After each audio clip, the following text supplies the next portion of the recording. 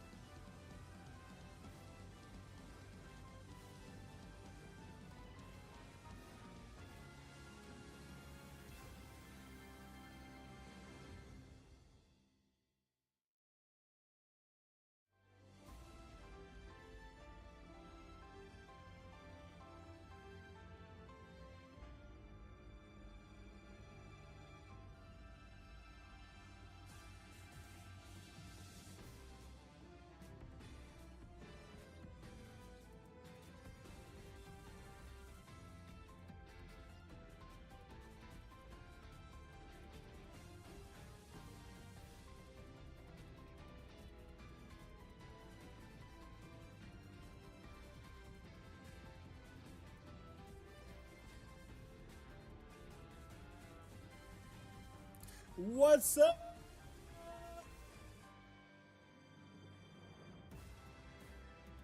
Du, du, du, du, du.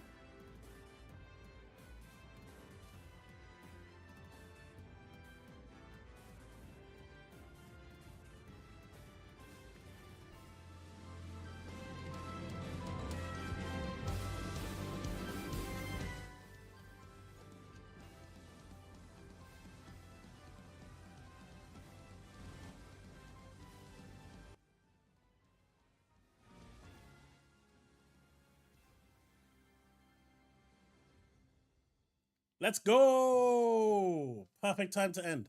See? I timed that to perfection. How's it going, folks? It's almost like I was streaming today as well. Wait, I was streaming today. Yeah, I would use the Persona 3 soundtrack. The problem is I'll probably get demonetized. I'm testing different ones at the moment.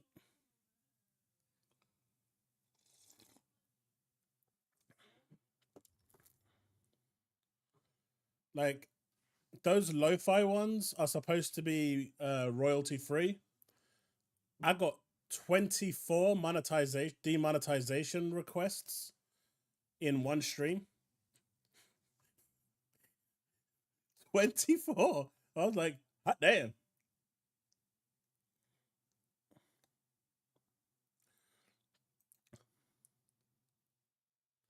As long as it's custom made, it's okay. But if it's not custom, you are going to get demonetized. I don't know how people actually get around it, honestly. Either A, they're getting super lucky, or B, they're doing something that I don't know. So we have the Tasmanius whole grain bread. What did he say? Here's a thank you, and thank you for supporting him. Good boy. Do you want a cookie? No, I'm good. What about a doggy treat? Oh, well. Discord will be call-ins. CBH, Lee Storm, Chicago, Steven, Green Goblin, Alpha 1, Brandon, welcome to the stream. Oh, we're getting a lot more coming in. Gaming and movies, how's Divers 2? It's a game of two halves. If you play it solo, it sucks beyond belief. If you play it with a bunch of friends, 3 or 4 friends, it's actually an enjoyable game. But like I told my friend today, what game that you can play with friends isn't fun?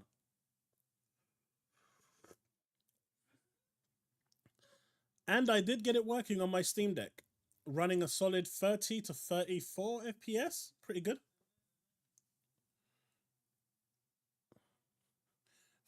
24 copyright strikes in honor of Kobe Bryant.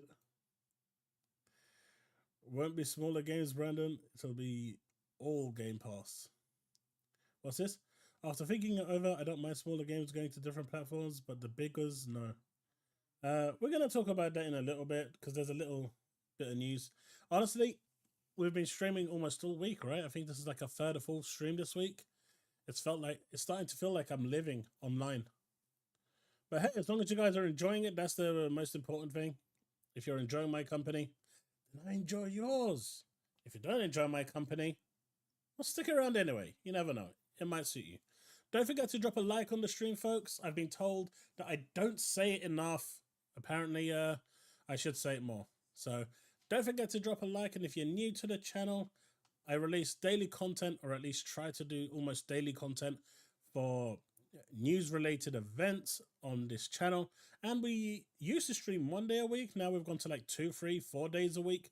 So make sure to subscribe if you're enjoying the content. Trying to hit 6,500 subs before the end of February, and maybe even 7,000 if we can get lucky. See, even Stream Elements is telling you to do exactly the same thing. It's like it was destiny. It's like the stars aligned to make it real.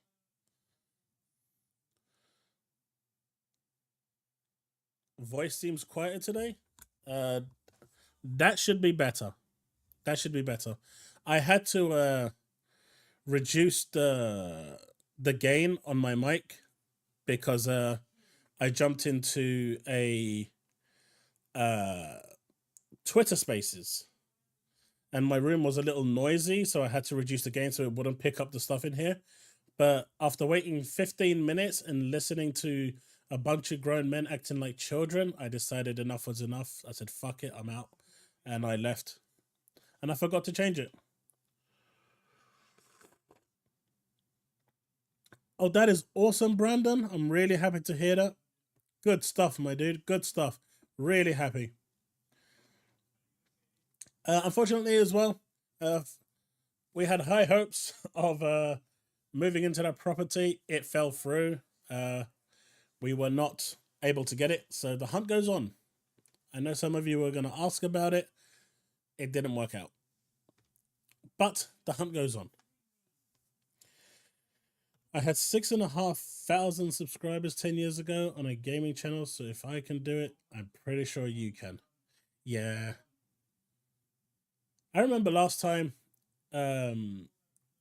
my daughter, I think it was in my other YouTube channel, where we were trying to get to a certain goal. And I did a stupid bet, which I'm never going to do again, by the way, where I said, if I get to a certain goal, I will save the beard, because my daughter wanted me to shave it all off, and she picked the number. I had to shave my whole beard off. It was not a pretty sight.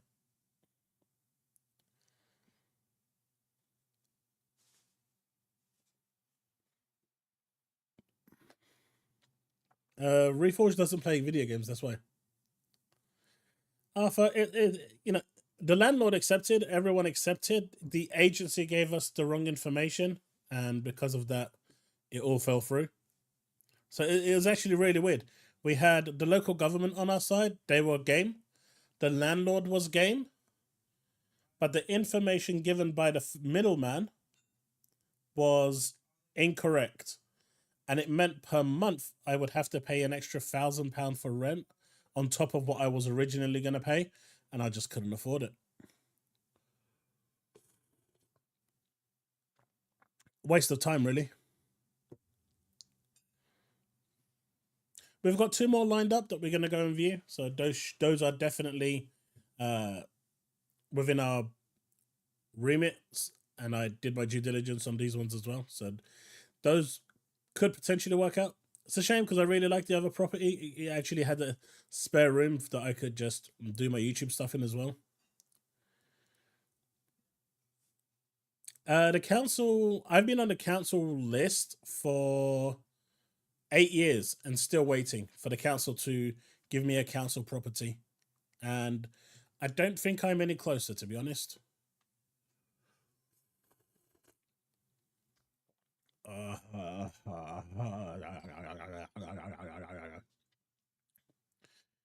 Gonna get any cheaper.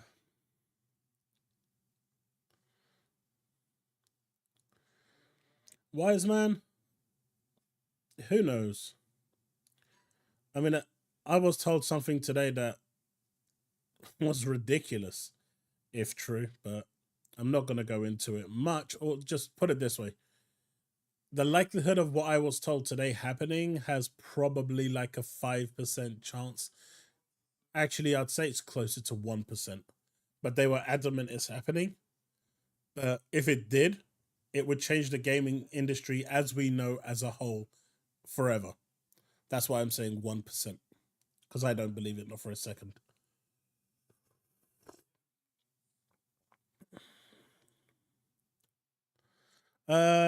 This one I can't go into because unfortunately, I don't know. I've not seen this posted online at all, so I'm gonna keep that one to myself.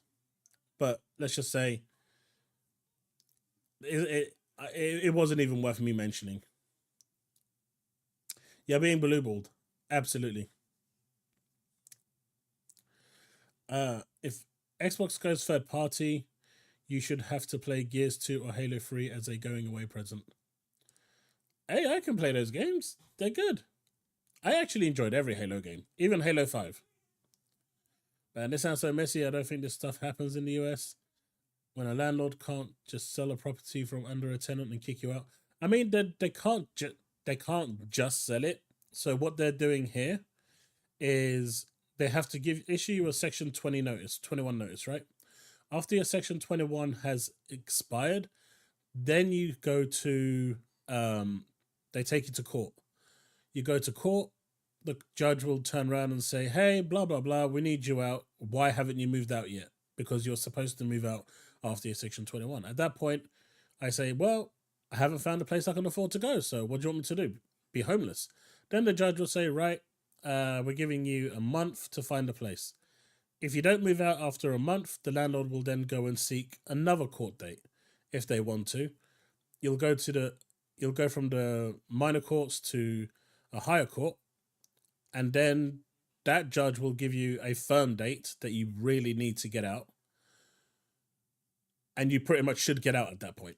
If you don't, and you decide to stay, then they apply to the Supreme Court, and then the Supreme Court will basically, on the day, issue bailiffs to come around and throw your property out of the building.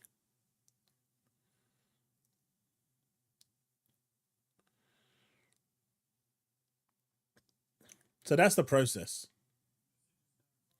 That's the full process. Now, if you go the whole 9 yards, that's like a 12-month process. But the moment you go the whole 9 yards to the final tier, it puts a permanent red marker on your, I guess, your file. And every landlord that looks you up will see that you're an arsehole for going the whole 9 yards. They don't mind the first two because the first two don't actually leave a marker on your profile. But the third one, when they send out the bailiffs, that leaves a permanent marker on your file. But I'm hoping in the next 6 weeks I'll be out of here.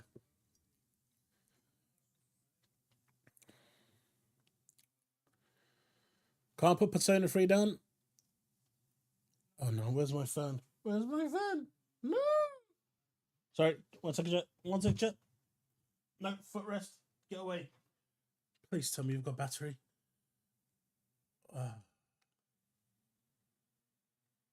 Okay, that's good. Sorry, chat. I know I'm drinking a hot coffee, but it is really warm in this room.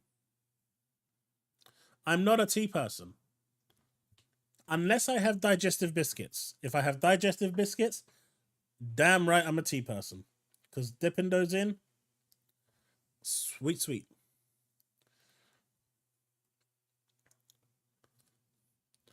So how's everyone been? It's been a while since we caught up, right? It's been so long. How's everyone been? What are we gaming with? What are we doing? You know what? Chocolate hobnobs aren't bad either. They don't come close to a digestive biscuit dunked into a tea, but hobnobs aren't bad. The only thing I don't like about the hobnobs is that the crumbs come off really easily, and it goes to the bottom, and it kind of gives that tea, you know, the bits go in, and I don't like bits.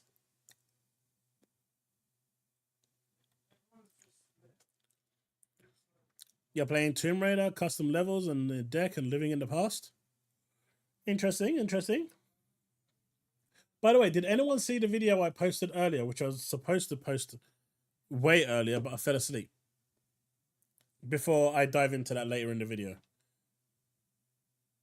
Just want to know how much context I need to give. Look, if we're talking about cookies, I don't care how old you are. Cookies and milk, mate.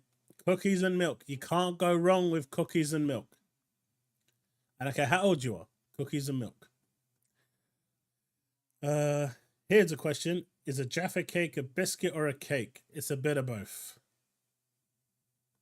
It's a biscuit with a cake. Melded in. It's a fusion.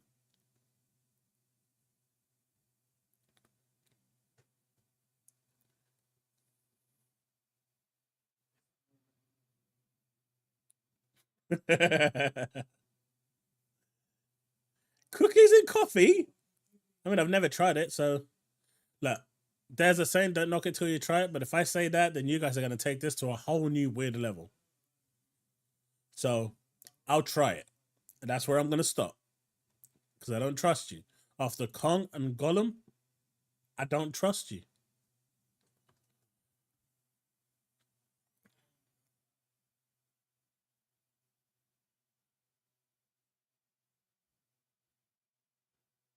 PC is an issue. Whether you agree with it or not is fine. I'll respect your decision, but PC is an issue. It always has been and it always will be. At least for Xbox. Because it's cannibalized its console sales. It's cannibalized the reason for people to buy an Xbox. So no matter how you look at it, it's an issue.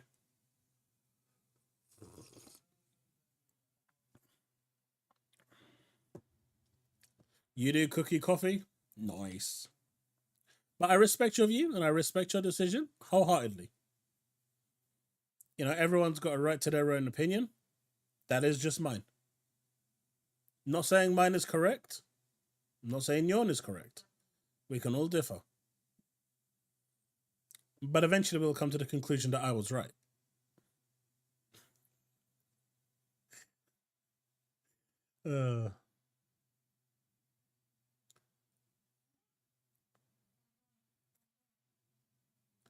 PC players are buying a PlayStation. So if they're buying a PlayStation, they'd buy a Xbox. PC players are buying a PlayStation to play PlayStation exclusives. They're buying a Switch to play Nintendo exclusives. So if we've already got a precedence there to show that PC players are willing to buy consoles in order to play exclusives, there is a good chance that PC players would buy an Xbox to play Xbox exclusives. If Elder Scrolls 6 was online exclusive to Xbox only, Starfield was Xbox only, regardless of how it reviewed right now, before it came out, people would have bought an Xbox to play the Starfield game. But they didn't have to. They can just go straight to PC and play through Steam. So it has... I didn't say every PC player. I said PC players are buying PlayStations.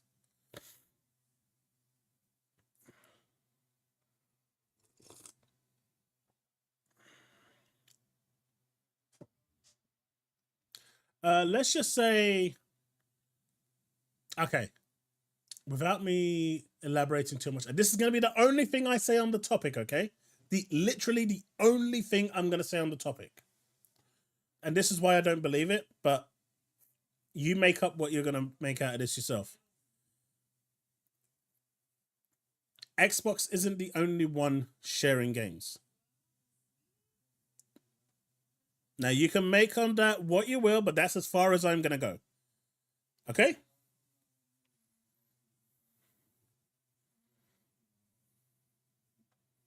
There. Now you're even more blue-balled because now you're going to wonder who is it? Is it this one or is it that one? Where is it going? Like I said, I don't believe this rumor to be true.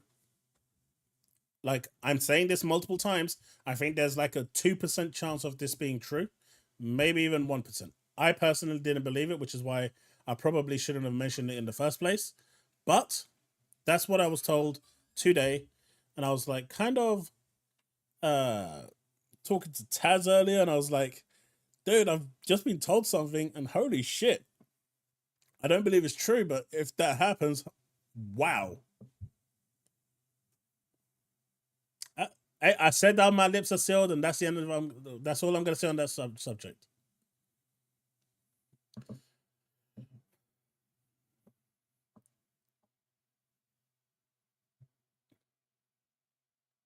A Steam Deck player can be called a PC player because your Steam Deck essentially is a PC. You can hook it up to your TV or a monitor and just use it as a normal low-spec PC.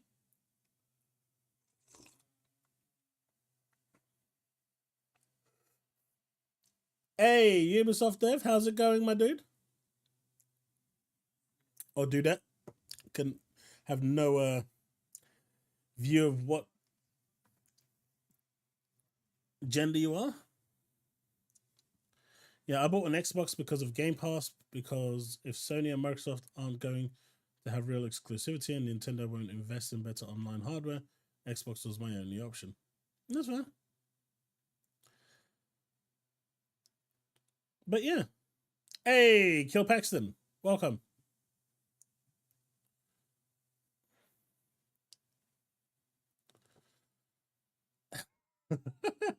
Hey, I just made it look bad. Actually, I was looking into what is it? Foam Stars today. I've never seen a more divided community than that game. That game is so divided. It's literally have any of you heard of the statement Marmite? I mean, if for those of you that are in the UK, you'll understand exactly what I mean. I think it's called Vegemite in the US. You either love it or you hate it. It's exactly that. There is no in between. And with Foam Stars, like, I'm talking to people. I was going into their forums, their threads, even discords, just to see what the general consensus and feeling was towards Foam Stars. And it is the most bipolar switch I've ever seen. It's either extreme left where they absolutely hate it, it's trash, no way, or it's to the right where they love it, it's their favorite game, it's basically giving them that experience they want. It was crazy. There was no in between with this one. Yeah, I agree with you, Green Goblin. Marmite is disgusting. Hey, that's awesome. How's it going, Ubisoft devs?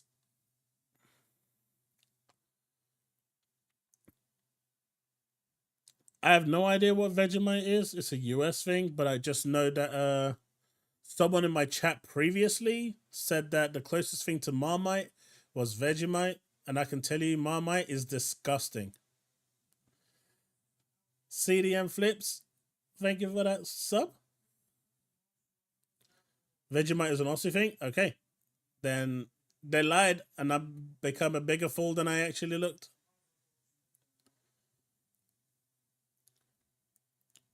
Helldivers is boring. These YouTubers need to keep it real. I mean, I gave it a 6 out of 10 yesterday, based on co-op play and single player play. Single player, that game is not fun. But co-op is, I mean, what game isn't fun if you're playing with friends is what I keep going back to. Like, I was talking to my friend earlier today, and he was like, you know what? Maybe you should play it co-op. And I said, I did. And I gave it an extra point. And I was like, well, I've heard it's really fun with co-op. And I said, mate, we have fun playing Destiny in co-op. And then he goes, good point. Destiny isn't exactly in the best place, or hasn't been in the best place for a long time. But if I play with friends, we'll have a good time. I can have friends I can play FIFA and I don't like FIFA at all. But I'll still have a good time because I'm playing with friends. Woodpit, take that back. I think subscriptions are bad in overall for one reason only: the constant price hikes over the months and coming years. Game Pass was the beginning and will be the end of Xbox, even if Game Pass looks like a great deal. Well, Game Pass is changing. It's changing a lot, and now I'm pretty sure that the information around Game Pass is real. That's changing, and it's changing on a hardcore level. We're going to come to that in a little bit within the actual show, but just know that Game Pass is not staying the same. Things are being restructured, and what day and date means is changing. And I guess this is in a way to try and maybe boost sales or get people to go on to Ultimate, but either way, it's changing. I don't know if I want to get Suicide Squad Kill the Justice League or not.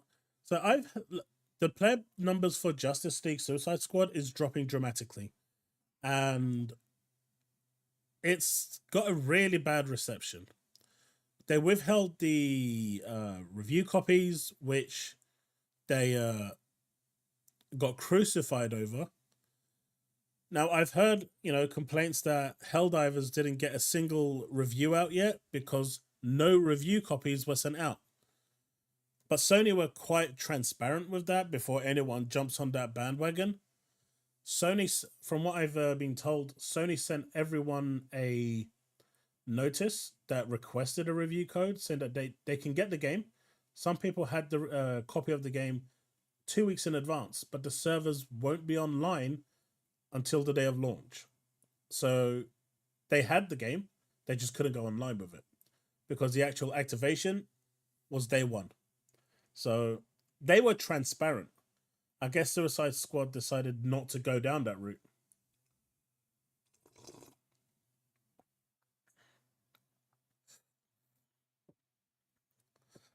Phil didn't say anything. Microsoft will never say anything. Their communication is by far the worst. I don't think I've ever seen anyone as bad as Microsoft with communication, which is pretty much their downfall. PlayStation is the Genshin box only exclusive. They have that prints money and it's a mobile game. Nintendo seems to be experimenting with new IP. Also, Nintendo is now going after Palworld, by the way. For those of you that don't know, they are officially going after Palworld. I think they've had enough of Palworld taking their customers away, but mostly remastered GameCube games for them. No, Microsoft don't post anything. Microsoft are just going to come out on the day, say something, however they're going to say it, whether it's a little video clip or a blog article. I mean, I personally think they should come out and do a live Q&A. Say what they need to say, and then pick questions from the community that people are asking.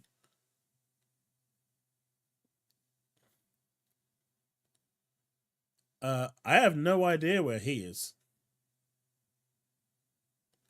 Yeah, Nintendo's going after thing, from what I've seen a couple of news reports today. Mate, if it's his job to manage the PR stuff, what is he doing?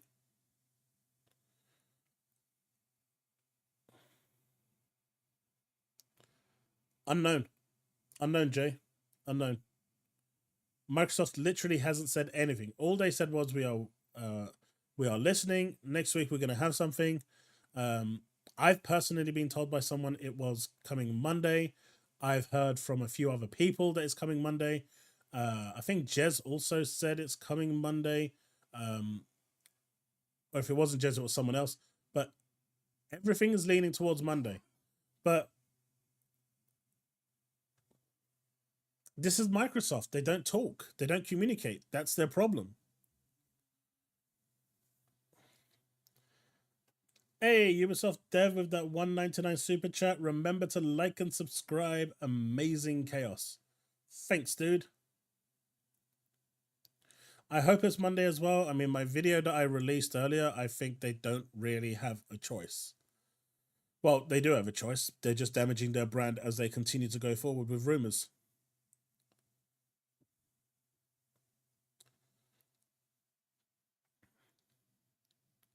Funny they're going after Palworld and Pokemon is based on Dragon Quest. Remember, Wholegrain, they were influenced by Dragon Quest. They didn't base it on that. They were influenced. It's different. It's very different.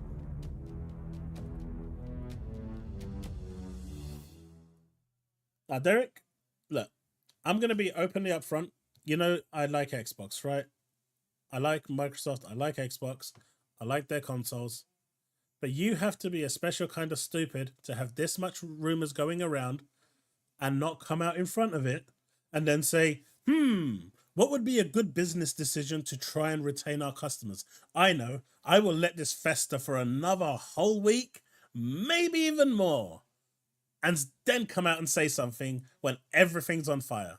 You remember that meme with that dog sitting in that room saying, it's all fine? It's like a developer's dream. When everything around them is burning and they're sitting there and drinking a cup. If the developers in the room are still here, they know exactly what I'm talking about because we go through it on a daily basis. Yet that's exactly what they're doing.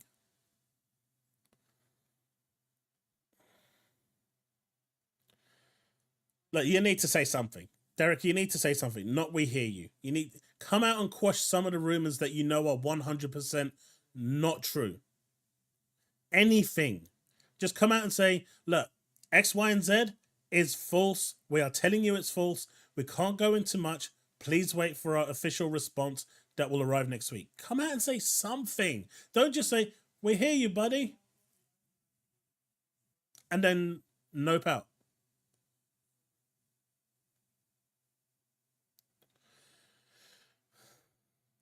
Xbox burns and people. I mean, he can play games, right? There's nothing stopping the guy from playing games. He's not on the clock 24/7. I mean, technically they are. I know how that world works, but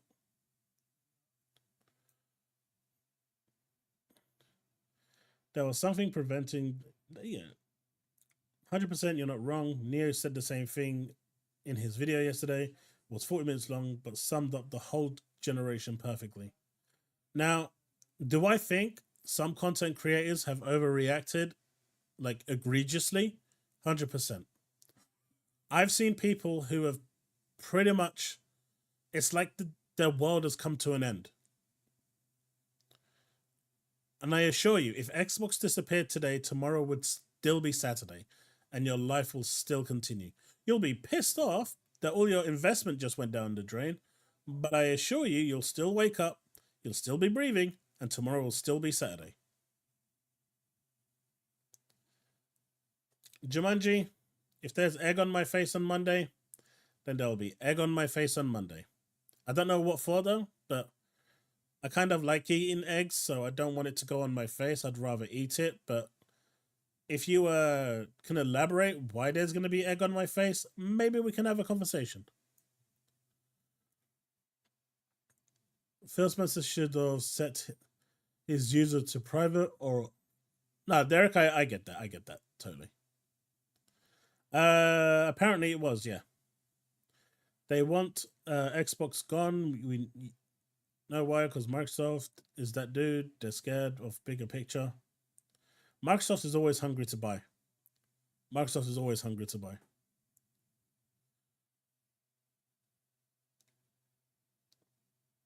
Wholegrain, the longer they wait, the more damage they cause. It's that simple. Because people are losing their minds out there. Well, the ones that care. The normies, they couldn't give two whatsits.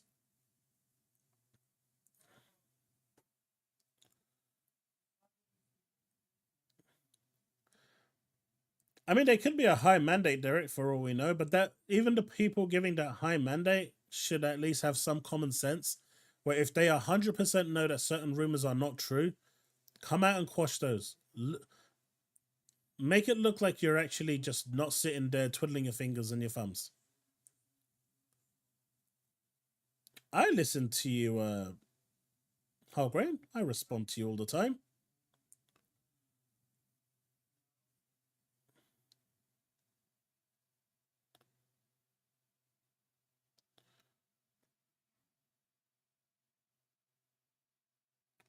What rumors does Nintendo ever have, though?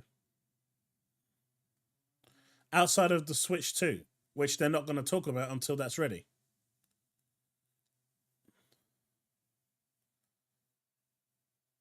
All that attention to Microsoft? I mean, look, we don't talk about Vegemite eggs, okay?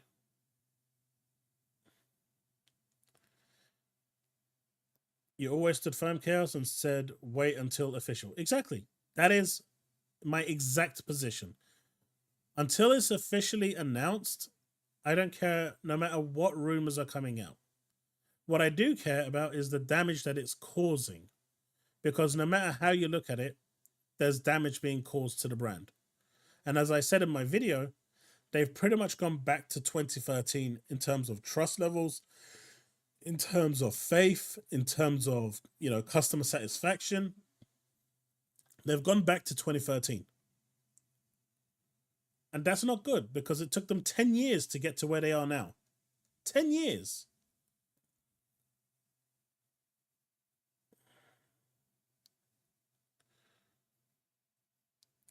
The only time we know something is close to the truth with Nintendo is they send out cease and desist.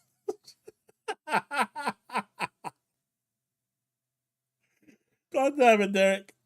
God damn it. God damn it. You're not wrong. You're really not wrong.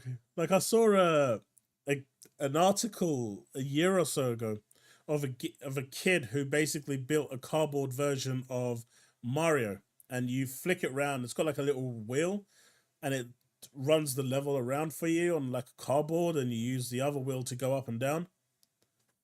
And the first comment I saw on this was, rumor has it that soon after making this and showing it to the world, Nintendo's lawyers turned up with a cease and desist, confiscated the kid's school project, and put him behind bars. That is the Nintendo way, unfortunately.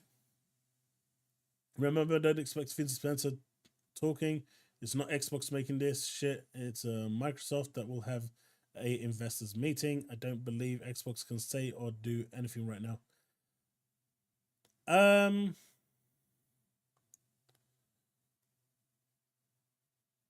Yeah, I was gonna say something else, but the wild stuff I've heard, yeah, like I've heard that the decisions that are being made, Todd isn't happy either. Todd isn't happy. Matt Booty isn't happy. Obviously Phil isn't happy. Sarah isn't happy because she's just been thrown into a shit show. And quite a few of the other higher ups are all against it.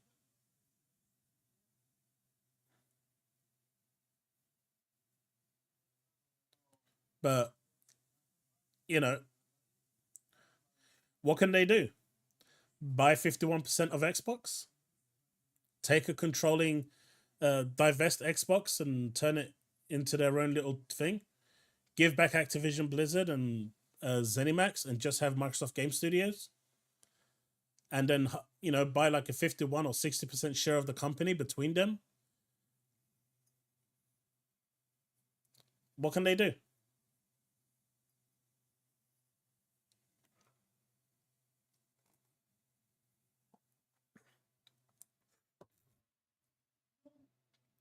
Come on, take the hint. God damn it. Take the hint.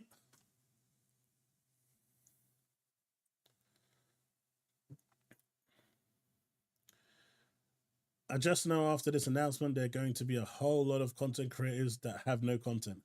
Well, though, if it goes south, all those channels that were built up on just hating the other side, not talking about news, not talking about video games, not talking about anything, just literally console warring, they will likely disappear because their community was there only for the salt. And I'm not there for the salt, so I never positioned myself that way. Just got an email from Xbox. You can play Call of Duty free for free until the 12th of February. Call of Duty free? Why free? What if PlayStation and Xbox are partnering up to bring co-created third-party games to each other's platforms? That would be interesting. I don't think it would happen. But I'm not all that worried. It's mostly influencers spurging over nothing. I agree. I mean, there's nothing confirmed. Now, all it takes for something, look, I know this is going to be a not so good analogy, but work with me. All it takes is for you to light up a twig, throw it into a forest, and that twig becomes an inferno. All someone did was light that twig with rumors, threw it out into the wild, and let it burn. And it spread like wildfire. That's all that's happened. That's why every outlet you see is reporting on anything they can for engagement. It's all, it's all nonsense. Even the Ubisoft executive, like I said in my video, the byline reads that Ubisoft executive says gamers should get used to not owning their games. When if you read the article, the dude was asked, what does it take for a subscription service to work? And the Ubisoft exec turned around and said, the only way subscription services can work is for people to get used to not owning their games. And the key here is context. And everything is never supplied with context. There was nothing wrong with what the Ubisoft exec said. He said an exactly normal thing, which is correct. But reading that out of context, Ubisoft exec says,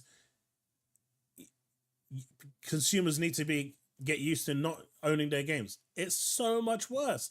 But you know what? Everyone clicked on it to find out what it was saying. Or they just read the byline and just ran with it, clipped a picture and posted it. It's silly. That's why these executives don't even talk to the media half the time. Because media are snakes.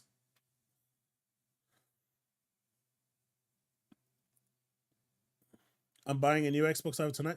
Dude, if they release a handheld console, which it looks like they are, I'll buy that. No shot, I'll buy that. Straight up.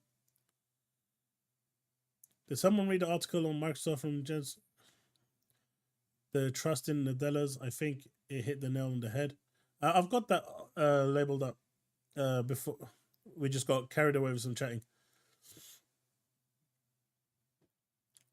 I think this is my favorite Xbox leaning channel because you are still open-minded. I always remain open-minded, dude. Always. Always. I only say something is absolute if it's absolute. I don't run with rumors. I'll report on the rumors. I'll talk about the rumors. I'm never going to say it's 100% though. I mean, even like people I've been talking to for years on Twitter and stuff, they're now coming up and throwing stuff at me. Oh, I was going for a party. And I'm like, well, where's your proof? Well, they changed this wording. And what does that mean? Well, it means they're going third party. And I'm like, was you in the boardroom when they made that decision? No. So what does it mean? I don't know. Then shut up then.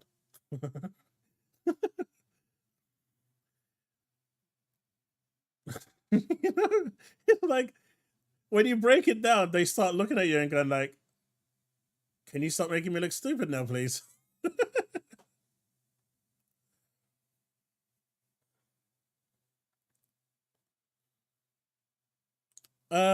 So with Steam, I think there's actually a clause that triggers if Steam ever shuts down, like goes away, there's a grace period where you can download all your games DRM free. Only the games you bought. But it's a grace period that happens. If you miss the grace period, you lose it, yeah. But apparently there's a grace period. I haven't looked into it, but I've been told this by a few people. So whether it's true or not, I don't know. But it sounds true. I've heard word for word the exact same thing.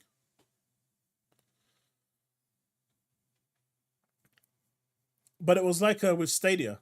When Stadia went down, any game that you purchased, they refunded you all that money back. Every single purchase.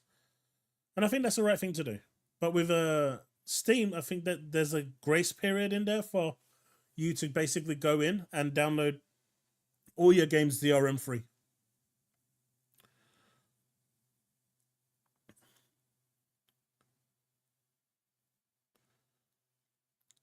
Exactly, Stephen. And that's why when, like, you know, you get people that are PlayStation fans coming in here and they start mouthing off, and I'm like, well, let's have that conversation. Let's have that discussion. Let's sit down and, you know, talk about it. You're saying this, but why are you saying this? Why do you think it's a good thing? And the moment you start breaking it down, they don't have an answer because all they came in to do was argue. And the moment you try to have a conversation, it kind of collapses. But then you've got some really nice people, like on the PlayStation side, Nintendo side, who actually do have an informed decision with you, informed discussion. And it's quite cool. PS fans don't realize Sony is slowly going consoleless too. It's eventually going to happen to everyone. The problem is Microsoft is acting too early. I think we're still about 15 years away of everything going to a USB stick. But if you see this first news article that I had here, now this kind of piggybacks off one of the discussions we had about a week ago or maybe 10 days ago in regards to Prince of Persia, which at the time sold only 300,000 copies on all platforms. That was digital and physical. Did I skip your comments? Where's your comments? I don't see everything because it just, you're not tagging my name fully, you're just tagging @chaos, so it doesn't come up as yellow. Sounds like Nate the Hate confirmed Starfield rumor was false. I tried telling people. Yeah, I seen that. I seen that. We're gonna get to that in the thing. In this discussion. But the thing is, like Prince of Persia, for those of you that haven't played it, Prince of Persia is a damn good game. It's really good. It's up there as one of my favorite games this year. I like Metroidvania games. The Metroidvania games are like really good for me. I love the whole exploring, getting your upgrades, and the whole sideward scrolling. I think it's an absolutely cracking game. And I think it's got a good chance of getting nominated for some really cool awards. But it didn't do well in sales department. I really hope that that changes over the next couple of months and it actually gets to like that 1 million sales, because I'd love to see more games of that caliber. But if a game doesn't sell, the publisher just isn't going to make the same game again. They're not going to make that style of game. And it's a real shame, because those are the games where they take risks, they take chances, and you want more of that. And when companies usually take, like Mirage, I don't know how you all feel about Mirage. I saw it get pretty low scores. I think Mirage is a really good game. I'm really enjoying it. I am playing it slowly, mind you, because I don't just have time to play every game. But I'm really enjoying it. Whether I'm playing it on my Steam Deck, there are ways to play it on your Steam Deck. I know it's not natively supported. It works. Or whether you're playing it through PC or your Xbox, it's a good game. I'm really enjoying it. But if the games don't get the sales, the chances of a sequel just isn't there. And as we can see here, you know, I don't blame Ubisoft for this, because creating VR games definitely are not cheap. The QA in these are a nightmare. I remember when I was at Sega and we had to QA for the Kinect. Oh boy, that was not fun. I was seeing those guys QAing that. They hated life. I'm telling you, they hated life.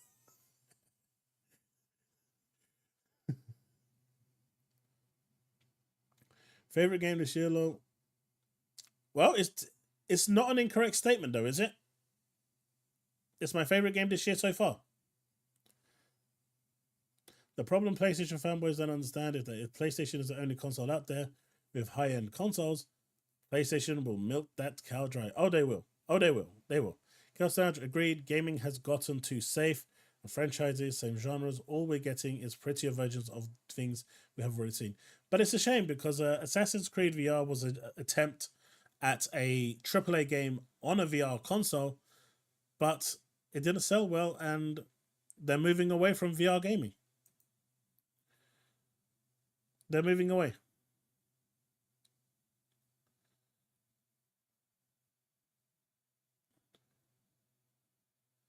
Exactly, Stephen. And the thing is, right, the whole Valhalla and stuff, I couldn't get into those games. They just weren't for me.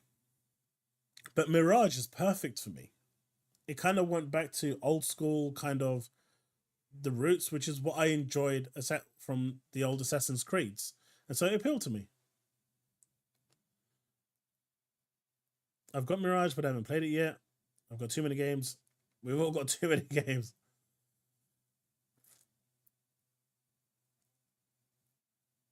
I mean, if you play it on Ubisoft Plus, there's still those sales. It's really weird, but if you're subscribing for that game, and I'm guessing through the metrics they can see that you've subscribed for that game, I think that would have counted towards their overall numbers. I mean, I played it. It's fine. It's a decent VR game. It's a good VR game. Worth the money.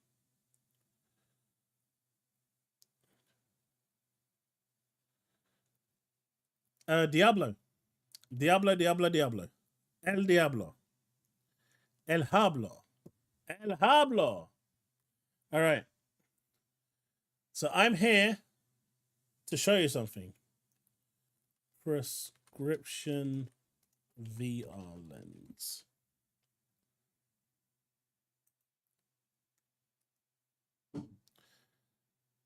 This isn't the only company that does it, but you could, if you get the measurements for your glasses, your actual specs, right? You get these. They actually make them specifically for the VR headset that you're using, and then you can place them inside, and then you don't need the glasses frames or anything, and you can use it frameless.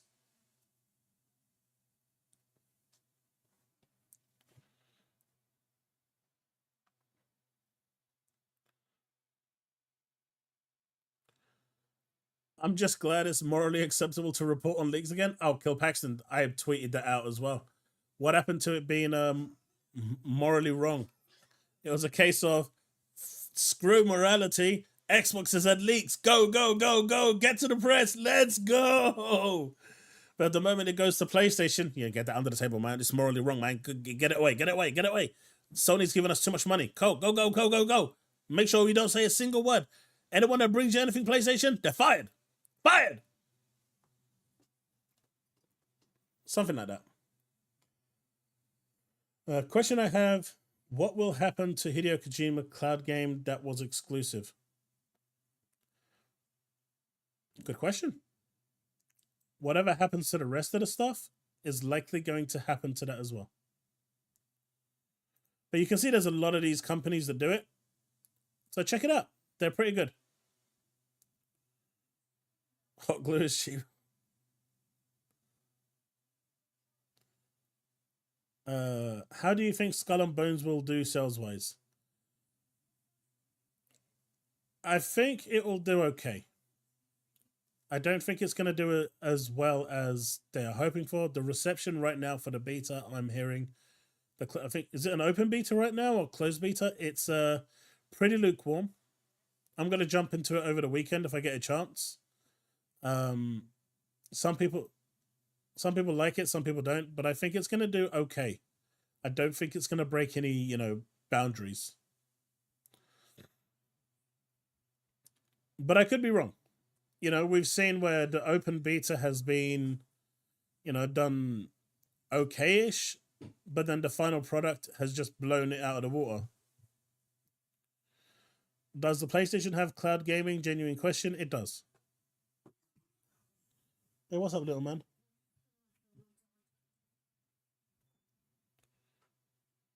I mean, remember how Steam charts didn't matter and now Steam charts matter? Remember the narrative from the ponies? Steam charts don't matter, but now they matter. Am I streaming FF7R Part 2? More than likely. More than likely. I don't know if it'll be like a complete playthrough, because I'll be probably playing it offline as well. But yeah. I think I remember that PlayStation and Nintendo have a deal with Microsoft to use Microsoft Azure. So there is something going on with Microsoft, PlayStation, and Nintendo and cloud technology. There is.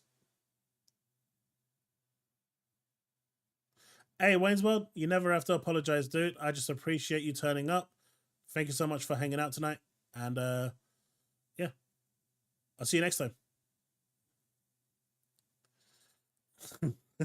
At this point, the ponies need to just install wheels on the goalposts. Forget the wheels. Put them on a barrel and just pull them away at this point. Just let it roll down the hill, because they're moving that goalpost so much. They might as well just let it roll and never stop. I'm waiting for VR to become full dive experience. When that happens, I'm willing to pay $5,000 if that becomes a possibility in the future.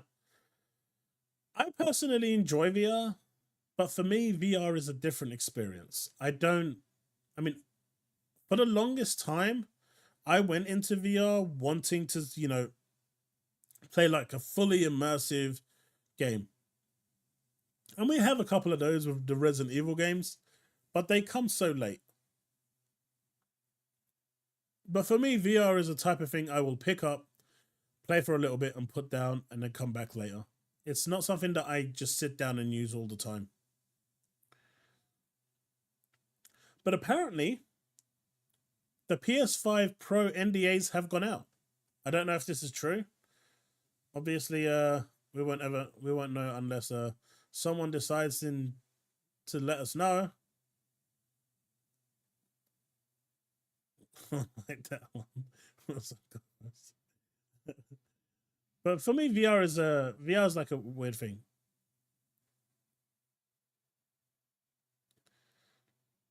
I actually, honestly, with the PSVR, the original one, they actually released a demo with Astrobot on there, and it had these mini games on there. I played that with my kids to death.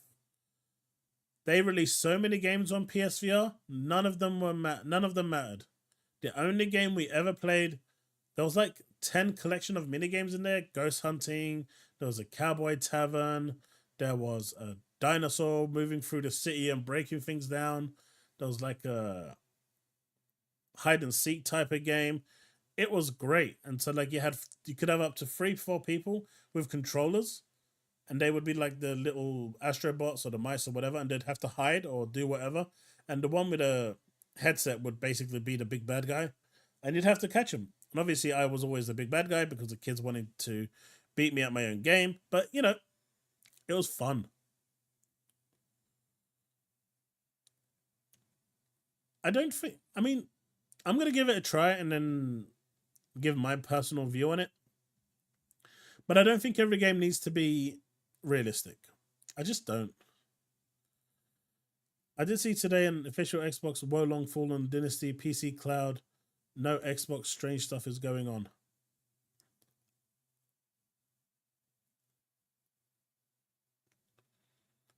It said console on there as well. I played the original VR at Dave and Buster's, Tactile Nightmare, I believe it was called. It literally felt like I was trapped in an Atari 2600 game. Jeez. Not that bad, man. Not that bad.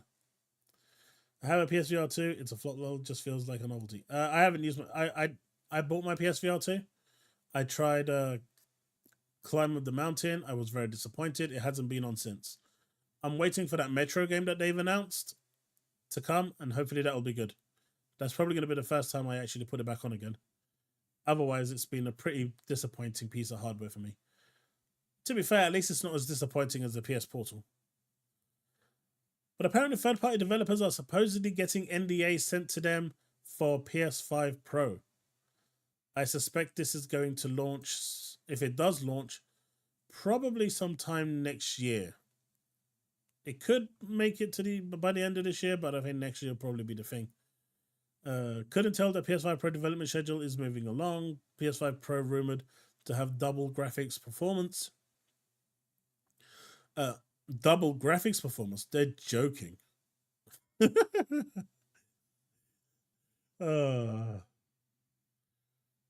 reportedly later this year. Yeah, I don't know about that. But what I've heard is that 2028 seems like the more realistic date for the PS6. Art style will trump graphics every time. Look at Persona 3 Reload, then compare it to Spider-Man 2. You can't tell me Persona doesn't look more interesting. Alright, I haven't actually put Persona 3 Reload on. I know I'm a bad person. I'm a bad gamer. I really should be playing it. But I have to ask.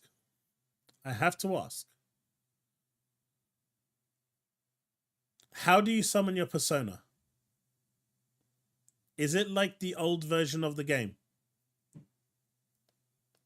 Am I getting a PS5 Pro? I don't know. If I've moved by the time it comes out and it's not overly expensive and I can spare the money, then possibly.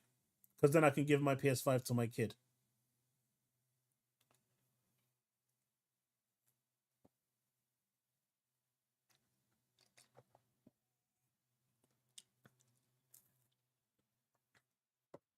Because my kids get all my hand-me-downs.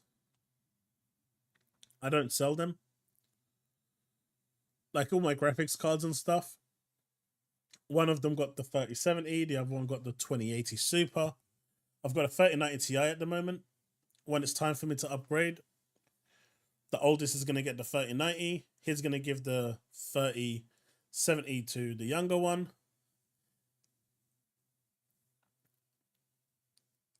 That's how we roll.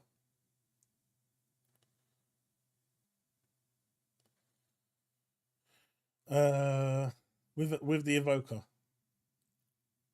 so they don't shoot themselves. Because I remember in Persona 3, they would literally go to shoot themselves, unless I'm remembering wrong. Someone correct me.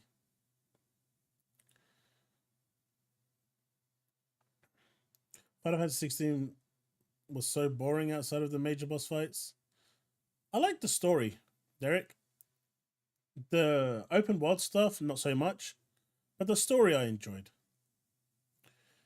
The side quests are very forgettable. There's only a couple in there that were actually decent. If we're talking about graphics, yeah, Final 16 is the only game that looks like it's trying to utilize the hardware. And it struggled really badly. Question, if Xbox starts early with next gen, having released a Pro, will they start next gen early? Yes. Xbox will anyway. See, this is it, right? Look at it this way. And there's actually a clip later on where Lono gets completely destroyed with Call of Duty. But I'm going to discuss this now a little bit before I get into this Nate the Hate stuff. There's a lot of people out there that play Call of Duty and Call of Duty only. Period.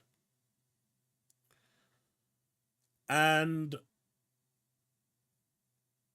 if you can play the best version of Call of Duty on PC, well, they won't buy a cons. They won't buy a PC because they're allergic to PCs. Don't ask me why. It'll always be a console for them. If Xbox can turn around and provide a next-gen experience with additional like graphical features and stuff like that, there's a good chance that those people will make the change. Instead of buying the PS5 Pro, they will go over to the Xbox Series X2. It's possible. And I think that's what they're banking on. Call of Duty can be a game changer if it needs to be. And the parity clause won't matter if the consoles are no longer in sync.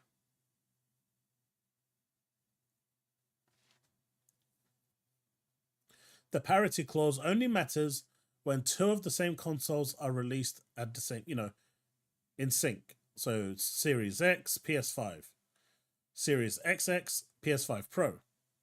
But if you're going Series X2, and then they're going PS5 Pro, the Series X2 is going to be way more powerful, so the parity clause will no longer matter. Yeah, I'll be a console gamer as long as they exist, as I don't understand the PC tech stuff. I mean, honestly, John Gray, there's really not much difference in them. You can hook it up to your TV, forget it's there. The only difference is you're going to have to boot it up into Windows first, and then open up Steam, and you're off you go. Now, the cool thing that's been coming out about that is that there's rumors of an Xbox OS coming for PC.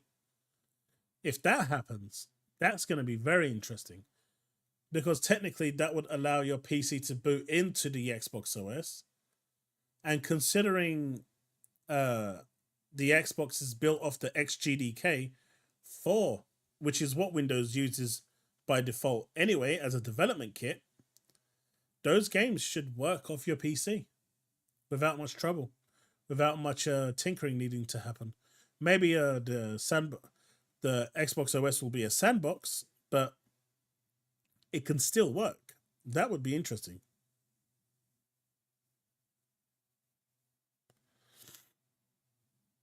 That would come back into play with the PS6.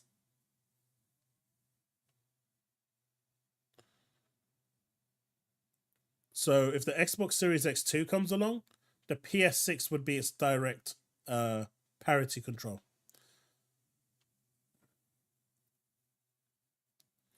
And so when that happens, Call of Duty will not be utilizing, even though the PS6 is more powerful than the Series X2, the maximum potential of the PS6. You see how this works? So it'll always be Xbox is better, then they're the same. Xbox is better, then they're the same. Xbox is better, then they're the same. Not a PS5 Pro, no. Because that's a mid-gen refresh. That's not a next generation console.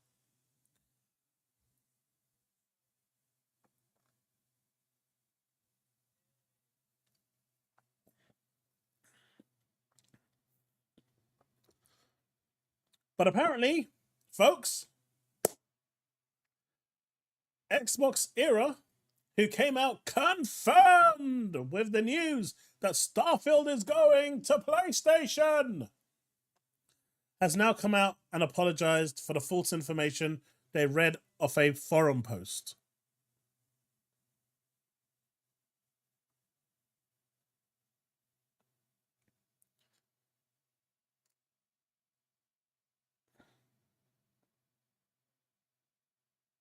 A forum post.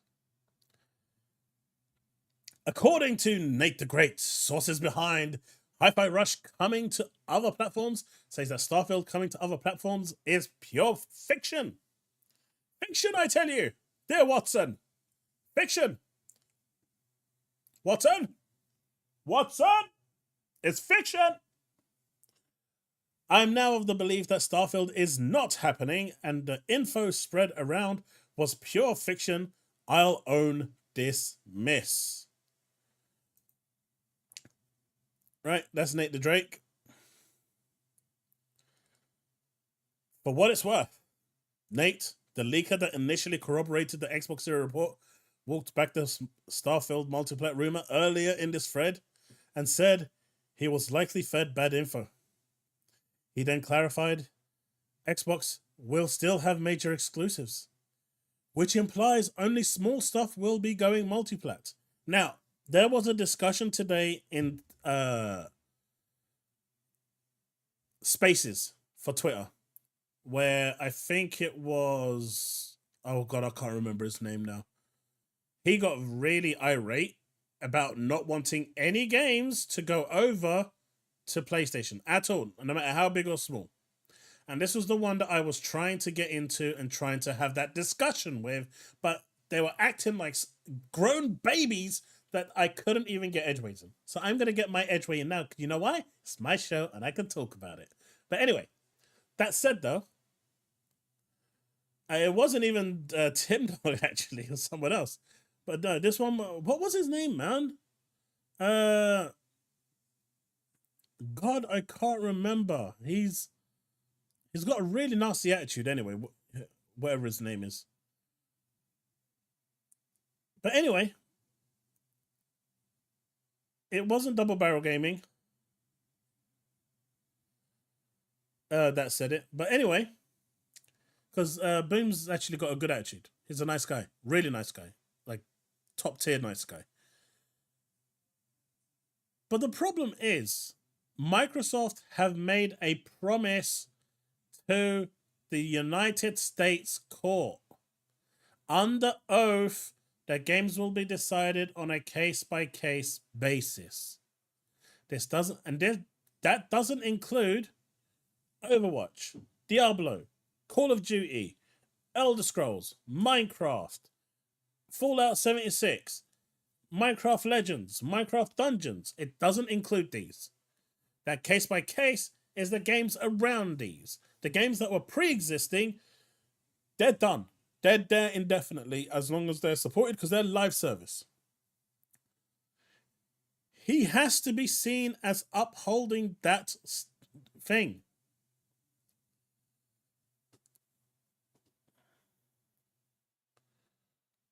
They won't say that. They won't say that. But he has to be, you know, 1 or 2 games going over, he has to do it. He has to do it. I don't like it, but he has to do it. And I understand why he has to do it, because the FTC got them good with ABK. They did.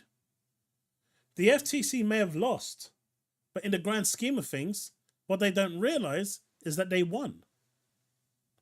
They may have not been able to block the merger and they're still wasting taxpayers' money in trying to, you know, divest Activision Blizzard.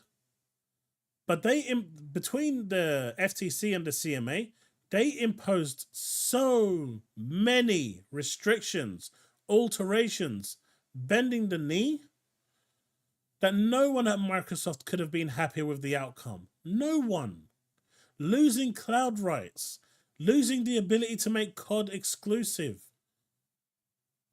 right? Losing the ability to just make anything you want that you own exclusive. They lost so much ability with ABK. Was it even worth it in the grand scheme of things? That's the question you have to ask. From a bottom, from a money revenue perspective, it probably was in the long term. But with how many concessions they had to make, can you really call it a win? That's the question. So, it is what it is.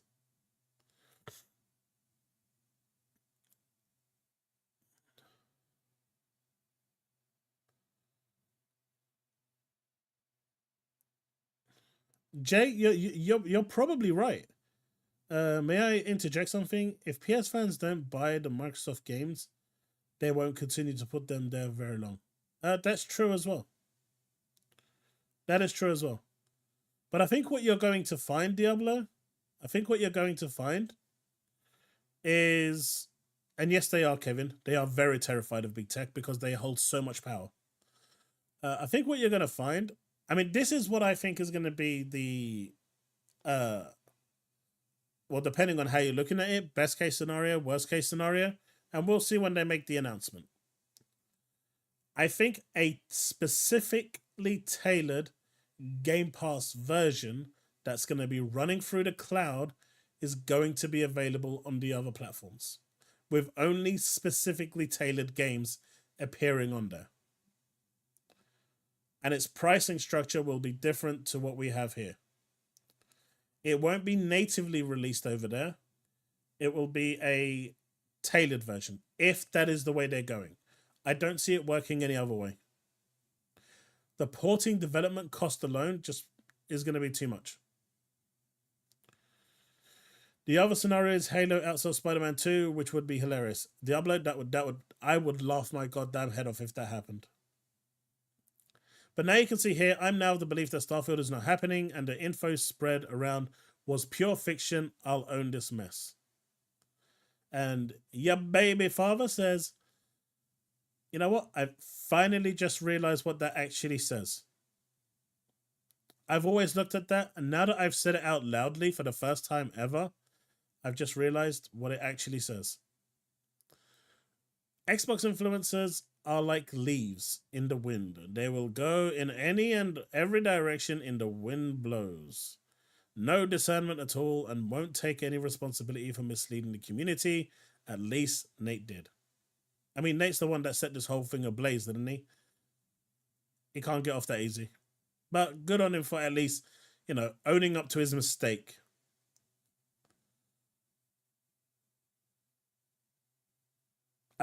If Starfield was the first one that blew everything up. Now, I know Hi-Fi Rush and Sea of Thieves was always in the talks, but this was the one that really blew everything up. If this is pure fiction and made up, that means Indiana Jones is made up. That means Halo is made up. That means Gears of War is made up. That means everything that I was saying about considering and thinking about and having discussions about was all bullshit. Right? It was all crap. It was all crap, right? Again, it's all for clicks. Influencers got to be the strangest job I have ever heard of. Look, I'm just going to tell you the facts that I know. I'm going to tell you my thoughts. I ain't going off no stupidness. When you come here for news, you will get it as raw as it is, and you'll get my opinion, not on the fact of, oh, X is happening, or Y is happening, or this is happening, or that is happening.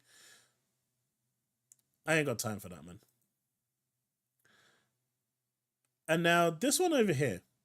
Now this dude is stirring trouble because he clearly knows what's going on as a shareholder. So this was the original thing that was inside the thing, right? And the messaging here, like I was saying in my video, coming day one to Game Pass. Now it's console PC. That's a big draft, you know, a big contrast. Coming day one to Xbox Game Pass, Series X and S, console PC. Now, have you noticed something between the two? What's different between this? What sticks out? What is people missing?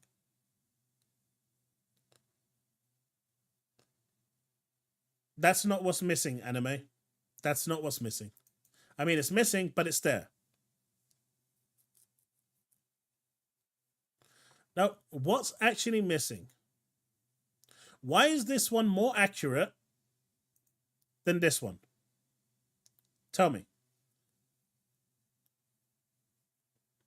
Bingo. No. Maybe. Yeah. I mean, you're halfway there. I mean, you're almost on the right track, Power Boss.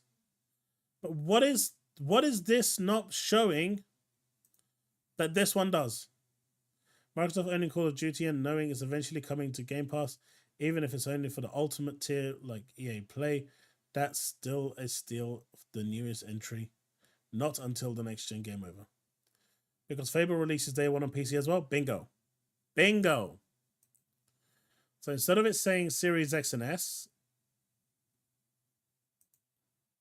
it's saying console and PC.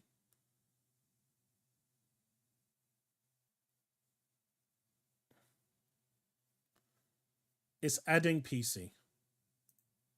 And that's fine. And this one tells me that this is only available on it's coming day one only on Xbox Game Pass on the Series X and S.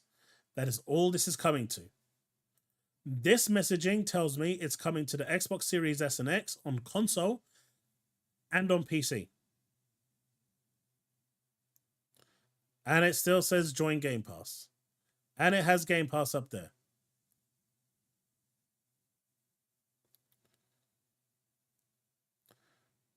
Right? Now, the coming day one, that's gone. That messaging is important. Coming day one is gone. And that is correct. For everything I'm hearing now, I'm pretty much sure that that is going to be the case. That the certain tiers of Game Pass will not be getting games day and date. I'm hearing this quite aggressively now. Could change. I could be fed bullshit. Right? I'm hearing it quite aggressively now, though. The top tier will get it. Ultimate will get it. But the lower tiers may not.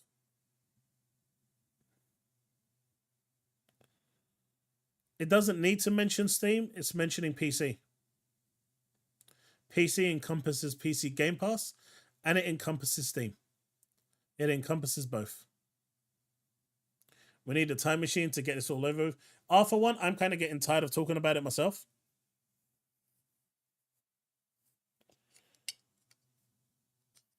Even if it doesn't come to Ultimate, I'll still buy it. Well, this is the other thing, right? Lewis, you actually brought a topic up that things got really heated in that Twitter discussion, that Twitter space. And it's pretty much related to that. That also made the change last September. They made it with Starfield as well, Froggy. I know. I'm fully aware. But yes, they did.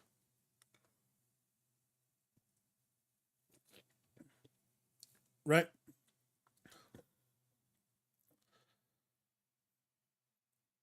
We are never told how the first-party games are selling. Because the average person doesn't buy first-party games. The average person will only buy third-party games. And even then, if we look at it going out, the average person turns around and says, hey, that third-party game is really cool. I'm just going to wait until it comes to Game Pass. That's a problem. Because if they're not making money on any sales, Game Pass on its own is fine, but that's a huge potential market out there that they're losing.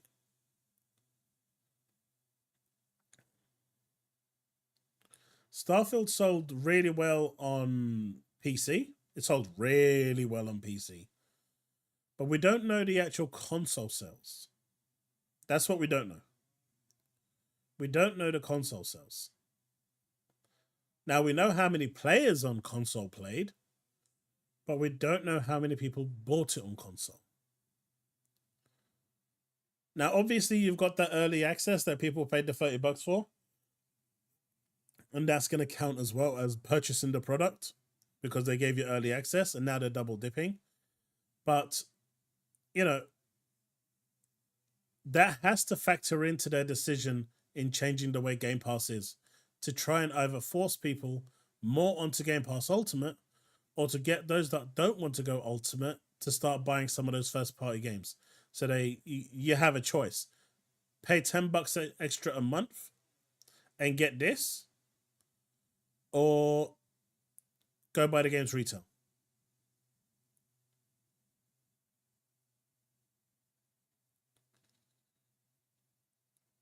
I mean, Jade, that's the point, right? That's the point. Why nothing about cloud on that picture?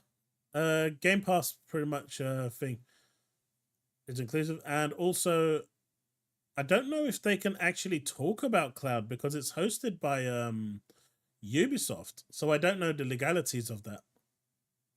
We know that xCloud is there, but that's now controlled by Ubisoft. So I actually don't know the legalities of whether they're even allowed to advertise that properly. I actually don't know. That's probably something that I'd need to look into. I have bought all the first-party games. Anime, I personally haven't. I ain't gonna lie. I bought a few. Right? I bought Starfield, early access, digitally. I bought the collector's edition. I then bought the physical. And I bought a few other games, but I haven't bought them all. I mean, I wouldn't buy Forza Motorsport because I'm not a racing fan. I'm going to buy Redfall just so I can have it. But, you know, I haven't bought everything. And I'm not going to sit here and say that I will buy everything because I don't need to buy everything. It's offered to me there. I'm paying my subscription. My subscription is £160 a year. That covers me for the best part of 3 games. After 3 exclusives, then they lose money on me. But until they release 3 exclusives at $70 each. And look, Hellblade is releasing at 50. Indie and Avowed may be releasing at 50 each. And if they do, because they're probably going to be digital only as well, that's 150. They still have more money from me by me paying 160 with the year subscription than they would do if I bought the games day one digitally at £50 each.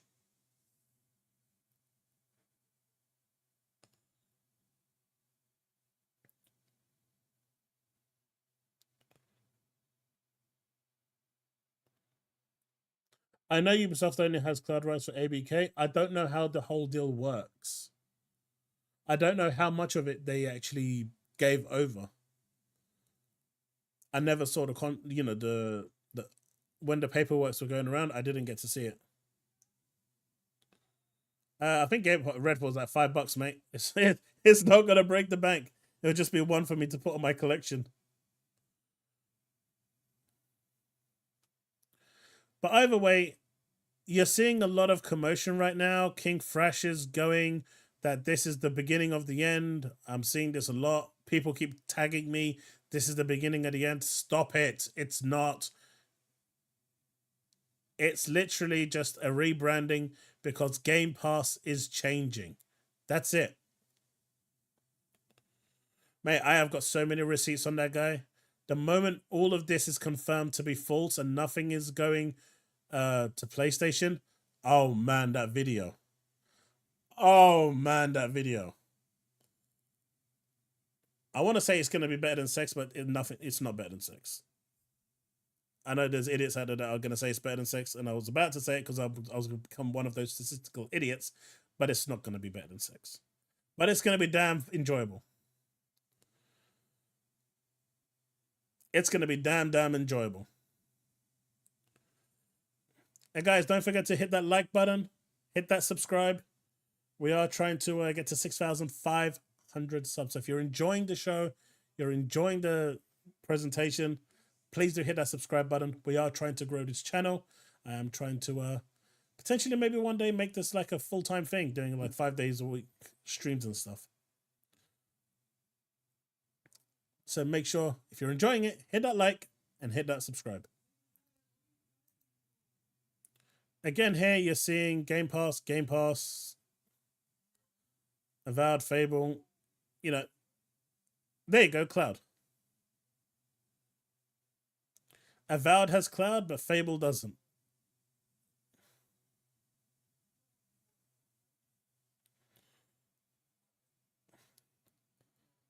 So who knows? Chaos, just let it out.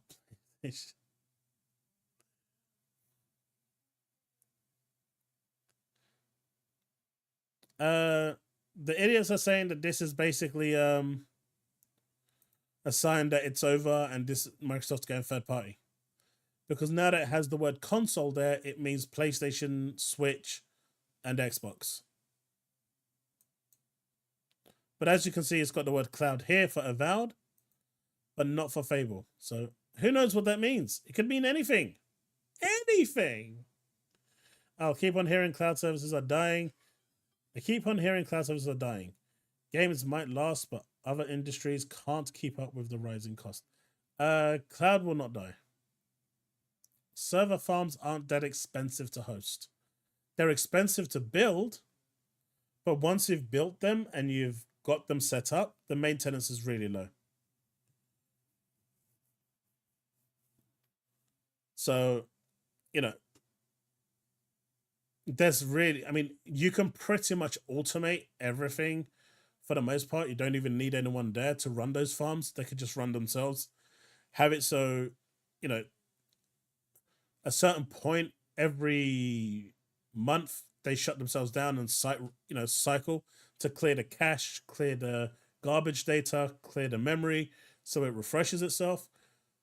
That can be done on an automatic. If it doesn't, it will trigger an alarm. Engineer gets an alert. They can remote in, do it manually. Done. If anything breaks, they can send an engineer around to fix it. They're not, you know, the difficult part with that, the whole thing, is getting it set up. That's the expensive part. The maintaining part isn't expensive. I mean, the electric bills are, yeah, but you get what I mean. Fable is not on the cloud. I mean, it should be. It's an Xbox game. All Xbox games are supposed to be on the cloud. That's supposed to be the new Fable. Unless it's not the new Fable.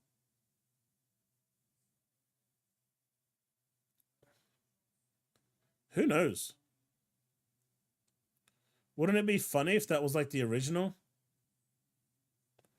Let's see what chat is saying. It's just about ABK gaming, nothing else. Do you wonder how things play out between Amazon and Microsoft in the terms of cloud? Well, Amazon are they're suing Microsoft, aren't they, for the cloud? So they're saying that Microsoft is too big and too dominant in that field, and that, you know, they should be giving concessions away and stuff to Amazon and other companies because Microsoft is so dominant in the cloud. I know it's weird that Amazon would be doing that, considering they run AWS. I hope they stretched before reaching. I mean, I tried to stretch in the morning, but then I realized that if I tried to do that, I'd probably kill myself. So we don't want to do that.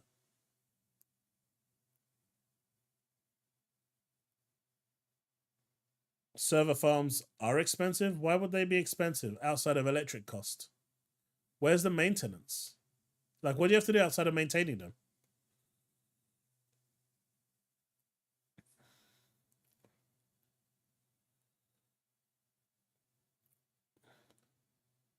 It's a big L from Microsoft that we are having this discussion, though.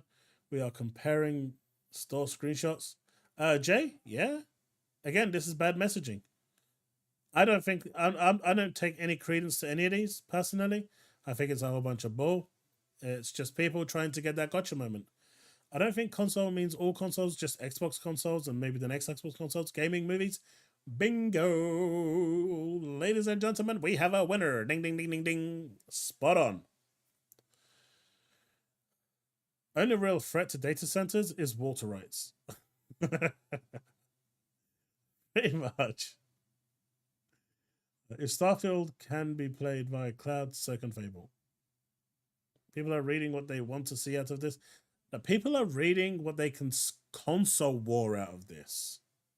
There's so many people out there that are saying, this is fact. Xbox is dead. This is fact. Xbox going third party, man. And then you turn around and go, where's your evidence? Oh, trust me, bro. Trust me. Trust me. Yeah, but where's your evidence? The voices in my head told me. It has told me many things. It still does.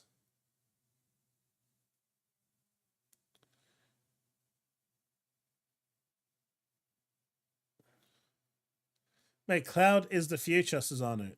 I've said this for the longest time. Everyone that's watched me on this channel will know. I've maintained that and I've been very consistent. We're not there yet, but we will be. I use GeForce Now so much. I've got a native beast of a PC and I game more on the cloud than I do natively because it's just easier for me to play. My Steam Deck is more powerful through cloud. I mean, obviously it's using the cloud servers and not the Steam Deck itself, but it's still giving me better graphics than my PC can.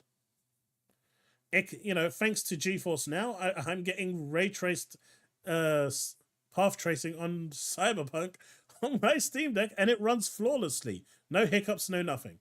But I'm lucky with my internet connection. They both compete for government contracts. They do. And I think that's where it's at. Money is a motivating factor, Sappho. So is Amazon going to give concessions to other retailers because they're too big in that market? Of course not, John. Google invests 6.5 billion in data center in Norway. Now we have 2, Microsoft, Google, and Amazon in Norway. There you go.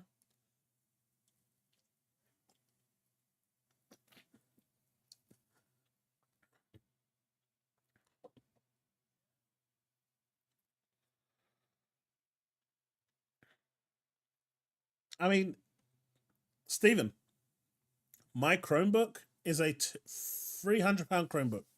It's got an Intel i5 in there, I think. Or, yes, an Intel i5. But it's got like 4 or 6 gigs of RAM. But it doesn't matter because I can run GeForce Now on it. Or I can run GeForce Now is way more advanced. And I'm using the premium service on GeForce Now. So I'm getting the higher end 480 graphics card edition, and it's just perfect, right? It runs flawlessly. I don't get any artifacting, I don't get any blipping, I don't get anything as long as I'm in the house. I haven't tried it on an airplane. I know people are using their portals on an airplane using satellite technology. I haven't done that yet, but as long as I'm in the house. And then you might be wondering, well, why aren't you on your PC? Sometimes my kids are on the PC and I'm, doing their homework and they take turns. I will give them my Chromebook if it's useful to them. Sometimes they need to use like Microsoft Access, which isn't available on the stores and stuff. So it's a handy thing to have.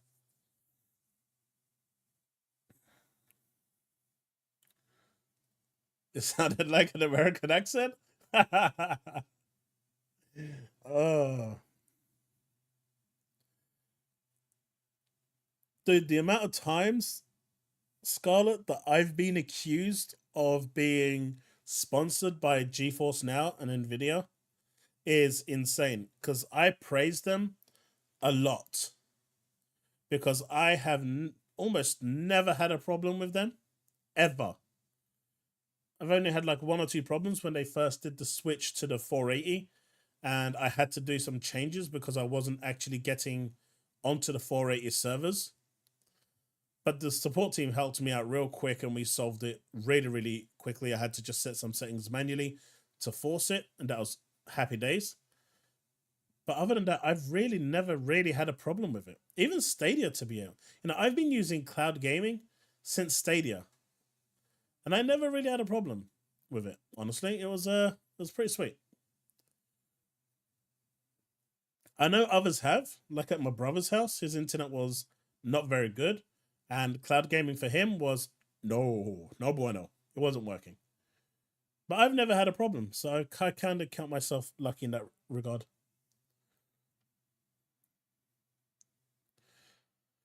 They only do all about Game Pass, more modern design on homepage, and nothing bad happened with Game Pass Ultimate. I am worried if Microsoft release 2 games on PS5 every year to earn more money. You are worried if Microsoft release 2 games? I mean, if Towerborn after a year was to go over there, would that be a problem?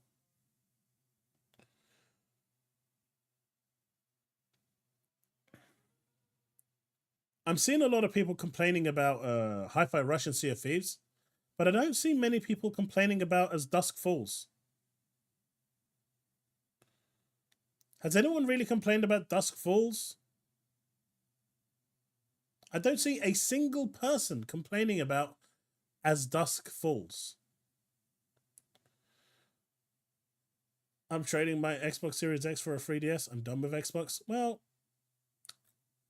good luck, buddy.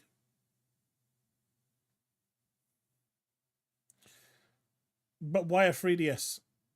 I'm guessing there's a joke in there because no one would trade it in for a 3DS. But in the off chance that you're serious, why a 3DS? When we get to the point that our phones or tablets become our consoles because of the cloud, those subway rides in New York City are going to be interesting. Well, we're kind of there already, right, Stephen? If the internet was capable, our phones are already good enough. It's cool. I got a Game Boy for my PS5. Okay, I see where this is going. Chaos, are there wait times on GeForce like xCloud? Not really. I haven't had any wait times. The only thing I've had is the machines, you know, the actual virtual machine starting up, or where like on the very rare occasion I've Alt F4'd or accidentally turned it off without actually exiting properly, and I want to go straight back in. It kind of has to wind that session down, and then I can reboot into another session because you can only have one session. But outside of that, it's fine. Let me show you. Let me show you.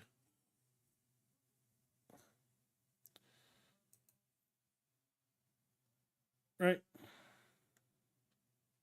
Man, I got way too many drinks here. Hold on.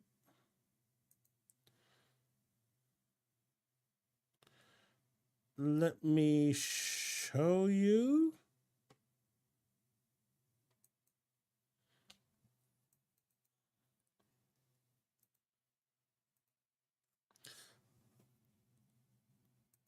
So that's GeForce Now. What are we gonna boot into?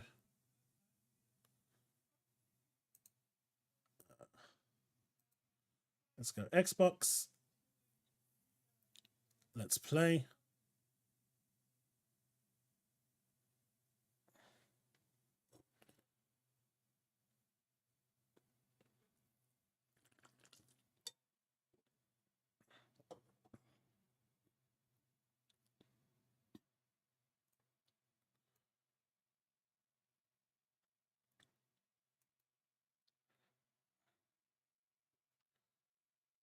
No, I don't know if if it's going to ask me to log in.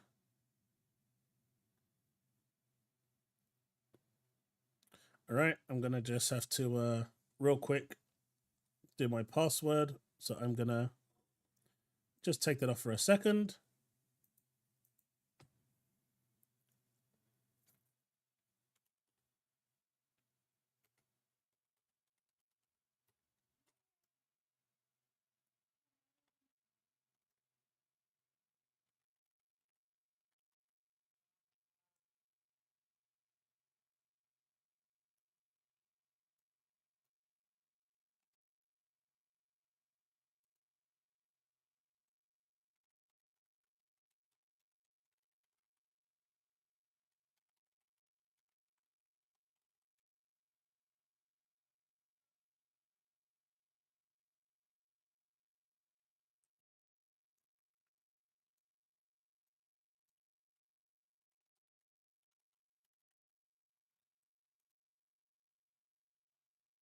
Where is my phone?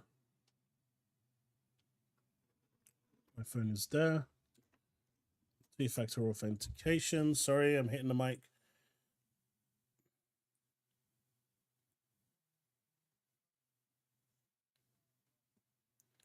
Where did that go?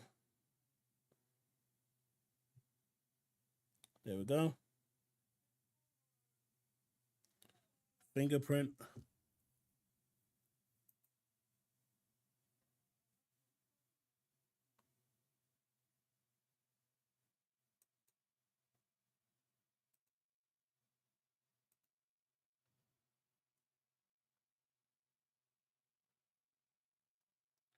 So if you already had your user details in this, it would have already done the thing. Now it's just syncing up.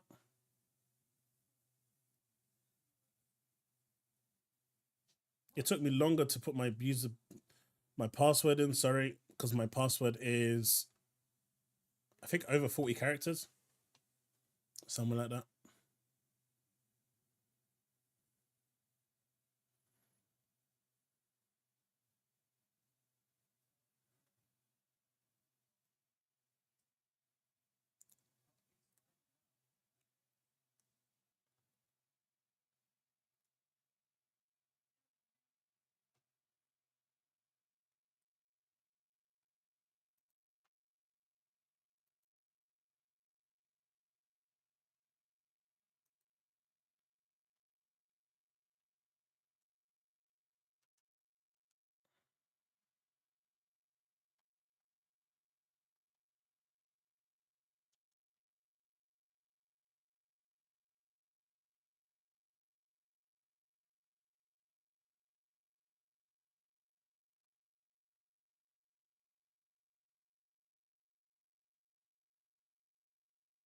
And as you can see,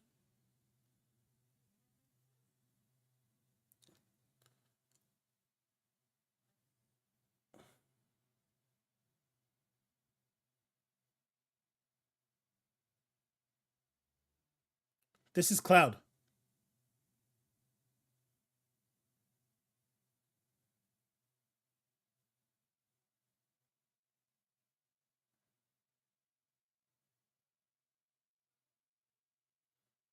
All right, let's see what our settings are. Okay.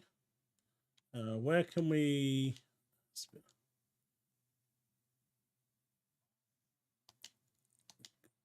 Okay, seriously, stop. Let me just play.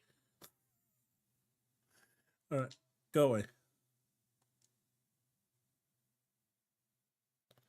It's a good thing that I didn't put the music on because I would get so demonetized. It's not even funny. Stop. All right, where's my settings?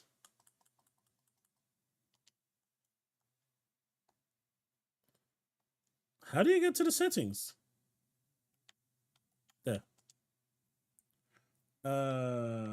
Video. All right. Locked at 120 FPS. Show FPS on. Motion blur off.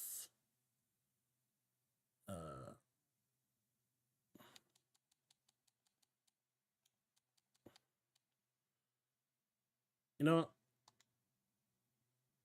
Save and continue. Everything set to ultra.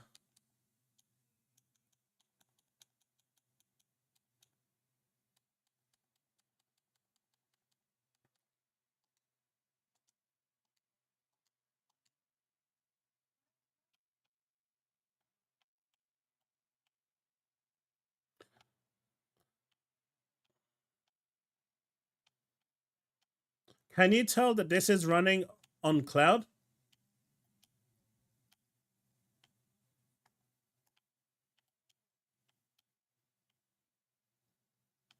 This is GeForce Now.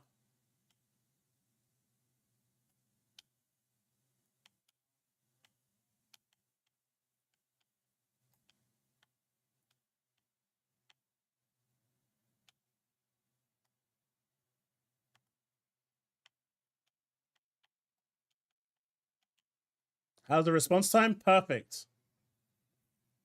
Watch.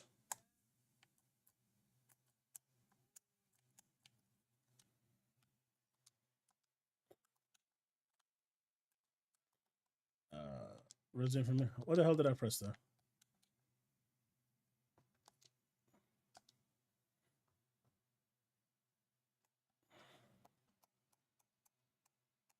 Look at the accelerator.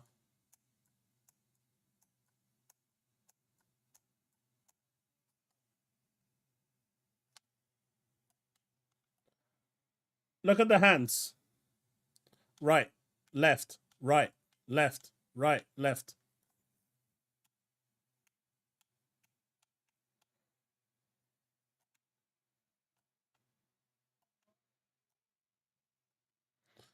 Exactly.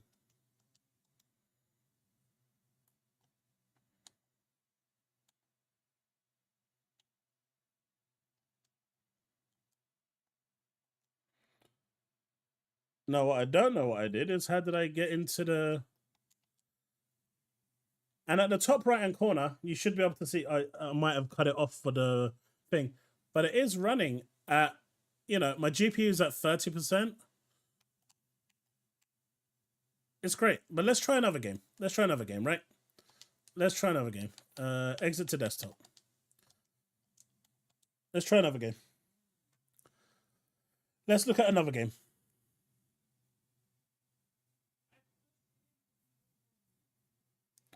Let's try another game.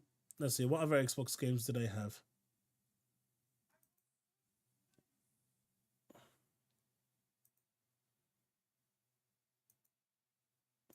Is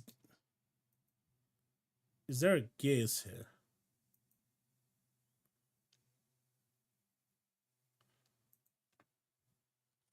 Is Gears on this yet? Yeah.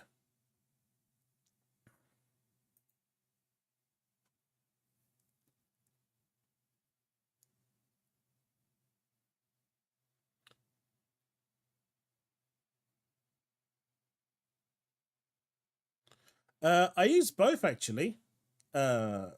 Jonas. I actually use both.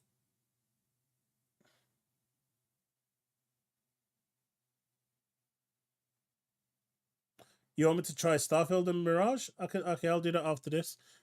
Come on, don't want me to log in every time now. 1 second, chat.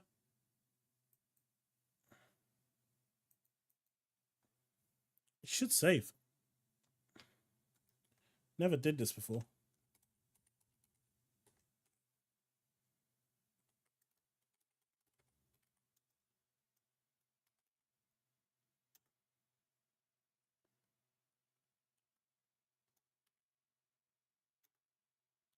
There we go.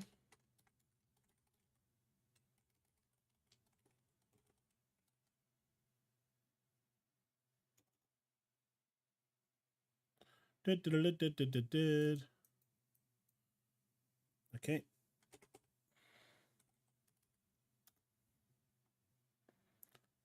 Let's accept that. Okay, let's go. God, I have too many notifications on my phone.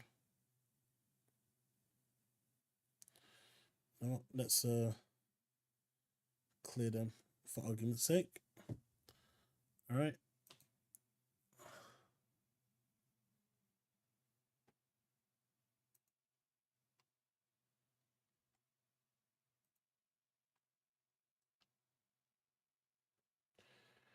I can play cloud in xCloud on my Samsung TV with cable, not Wi-Fi. You're gonna get the best connection through cable, always. Chaos, is this a curated selection of games that could appear on PS5 and Switch? Rumors are true. Probably not, because a lot of games are available here, and more games are becoming available all the time. What do you mean by stats aren't capturing Power Boss?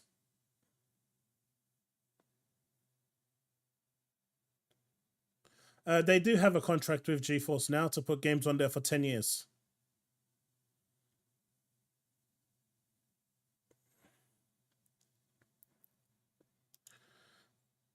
The danger with GeForce Now is that once these companies turn around and say, "Hey, buddy, we're done with this shit. We're removing our games," GeForce Now dies.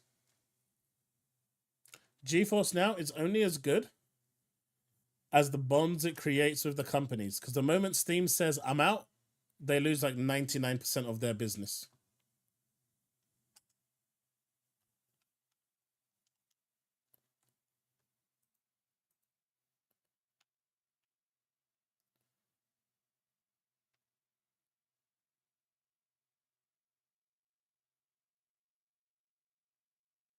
What did Powerboss? I asked, what did you mean by stats aren't capturing?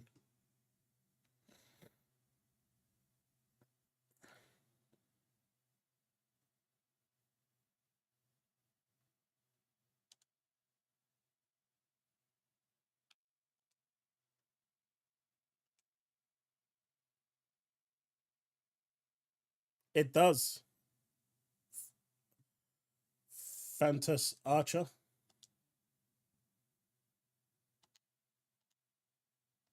Did I not install it? Oh, no. That's...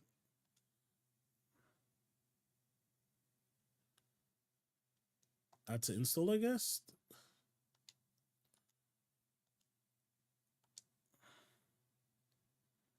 My new game plus.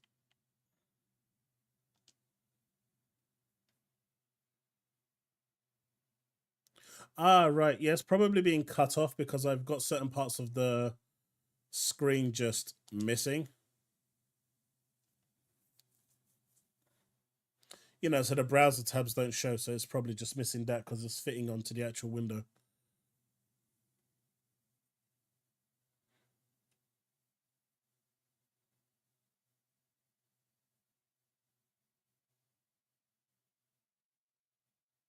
Do you think we can update the new controller direct to cloud over Wi-Fi? Possibly. It depends how they want to do it. What the hell, beginner? Let's not be stupid. Frame rate 60.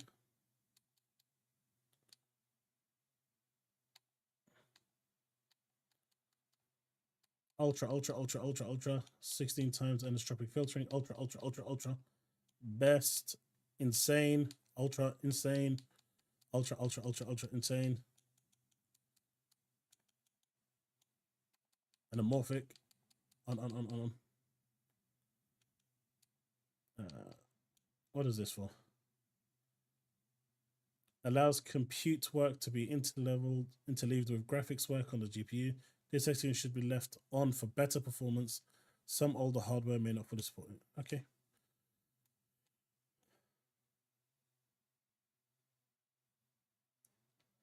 All right, we're good to go.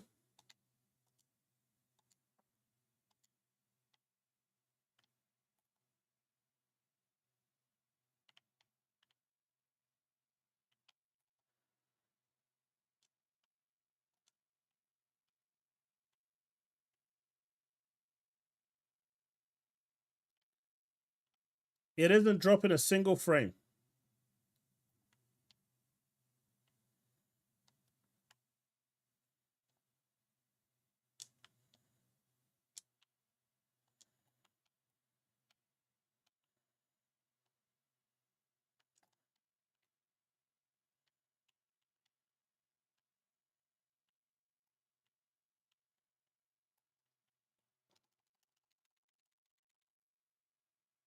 Well, as you can see, it runs.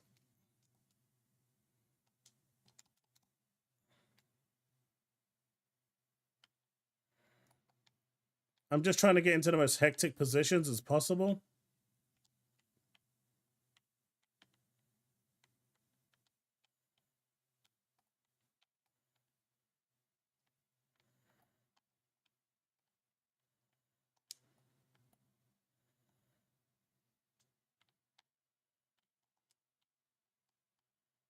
Where is it?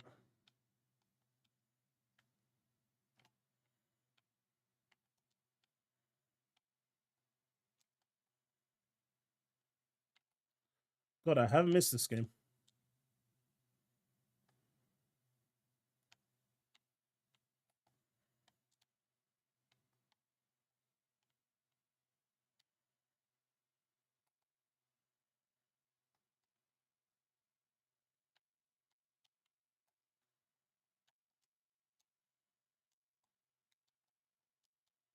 But as you can see, there's not a single frame drop. Not one. I mean, it's amazing. What other game did you... I'm just running around. What other game did you not want me to try? I'll try one more. Mirage or Starfield?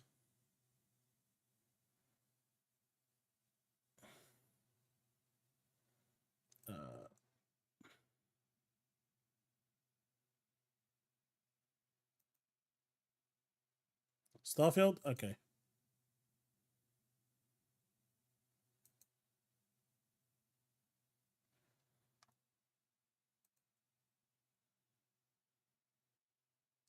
But as you can see, like cloud gaming from the... Do you remember how it was in the old Stadia days? They were clicking it and then it was jumping 10 seconds later.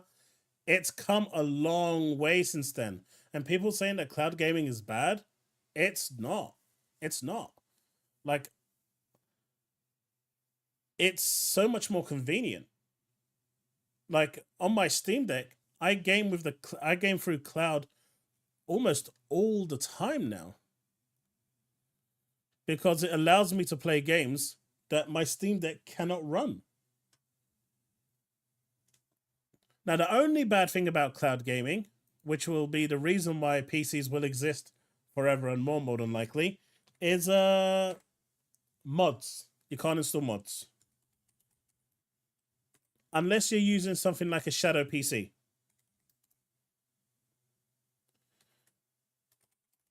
Which is your own virtual machine. But at that point, I think it's way too expensive for that. If you're not interested in that sort of stuff, then, you know, this is xCloud is the same as well, by the way. It's perfectly fine.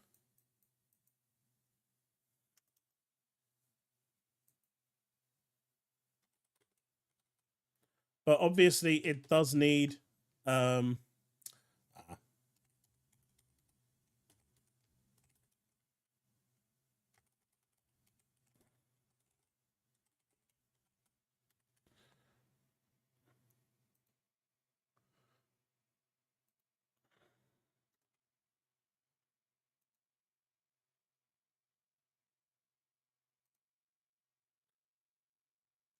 when you have a damn password that's 50 characters long.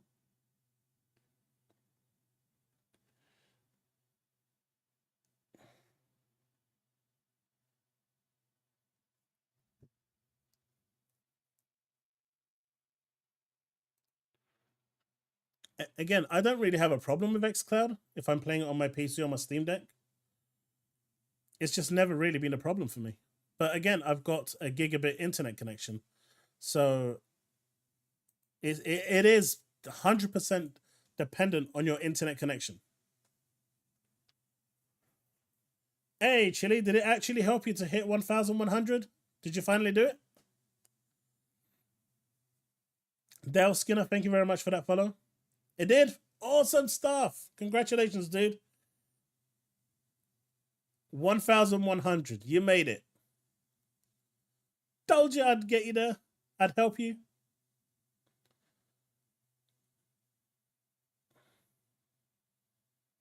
The latency is noticeable. Not for me, and I'm playing it. What if your internet is down? Well, good luck playing Destiny if your internet is down, Anime. Or Suicide Squad. Or Helldivers. Or anything else.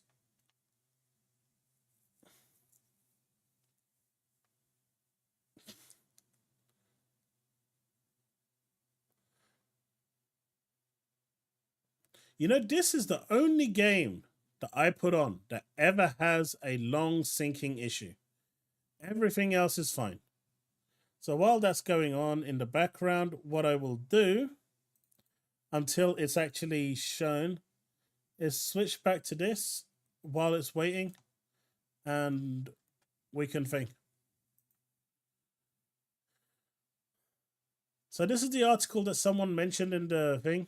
I've got my eye on it. As soon as it's done syncing, we'll be good. But that syncing for Starfield is always long. I don't get why.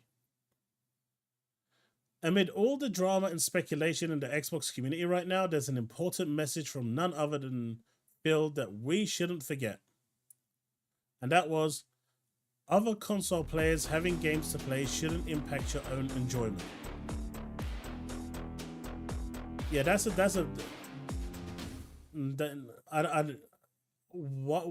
the point of that? And I agree with Hazard. Why this comment comes out only for Xbox folks? It's like this brand have lost its spine or to compete. I get that comment, but this is a good comment when all the others are playing ball. If they're not, then to me, it ain't it. I didn't enjoy it, Chili. I was playing it last night. Tried it in multiplayer. It was better in multiplayer. But single player, it's really boring. But I did promise to give it more of a chance.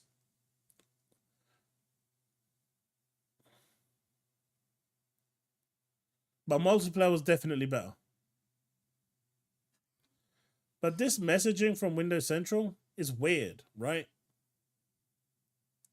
I'm not sure what they're trying to alleviate by this.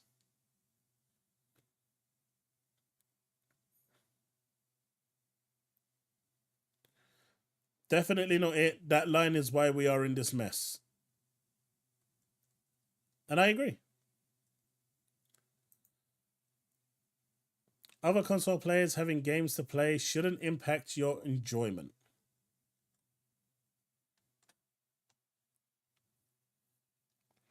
Like, it's not so much about them impacting my enjoyment. Do you want me to buy your console? Yes or no? If the answer is yes, give me a reason to buy your console. That's it. It's such a nothing statement. Other console players having games to play shouldn't impact your enjoyment. That's right. But more games on other consoles means less games are available on my console. So consumers opt for consoles that have more games available. That's the point. Right there. This is the one that I've been badgering on. More games on other consoles means less games are available on my console. How is that? Because third parties start to ignore you. If you don't sell enough consoles, third-party games just don't come on your platform. It's a business. If they can't sell games, they move on. So this statement here is honestly a self-destruct mechanism.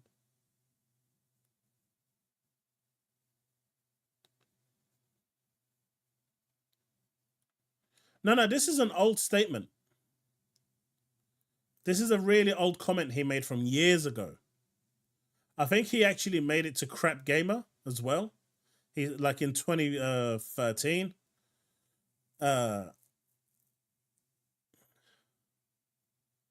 it's just such a stupid statement. Like, come on, these guys are paid a lot of money to not make dumb statements like these, right?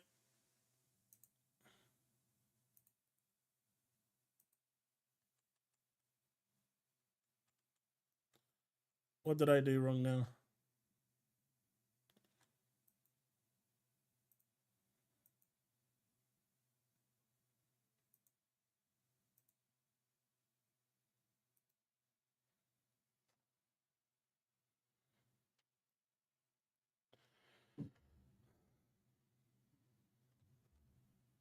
Man, I don't have my mods. I am going to cry.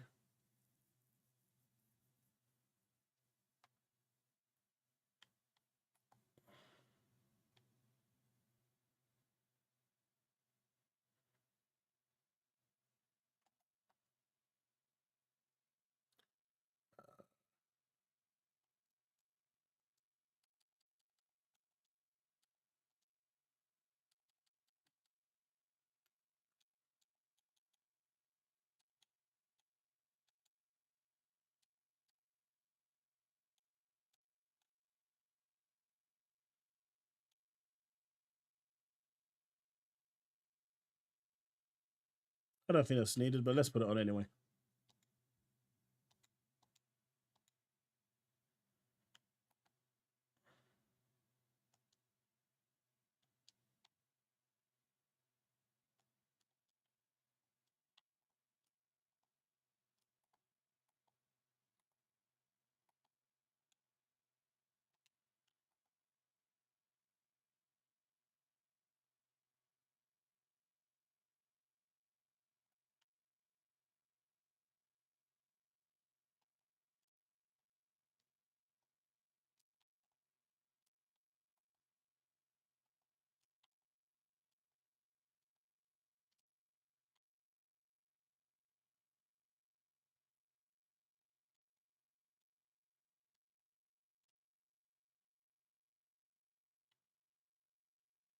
Man, how many podcasts?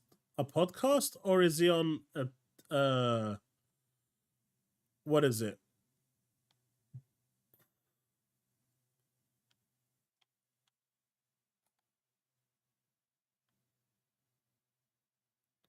Oh, RDX is back.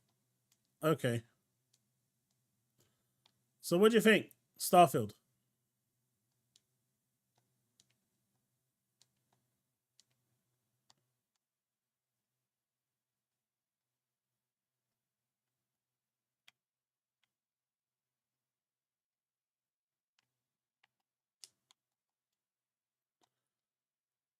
I mean, GeForce Now is impressive, right? To me, this is the best cloud service out there right now. I haven't lost a single frame yet.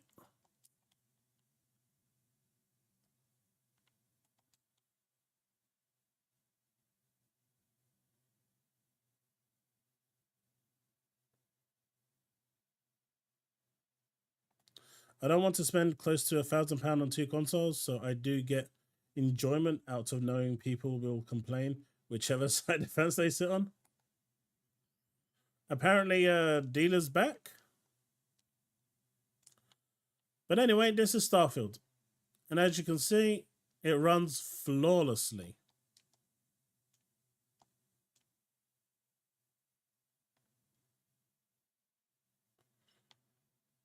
I know that GeForce Now had so many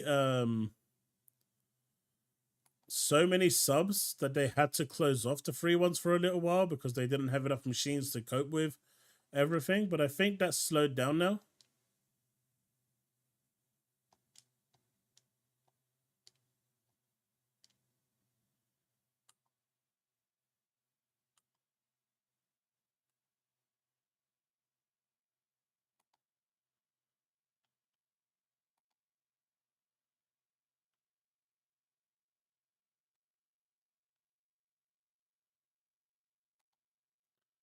But I hope this demo has been a good demo to just show you how good GeForce Now actually is.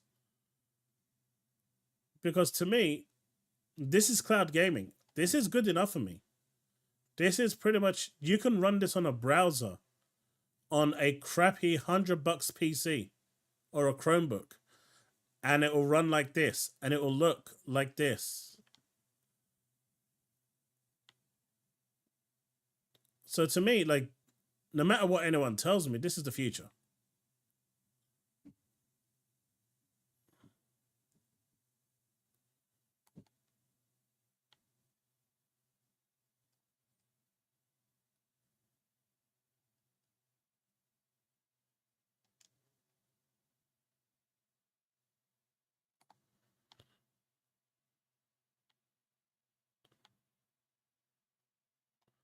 And right now, this is locked at 60 FPS because when I'm streaming, it gets weird if I don't lock it to 60 FPS. But I can run this up to 240 FPS through GeForce Now. Native PC for the mods, yeah. But if the game doesn't have mods, it's unplayable on the free version. The free version is a weaker version PC, I'm guessing.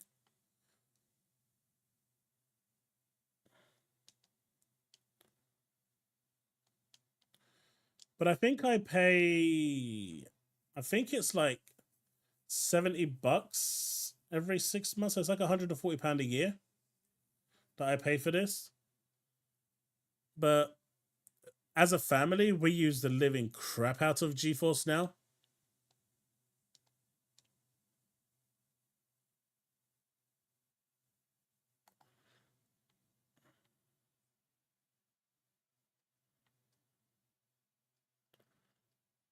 And obviously, look, I'm playing with a controller now, but if I don't want to play with the controller, I can switch to PC and keyboard and mouse straight away.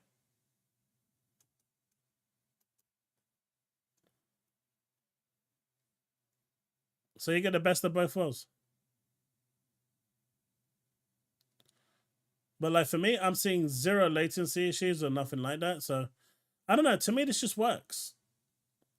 Now, will I play this over here or on thing? If I'm on my Steam Deck, I play on GeForce Now. If I'm on my PC, 4-star UI mods and stuff like that, then I play it on my native. But my PC is good enough to run this native. Now, in the event where your PC isn't good enough and you want to do PC gaming, this is good enough, right?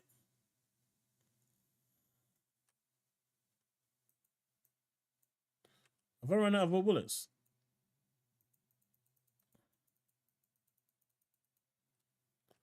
I think I've run out of bullets.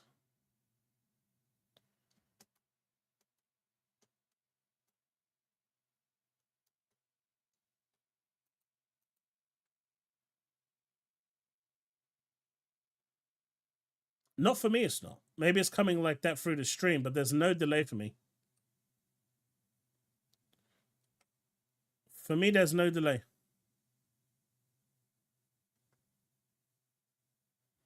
It might be a delay coming from stream, but the moment I'm pressing jump, like I'm not sure if you can hear that.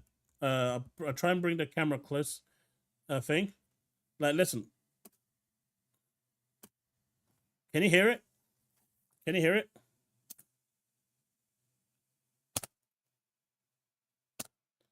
That's instant. For me, that's instant jump. There's no delay. The moment I hit spacebar, he's jumping. No delay, no nothing.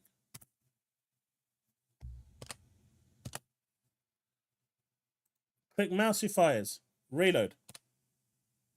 Instant. Jump, jump.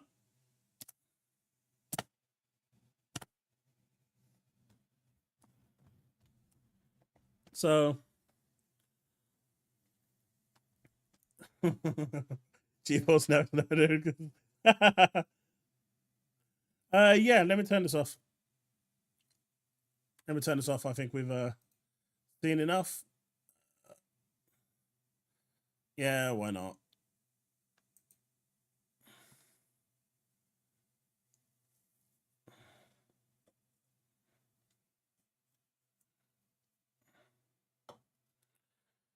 But to me, like, and when you look at the catalog, these are games you own as well, right? With GeForce Now, you have to own the games or be on the Game Pass subscription to be able to play these.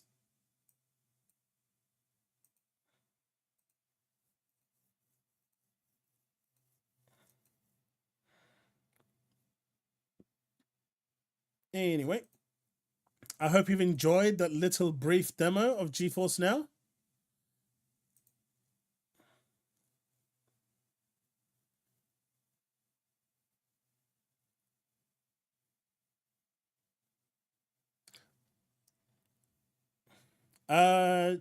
Chili, you know what? You're right. They do. Because wireless controllers have more latency. The latency on wireless controllers are nasty.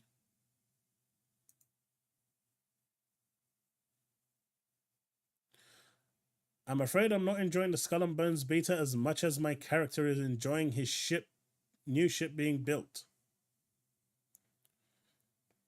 So what's your thoughts on this one? Let's take some call-ins anyway. Let me see where my Discord is. What is he saying? I hate you, Taz. Goddamn hate you.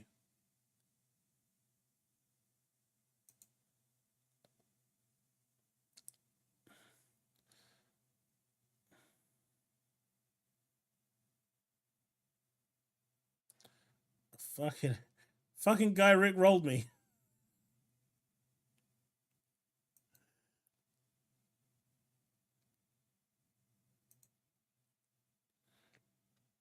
I mean, I think the term quadruple A gaming that Phil Spencer first established should just be gone.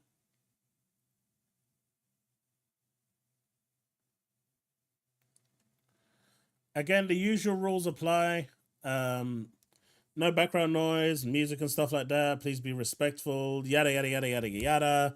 I'm going to sort my mic out. It is a AAA game. I just don't think the term quadruple A, because Phil Spencer said it as well. We're going to make quadruple A studios, and I think that's just silly.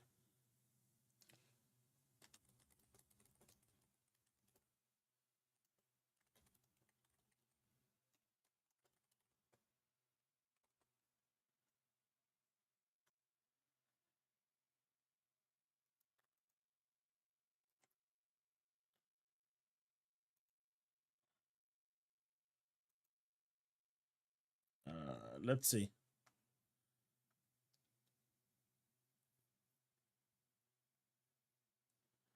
I mean, how many times did they reboot it? I think that's gone into a new record, right? It's gone into a new record. Well, I'm looking to get involved over the weekend, so hopefully it's good. This is going to be interesting because he absolutely destroys Lono.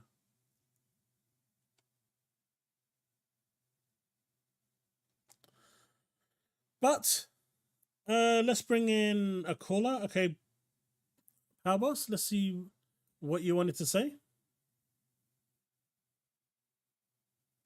There we go. What did you want to say? Yeah. I know you're not all about spreading misinformation or things of the like. Correct. But after I streamed last night, I did get more than one confirmed tip about Monday. Okay. Apparently it's going And to before be you continue, huge for Xbox. before you continue, Yeah. you are under no obligation to say anything. I am not coaxing you into saying anything. If you want to remain your sources thing and you just want to be as vague as possible, you can be. But if you do want to disclose it, it's at your own thing.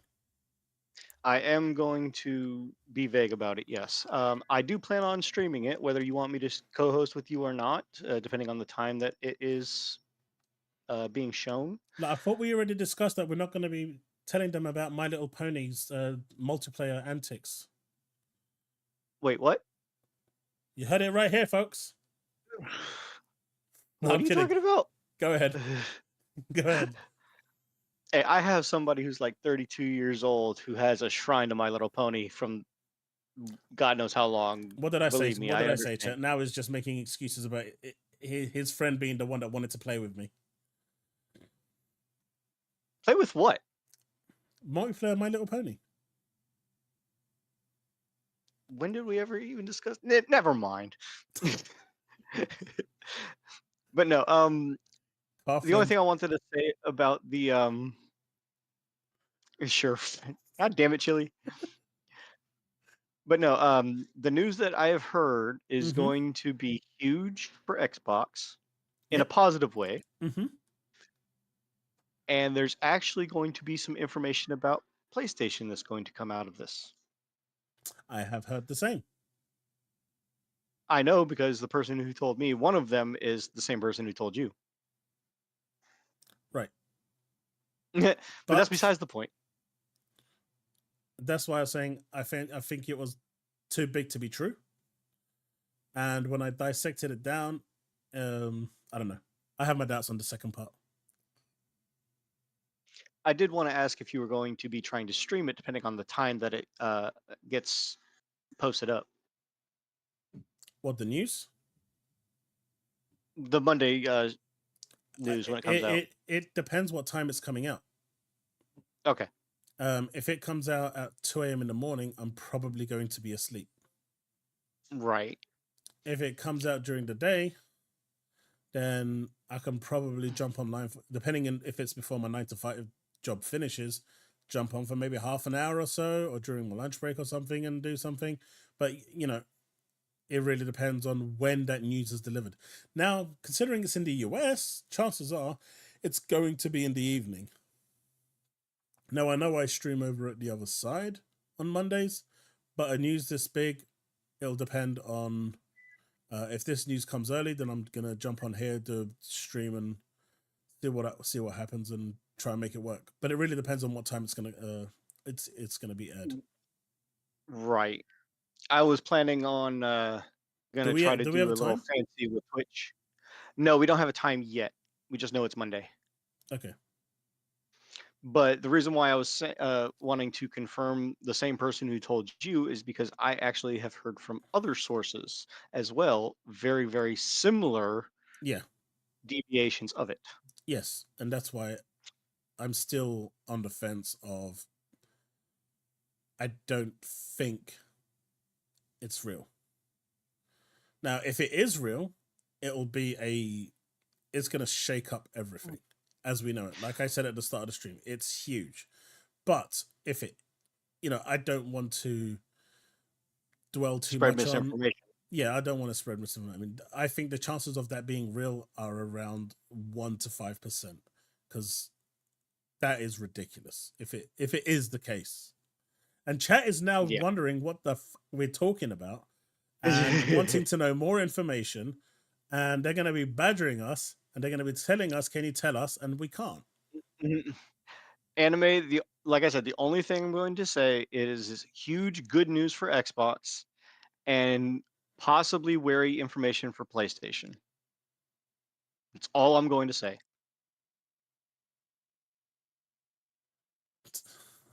Both confused and excited. This is why I didn't get into it earlier, chat. This is why I didn't get into it earlier, because that is proper blue balling, and that is why I said what I said earlier, and I ended the conversation there because I didn't want to get into further details because I can't really talk about it. Well, you can thank me, chat, because I wasn't here for the beginning of the stream. There you go. But as far as like PC gamers, it's actually going to be also huge news for them.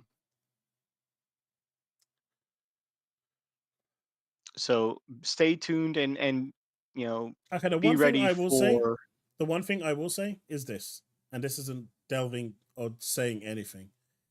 Right. If the rumors are true, Right. the person that told me when they came into the chat that I'm going to have egg on my face, they'll pretty much be swimming in it. It's on that level. Yeah. They'll be swimming in it, they'll be bathing in it, and they'll pretty much be living in it for they won't be on Twitter for a very long time. But what I did want to touch on, given this leaked news, rumors that I have heard and you have heard. No, it's nothing to do with that, Chili.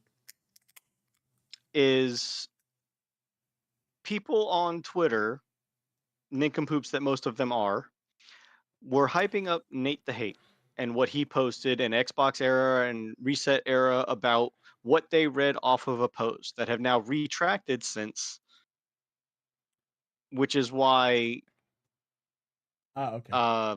I'm more believing what these rumors are going to say. Mm-hmm. So that is why I am trying to not backpedal, but trying to confirm or deny what I've been hearing. Well, at last, we already knew that PlayStation games were going to be going to PC because right now most of the works is 3 to 6 months delayed, except for Helldivers, which was day and date.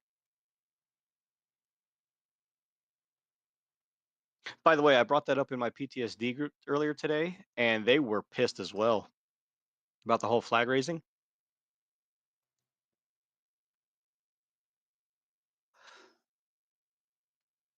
Oh, really? Yeah.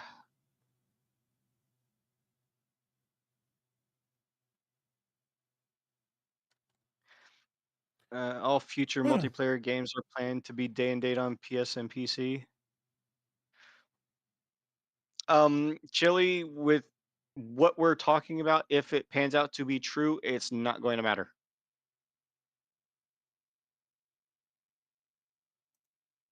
But right now, we're just waiting on a confirmation of time when this is going to be shown on Monday. We just know that it's Monday.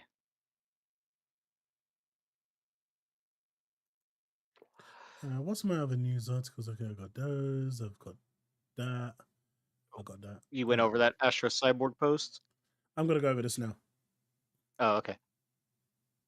So, if you haven't seen this yet, it's worth listening to because Doc, he absolutely slaughters all three of these in one go.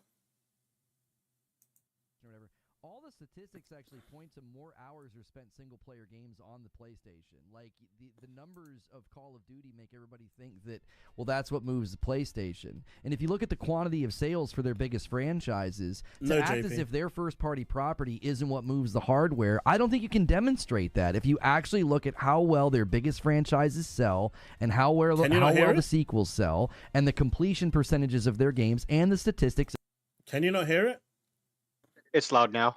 Oh, it's loud? Okay, let me restart then. Or whatever.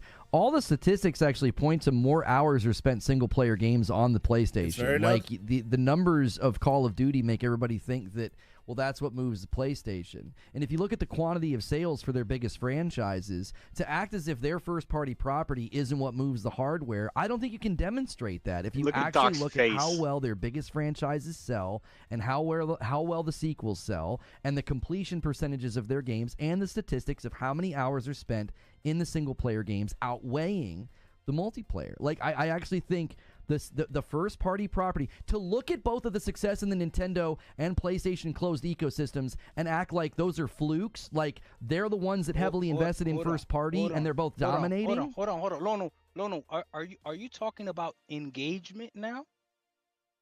You're saying that more people on PlayStation engage in single-player games more now? Is that what you're talking about? What's required to get that engagement on PlayStation, since they have to what do they have to do? They have to buy them. You don't want to do that. So then look up Call of Duty sales then, because now you just messed yourself up. Just because I don't get a chance to play as much as you doesn't mean that more people are buying PlayStation for Call of Duty, even if they can only play 1 hour a day.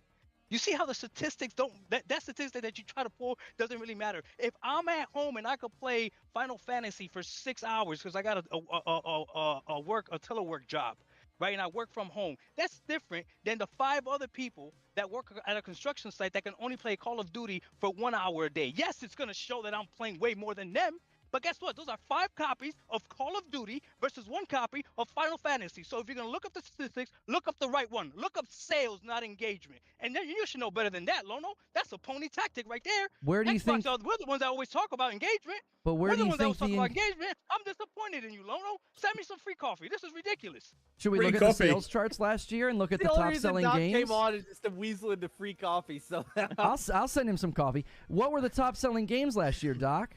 They were single-player games. What were the top-selling games last year? They were single-player games. Call of Duty was up there. Spider-Man 2 was up there with Zelda and Hogwarts. What are we talking about? Like, that's moving consoles. Hogwarts was the bestseller. Hogwarts ended up being the bestseller by 1.8 million. It barely beat Zelda. Here we go.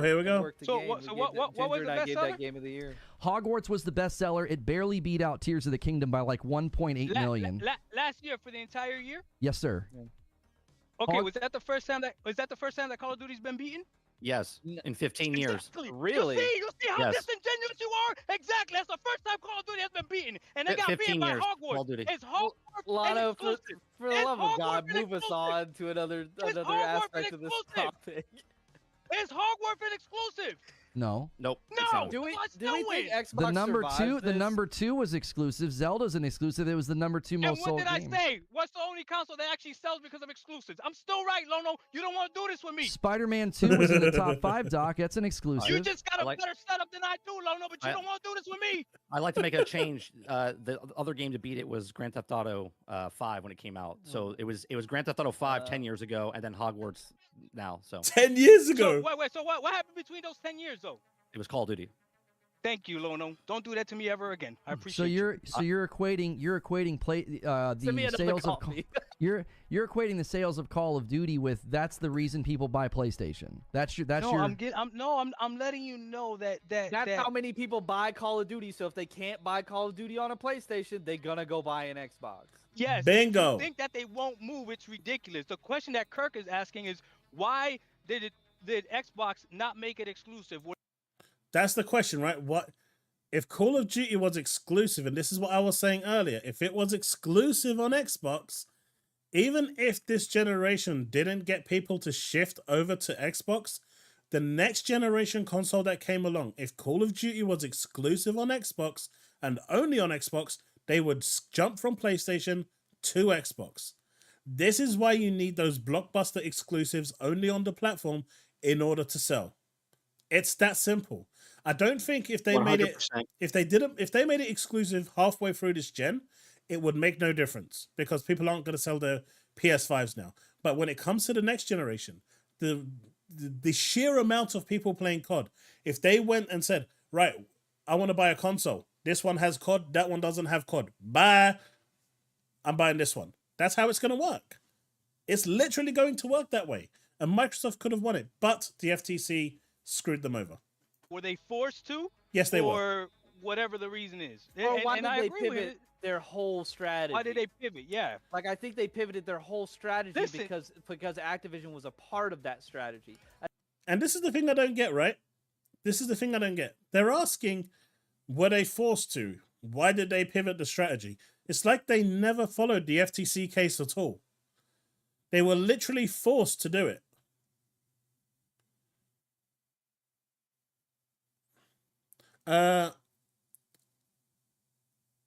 I don't think it would make much of a difference now because the game's already out. Right, Chili? The game's already out. What exclusivity are they going to put on there? I think if you just have Fallout, Starfield, Indiana Jones, Halo, Gears, and I'm missing one that I can't think of right now. Hold on, let me those ask one games. It's question. not enough. Like, you have to Let me have ask a Lono one question blockbuster. before I leave. No, I gotta ask you one question before I leave. I just want to see how you think about this. Do you think PlayStation needs Call of Duty more than Call of Duty needs PlayStation? So, do I think PlayStation needs Call of Duty more than Call of Duty needs PlayStation? It's a symbiotic relationship because it would be mutual destruction. If you pull it from PlayStation, it hurts massive revenue streams for PlayStation. It's endemic to their revenue streams. If you pull it from PlayStation, it would also be damaging to Call of Duty. To pretend that it wouldn't hurt And Call see, of Duty, that's where he's wouldn't wrong. hurt the brand, wouldn't hurt sales is That's No, not wait, what wait, I wait, wait. said. That's not what I Wait, wait, said. I wait. said, who do you think needs each other more? Yeah, but that's a loaded question, Doc. There's no way It's for not me a to loaded tell you. question. It's not a There's loaded no way for question. me to tell you who needs more. But I'll be honest with you, Call of All this Duty. speculation we've been doing, but now there's no way you could tell me. Wow. You understand that Hey, PlayStation. I'm gonna have a janitor call you and give you the answer, and then you can say it.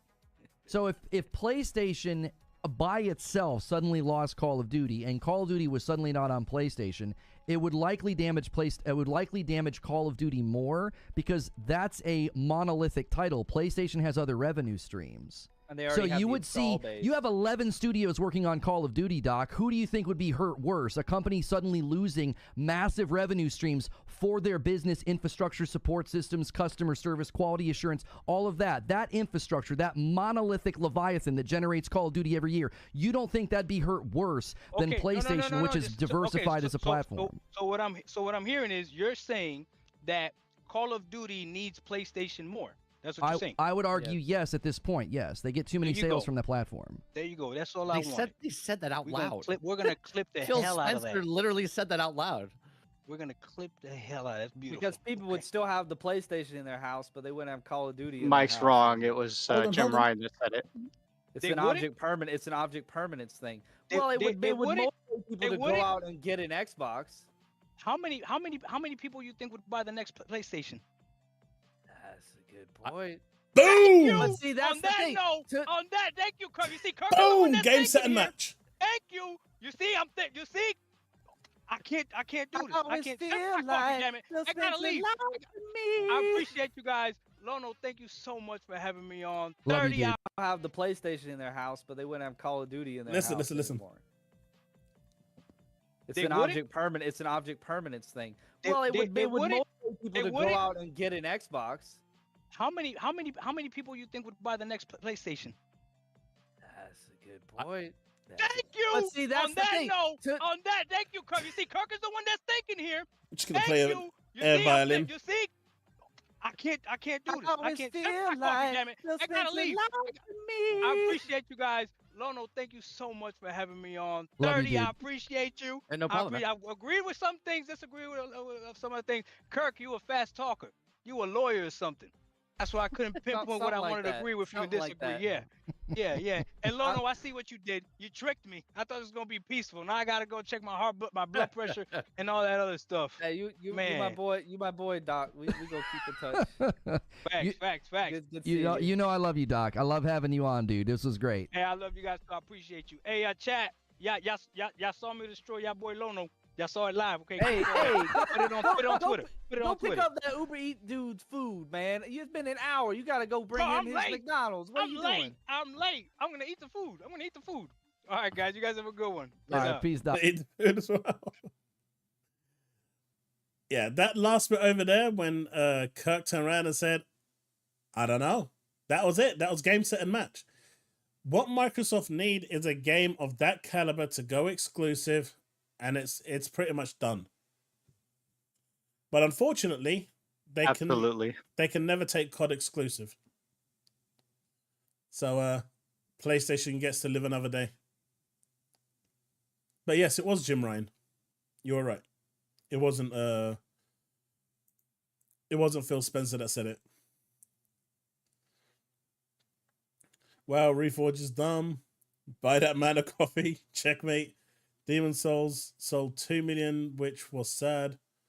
48% of COD sales are PlayStation. How much of the total PlayStation revenue is COD? It's a lot lost. It's a lot. Xbox has all the advertising rights to COD now. We're going to see how much that's actually going to play a factor into it. It's going to be interesting, Kevin, to see where that actually goes.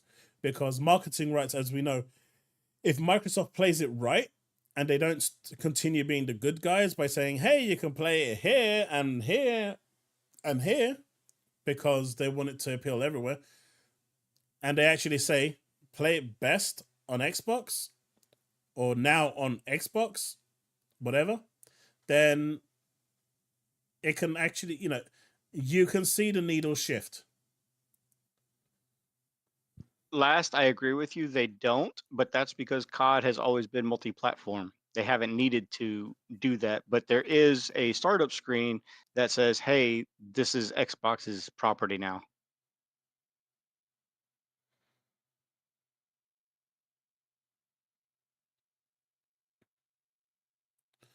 I don't think they've actually lost the, they don't have the advertising rights yet.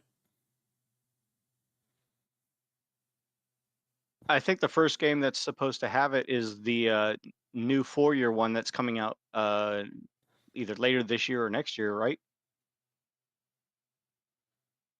That's going to be the first big COD game that's going to shoot through the roof. Yep. And Chile is 30% now that they get. They actually get a better deal under Microsoft. Yeah. You're going to be seeing bundles with X and S with COD for sure. I thought it was this year that it ends.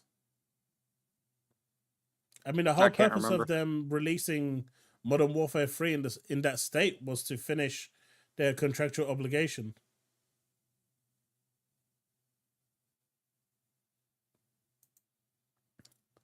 But this one was quite amusing because Black Ops 4.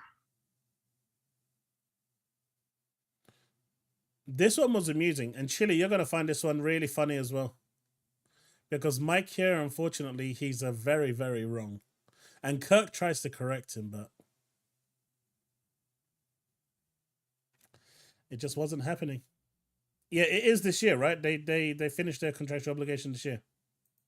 They're just trying to push it to many platforms as possible. Now, a lot of people would look at this and go, well, why would I buy an Xbox when I can just play it on Game Pass and then buy it on PlayStation, right? And which is great as a consumer. If it's a demo, I used to love those magazines. You buy the magazine, you get the disc out, you put the demo in, and you play it for a little bit, and then you go out and buy the disc of the system that you want, right? So I think if people start using Game Pass as a demo or a preview or whatever, cool. Microsoft doesn't care because you still got to pay $10 or $17 for that. I also think they make a run for taking MMOs, right? They have World of Warcraft, Final Fantasy 14's coming on. Okay, we know Final Fantasy 14 is now part of Game Pass. The trial's free, so you can play up to level like 60 or 70. That is incorrect, by the way. It is not going to Game Pass. The free trial is there, but it is not going to Game Pass. Whatever it is. But if you want to continue playing that game, you got to pay the subscription model for Final Fantasy, and then you got to pay the $10 or whatever it is for. Yeah, it's not part of Game Pass, to be very clear. And it is part of Game very Pass. upset. No, it's not. You don't get anything by having Game Pass. That a trial doesn't mean it's the part trial of it. is up to level 60. Okay. I mean, have you heard of the critically acclaimed MMORPG Final Fantasy 14? You can play from the Realm Reborn all the way up to the acclaimed Stormblood, up to level 70 with no restrictions, free of charge. Now you have. The trial is now level 70, yes, with Stormblood. So he's got the level wrong. He's got the fact that it's going to Game Pass wrong. He's got the fact that you have to have Game Pass for the trial wrong, because you don't. The trial is absolutely free.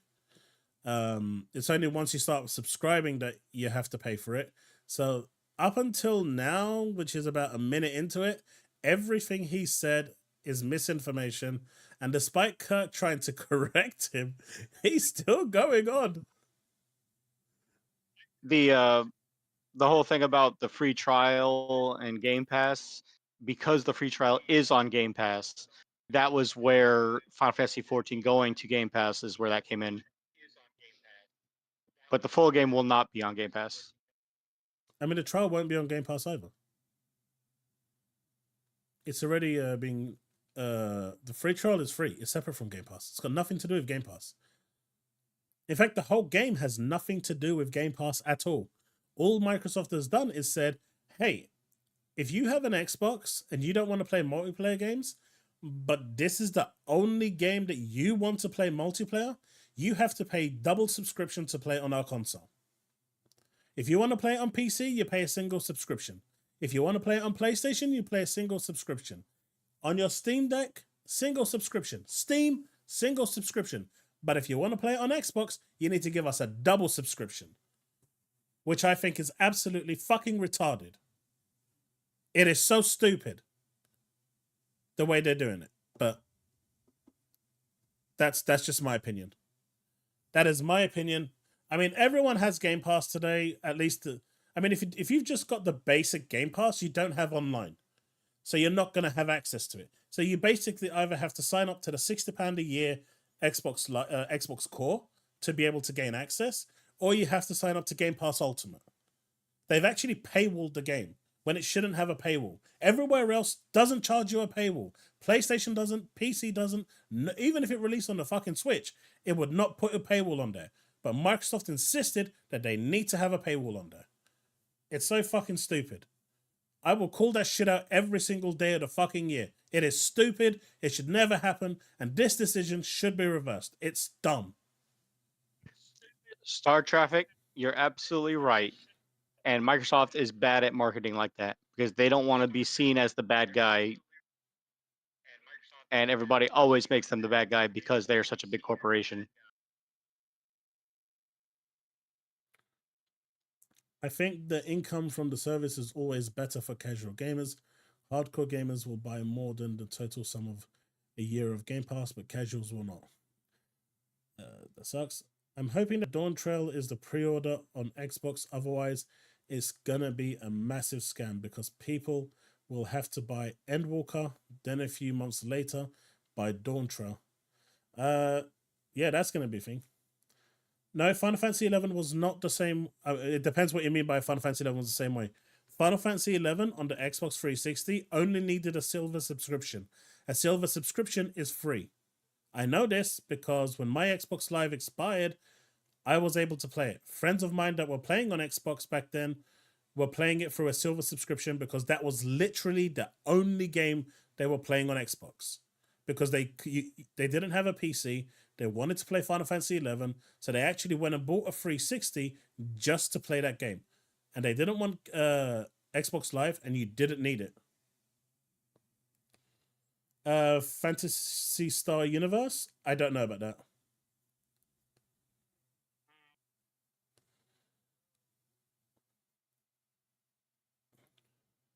So in that regard, Final Fantasy 11 didn't have it. I don't understand why Final Fantasy 14 has to have it. It's just a slap in the face for those people that have waited for it for so long. It's just, you know, bad decision on top of bad decision, right? All Take right, it easy, lady. Chili. Later, Chili. But It's the base you still game. have to pay for the game in the same way that you'd have to pay you'll for get the your game. turn to talk. Let me talk right now. Okay.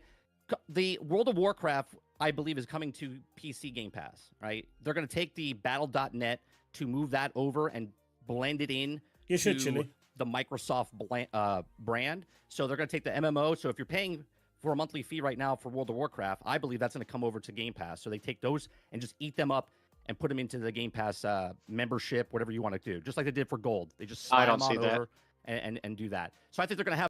So what I can see them doing with World of Warcraft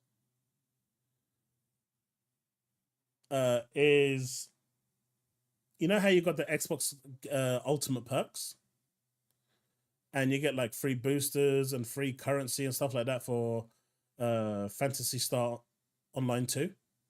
I can see them giving you World of Warcraft gold, and maybe you'll get to, with the gold that you get, because you can change that gold into a currency that can pay for your subscription, right? Maybe like every 2 months, if you save enough, you can get a 3-month subscription. That's what I can see working. I remember the online demo for PSU being completely free, but the full game required gold and a monthly fee. Yeah, Final Fantasy 11 didn't though, Dark, 100%. And yes, I agree that's stupid.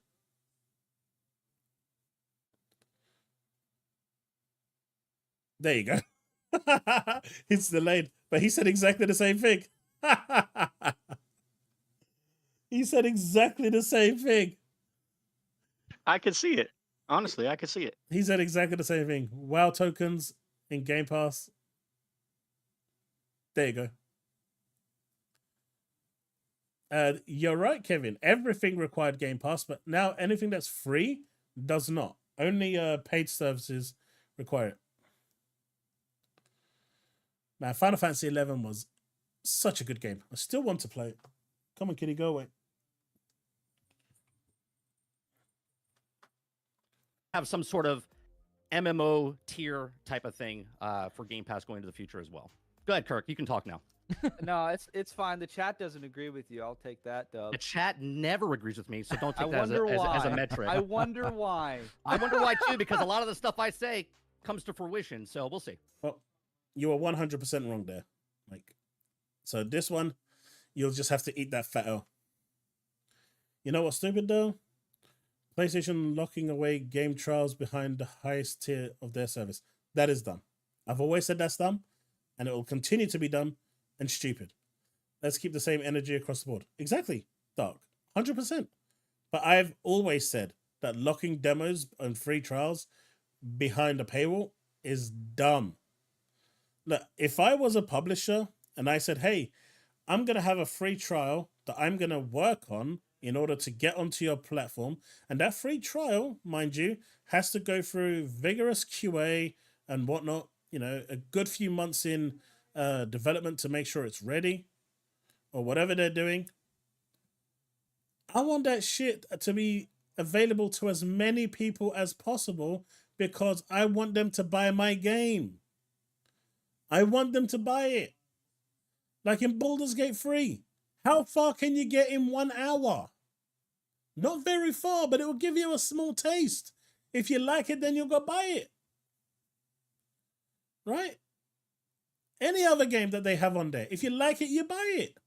Why would you want to cock yourself instantly by saying, hey, you need to give me $120 before you can actually try those demos out?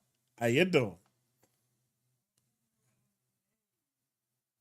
I'm back. Did I miss anything cool? Why is discount store Jimmy Neutron on screen? He just got put in his place, Diablo, earlier. And this one over here where they were spreading a lot of misinformation. I know a lot of people are going to see this clip. I just wanted to correct it. Both publishers and devs will give you their games if you really can't afford them. More so if you have a voice. Yeah. Will you think Microsoft would incorporate the monthly fee into Game Pass for Final Fantasy 14? No. Only because that's a Square Enix title. I don't see that happening. It doesn't even run on Game Pass servers. It actually runs on Square Enix's own servers. This is why Microsoft, like, the whole purpose of charging people for to have Game Pass or Xbox Live or something is if it's actually using the Xbox Live servers. If it's using the servers, they're going to charge you a fee to use them. Final Fantasy 11 and 14 do not use any of Sony servers or Xbox's servers. They use their own dedicated servers. And that's why Microsoft saying, hey, we want some money for you to play this is really cheeky, because there's nothing of Microsoft that you're actually using in order to play that game. Not their servers, not their infrastructure, nothing.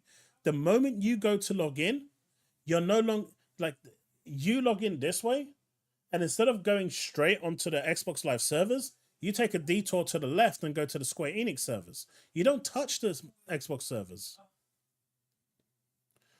Kevin, what Xbox advertising?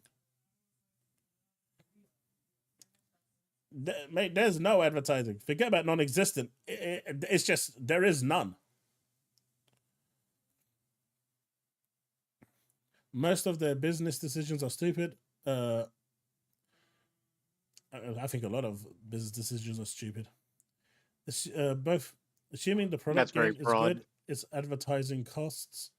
You know what else is stupid? Please, yeah, I've read that one there. Locking them up is very bad business. I think so too. If I think Microsoft might offer a month for free through the Game Pass perks, maybe. Even 3 months, I don't think so. Because it's got nothing to do with them. It's got nothing to do with them. I don't see it. Xbox advertising in general is non-existent. They should get rid of Xbox Core. You should be able to play your games online for free, just like you do with PC, since you are already paying for your internet service from your provider. Yeah, I've always said that, you know, the online requirement from all of them should be removed, but I just don't see it happening because it brings them a lot of money. But I think, as much as we want that mysterious, that's probably not going to happen. will YouTube ban the guy Reforge Gaming tell a lie? No, it will never happen. But one thing I will say, Vortex, as the prices for these subscription models increase, the more, you know, enticing they become to subscribe to, then it's possible that one day they can get rid of it. Because right now, like, put it this way, if they got rid of Core and the base Game Pass and just had Game Pass Ultimate, then I think they can get rid of it. Because whether it's there or not is irrelevant. That's actually a nice thing that Vortex just came up with. Sub to Game Pass, get 1 month for FF14 online for free. It's not going to happen. I don't see it happening either, but maybe like a 2-week trial even. But that would be probably the way to go. Welcome back, Arthur. Yeah, but Microsoft at the moment are in such a weird position. They're just not going to do it. Not for that. They might do it for WoW, which is their own product. But if they do that, they would have to be paying Square Enix for it. That's the problem. Like with Phantasy Star Online, they've got a contract with Sega, where they are, you know, given the stuff to give away without it costing Microsoft anything additional because they paid for it within that, you know, exclusivity contract. But with Final Fantasy 14, they would be footing that bill. Agreed. And if you've got 10 million people playing it on Xbox, which I doubt there will be, but if you've got 10 million people playing it, that's a lot of bill that you're footing.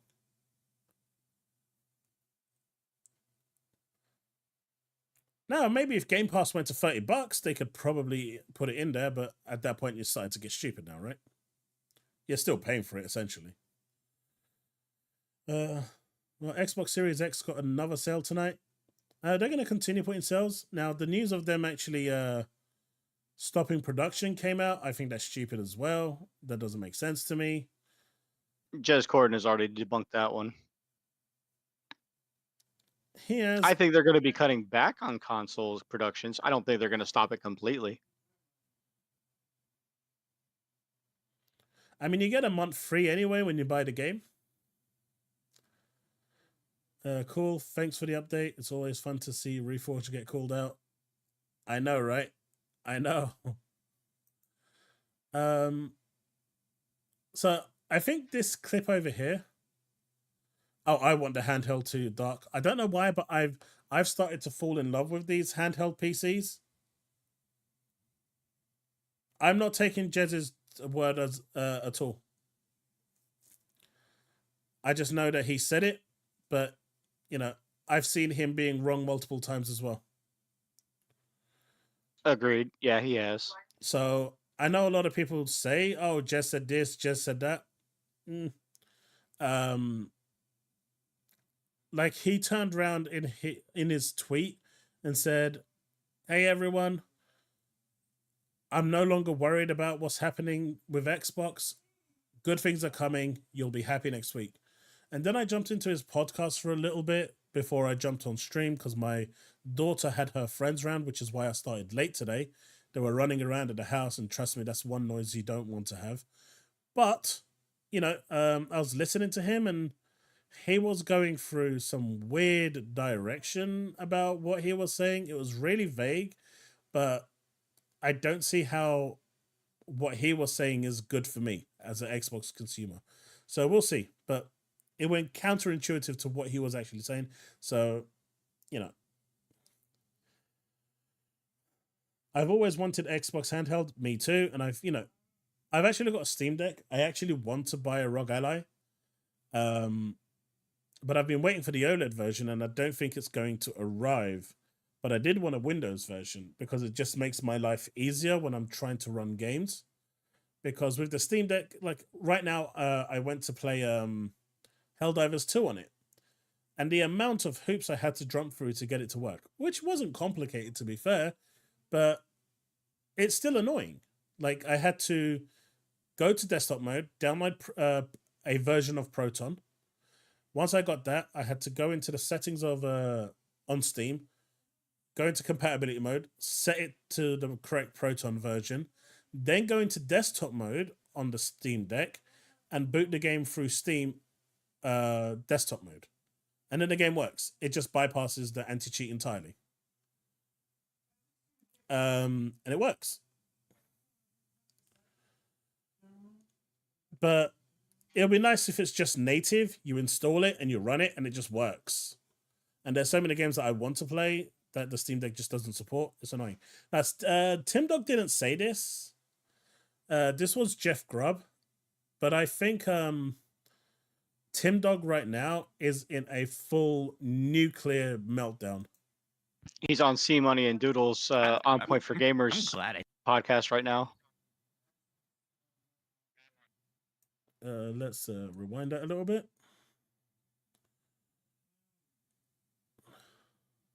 Tim Dog, Claw Brill left. Phil is a failure. What? Okay, what's Tim Dog? Tim Dog is one of these. All three of them are Xbox like fan accounts on Twitter that like do a lot of cheerleading and like Clawbrill does like a lot of like here's an image of all the Xbox exclusives and it looks like an official marketing image and they like put it out there and then Xbox like real Xbox executive accounts or leadership accounts will retweet these things like they're kind of pillars in the community but they also could be very very jumpy and toxic to some degree and Microsoft has embraced them and now it's like hey you're kind of bathing in the dishwater that you made there and you got to deal with it so they've all voiced discontent. I'm glad I didn't know who they were. Oh yeah, great. No, you're a much better person for not knowing who they were. Like absolutely. Tim Dog, Claw. I think what he said there is such a dick thing to say. Now I get Tim Dog is going through a complete mental breakdown now, but I don't know. I think what Jeff said there was such a dick move. I mean, this is also the same guy who openly came out and criticized the loading screen for the title screen of Starfield. No, that was Grums. That's not him? No, different person entirely. Oh. Hearing Jeff say that about Clobril while perched high above everyone else in his ivory tower, wild. I mean, what has Clobril done to anyone? What has Clobril done to anyone?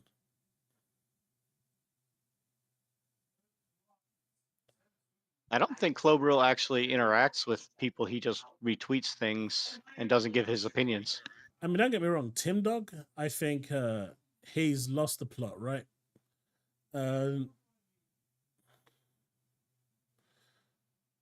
Tim Dog is the perfect example of what happens when a corporation crosses lines with being friends with consumers.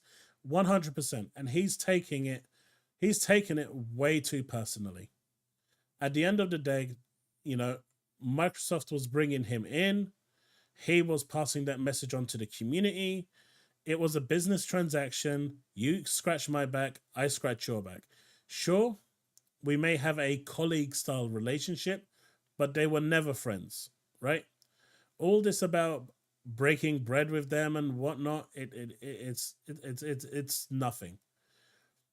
Someone on that high of a ladder is gonna have a very, very different clientele of friends, right? It's just the way it is. Tim's a nice enough guy, I agree, but I think his meltdown online has been, you know, beyond reproach, and he's getting a lot of backlash for it now. Like, he attacked Miles as well. At Miles Dompier, when you were a nobody, I propped you up. Jeff wouldn't even acknowledge you. You know, he's just gone into full meltdown mode, and I don't understand why. You know, at the end of the day, Microsoft owes him nothing. They don't have to tell him the business. Like, I'm going to say this in the most respectful way possible, right? I'm going to say this in the most respectful way. Who are you? You're not a board member. You're not in senior management. You know, there is levels of, you know, decorum. There's levels of, you know, coof. At the end of the day, sure, you may have a working relationship, but they don't owe you anything to tell you nothing. They may filter stuff to you out of courtesy for keeping you on the lines. Something that Colin was saying, which I think is very true. You know, Sony doesn't have this relationship with their community.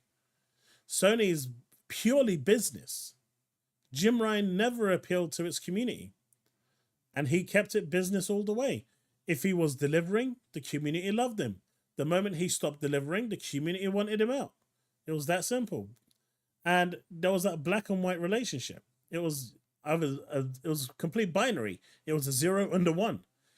With the relationship that the Xbox team created, they kind of, in my opinion, coaxed him in to the point where they started using him to be the post, you know, to deliver that message, to fight that fight for them, to do the legwork for them for free.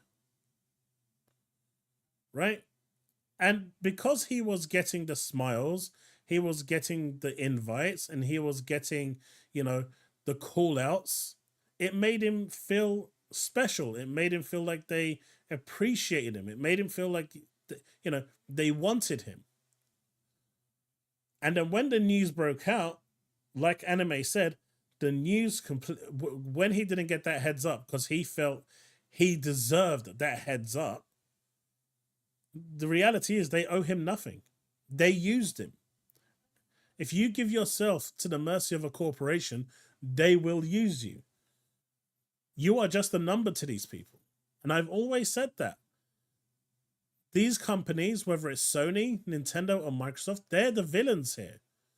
Their aim is to make sure that they are inside your wallet 100% of the time looking for your credit card details. And if they can find a use for you, they love you. But if they can't find a use for you, well, you're not as valuable to them anymore.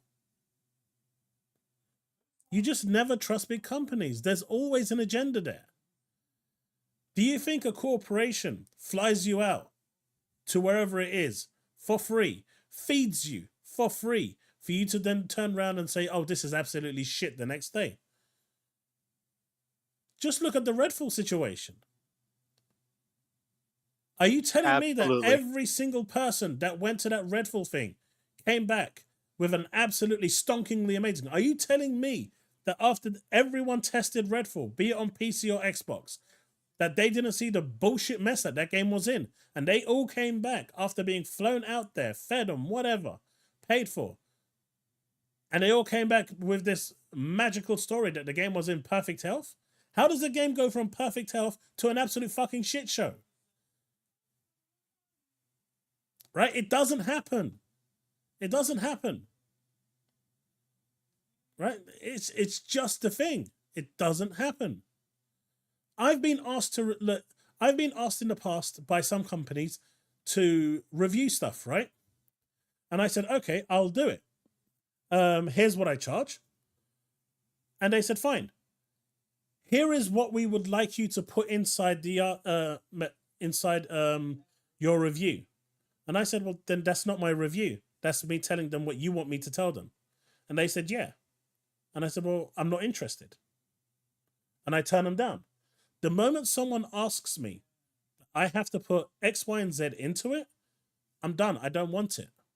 If I'm going to review something, or if I'm going to preview something, or if I'm going to give an impressions on something, I want the people watching me, listening to me, to know that that is my fucking opinion. That is my view, my opinion. You may not agree with it, and I'm perfectly okay with that, right? You may not agree with it. You may think my review is completely shit, and I'm okay with that as well. But if it's not, if it's my opinion, I'm happy. The moment you tell me that you want me to talk about, you want me to say this and this and put it in this way and that way, I'm done. I don't want to know. Now, there are certain things that they'll say that you can't talk about that are plot spoilers. I respect that. There are other stuff that they talk about that would breach NDA. I respect that. Maybe there's like bugs that are fixed day one that without the day one patch you will experience. I can kind of, accept that as well, to a certain degree, depending on how egregious it is, right? But if you're going to tell me that you want me to say this and this and this, I will say no, I won't do it. But so many other people will do it. Look at that guy that reviewed Quantum Error, giving it a 10 out of 10, just because his name was in the credits. Isn't it the same thing with the one guy who gave Spider-Man 2 a 10 out of 10 because they made his meme with the Spider Bros That was on the kind of rooftop? funny. That was kind of funny. And he has a relationship with Phil, but this is business. You know, Woodpit, that's correct. Like, at the end of the day, you know, if I'm going to go into... There's a saying, right? You don't go into business with family. Because with family, you can't really say no. If you say no to family, they are going to get very upset. It's a very awkward conversation. That's just the reality of it. It is an extremely awkward conversation you do not want to have. But you need to be in a position where you can keep business and your, personal life separate. Now, my brother owns a daycare center. And my son wanted to go, I was looking for a job for my son, and I was saying, like, is there anything you can do for him? And he goes, yeah, but as long as you're aware he is not getting any special treatment, he'll be treated exactly the same way as the other staff. And if he tries to pull anything funny, he's going to get punished, he's going to have the same disciplinary action the same way as they do. There is no leeway just because, he's my brother's son. And I wouldn't have it any other way, because that's how it should be. But the moment you get into a conversation with these guys and get into that relationship, it's really difficult. Because you then turn, Tim Dog was expecting, board level conversations, it seems like. And that's never going to happen. Also creates some severe legal issues as a reviewer in the US. Well, yeah, but Susano, I can tell you for a fact that the reviews that come out, be it for PlayStation, Xbox, whatever, certain games have those restrictions where they tell you that we want you to say this and this and this. Like, I remember I actually was asked to review, this was years ago, before I started this channel. I was on my other channel, and they asked me to review, I think it was actually the monitor I'm using now, this, right? And they said, we want to see your review before you post it. And I asked them why. Well, we want to see if everything is up to code. And I said, well, it's going to be my review. I'm not going to change it. Now, if there's any points that you want me to talk about specifically to highlight the TV, the monitor's capabilities, let me know those capabilities. I'm going to basically go off what I'm seeing here and what I'm testing. But if there's anything you want me to highlight because it's a new feature that I might not be aware of, please let me know. But I'm not going to start putting in your words into mine. And we came to that agreement and that understanding that my review was going to be my review, and they agreed with that. And I said, once I send it to you, if you ask me to change anything, I'm canceling the review. And they agreed to that. And so my review went live.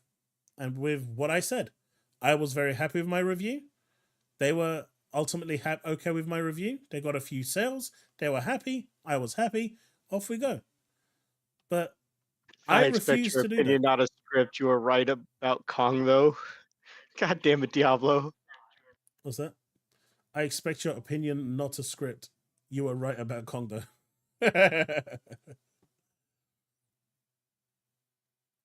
Then your personal credibility becomes a currency. 100%.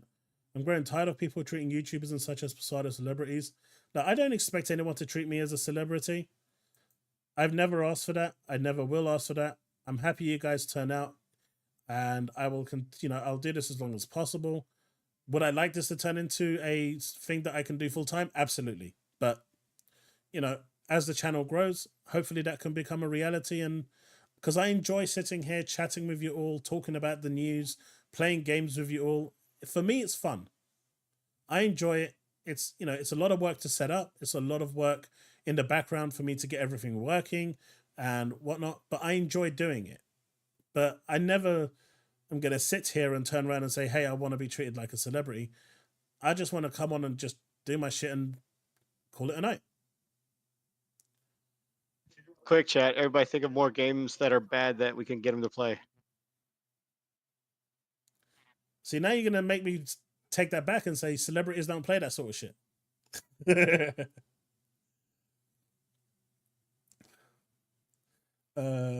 Don't sell your credibility. Kevin, I never will. I never have, and I never will. Any review that you see from me is my personal opinion on it, and that's it. If I'm giving it impressions, it will generally be after about 5 hours worth. My impressions videos are generally after 5-6 hours of gameplay. If I'm doing a review, I need to finish the game first. If I know I can finish the game within a certain time frame when the game launches, you'll get a review. If I can't, then I don't do it because it's too late. But I got a question about that from you. Yep. What is your opinions on difference from doing a first impressions to a full-on review after you've completed the game? So for me, a first impression is how the game has made me, for the first 4 or 5 hours, what my initial thoughts are, what it's doing well, what it's, how it's doing it. Is the frame rate good? Is the story good?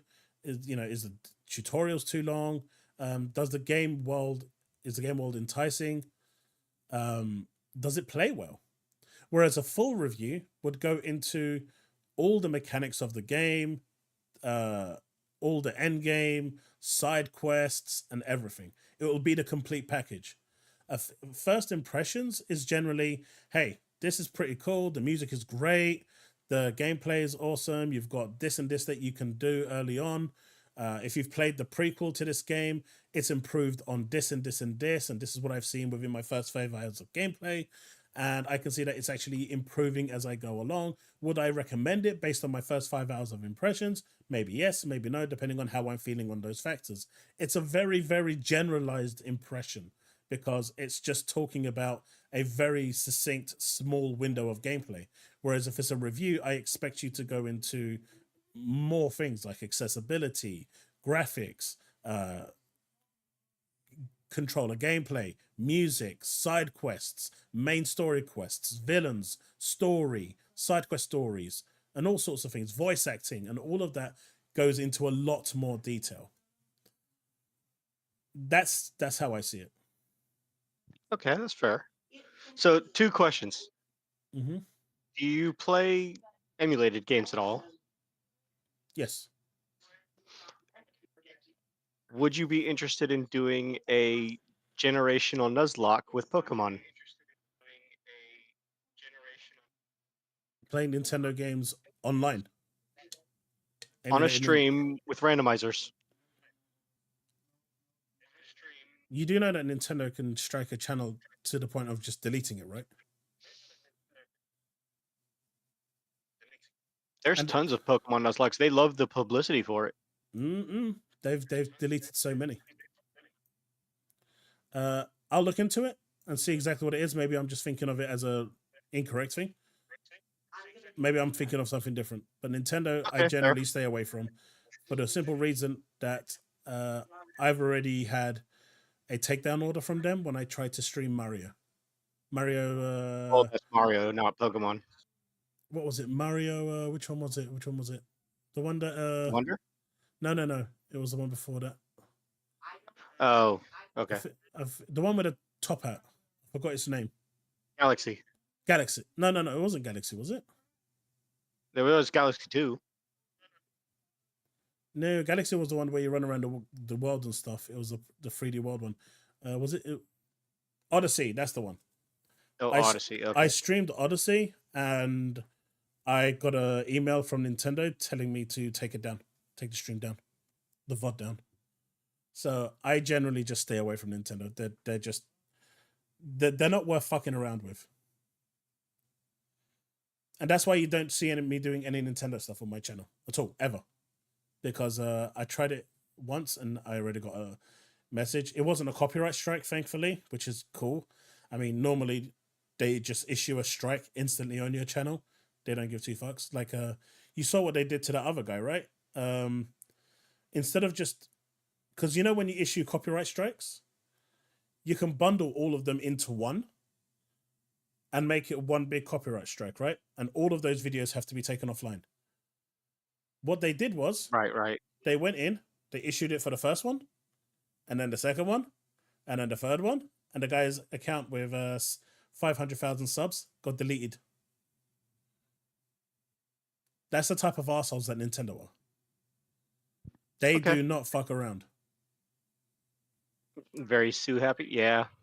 They do not fuck around. Like I would genuinely be scared to stream a Nintendo game. And that's the honest truth. I streamed tons of Pokemon Nuzlocks and never had any so much of a word from anyone Nintendo. But that's just me. But again, after stream I'll have a look and see what that Nest log is, because I might be thinking something different. That's how Gamergate started with I think it's just Nintendo's Mario IP. It's not Game Freak. I never played Redfall, but Fallout 76, I hate that game. It was buggy as shit. It's actually fixed now, Fallout 76. It's actually fixed. It might be a cool game to check out. The games in context are the same as getting paid money. It's akin to being paid to advertise a game. Means it's a sponsored review at the very least. I mean, you saw me yesterday. I put up that message with Helldivers, right? Sony provided this game. I need to make that perfectly clear that Sony did provide that game. However, throughout the short stream that I did while playing Helldivers 2 with my first impressions, I gave my honest opinion. I didn't lie to anyone. I didn't sit there fake enjoying it. I didn't sit there fake having a blast. At the end of the day, what you see is what you get with me. And if people don't like that, that's fair enough. But I'm not going to sit here and circle jerk people and lie to them and tell them what they want to hear. And in the past, you know, there's been times, and some of you may remember, where I, you know, for certain game releases like Forza Motorsport and Redfall, I blamed the way Game Pass is established, because those games would never have come out in a normal world after Cyberpunk. And I got a lot of backlash for it, but that's my opinion. And I'm not going to, you know, change that opinion because people want me to. If you don't like my opinion, I'm happy for you to come and tell me that I disagree with your opinion. Just like, you know, Whole Grain Bread told me, I disagree with your view on the PC stuff. I disagree with it. I'm more than happy to have that discussion. And if you want to come onto the air and have that discussion, we can have that discussion. No problem at all. You want to come to my Discord and we can get into a chat, we can have that discussion. But at the end of the day, just like I respect your decision, I expect you to respect my decision. And if you don't, and you're going to threaten me with unsubbing, well, go away. I'm not changing for no one. I'm not changing for you. My opinion's my opinion. Derek says, you are very genuine. Thank you, dude. I appreciate that. Life of Black Tiger. Would lose work if I got caught doing something as shady as that? What's that, Susanna? Sorry, I'm just trying to catch up with chats. It's just annoying. You see the same people on the same podcast in the same circles, fanboys on this side and that side, and yet off air they are all friends. It's an act. Yeah, some of it is. I try to keep it as real as possible, always. And you know, one thing you can know, like me and Power Boss, sometimes do these joint shows. You know, I've invited him a few times to do it with me, but he will tell you whether I'm just chatting in Discord, in lobby chat, or we're chatting in just general chat with text, with everyone in there in the general lobby chat. I'm exactly the same person. I don't change. Absolutely, 100%. What you see with me is what you get. A lot of people like to put on this different persona where on stream they're this person, off stream they're someone else. No, I don't want that. I want, you know, the type of person I am is this. If you feel like you can go out and have a drink and have a good time, great. Because if I'm not on stream and if I ever attend a convention and you see me, I'm going to be this exact same guy. There's going to be no difference between it. I'm the same cheerful, happy guy that you see now as I would be if I attended a convention. So, you know, that's how I want to be, and that's how I am personally. Play some retro games. A lot of people crap on Final Fight Streetwise on PS2 and OG Source, but it was pretty good game in my eyes. Final Fight, I remember that. That was fucking awesome. Also requires a ton of time. It does. Got friends that do the P thing and have for years. Yep. Granted, they were in an affiliate program with Nintendo. Not sure if that company still does that. I think they moved away from that affiliate thing. Yes, politics is the same, but that's not my hobby. The hobby is being hijacked by people who are in it for personal gain and are propped up as the faces of all of us hobby. I mean, yeah. I mean, people will always do things for personal gain. Because it's a lot. I mean, especially like something like this. It's I start, you know, it takes like 4 hours out of my night. It's also going to take a few hours to prep. It also means like the room I'm in right now is actually my living room because this property is so small. So the fact that I'm in this room means that no one else, not my kids, not my wife, they can't come into the living room to even use the TV. So me doing these streams actually causes, you know, some inconvenience to other people in the house. I try to balance that a lot. But they're understanding because they want this to grow and succeed. So they're very supportive in that respect. But I can totally get what you're saying.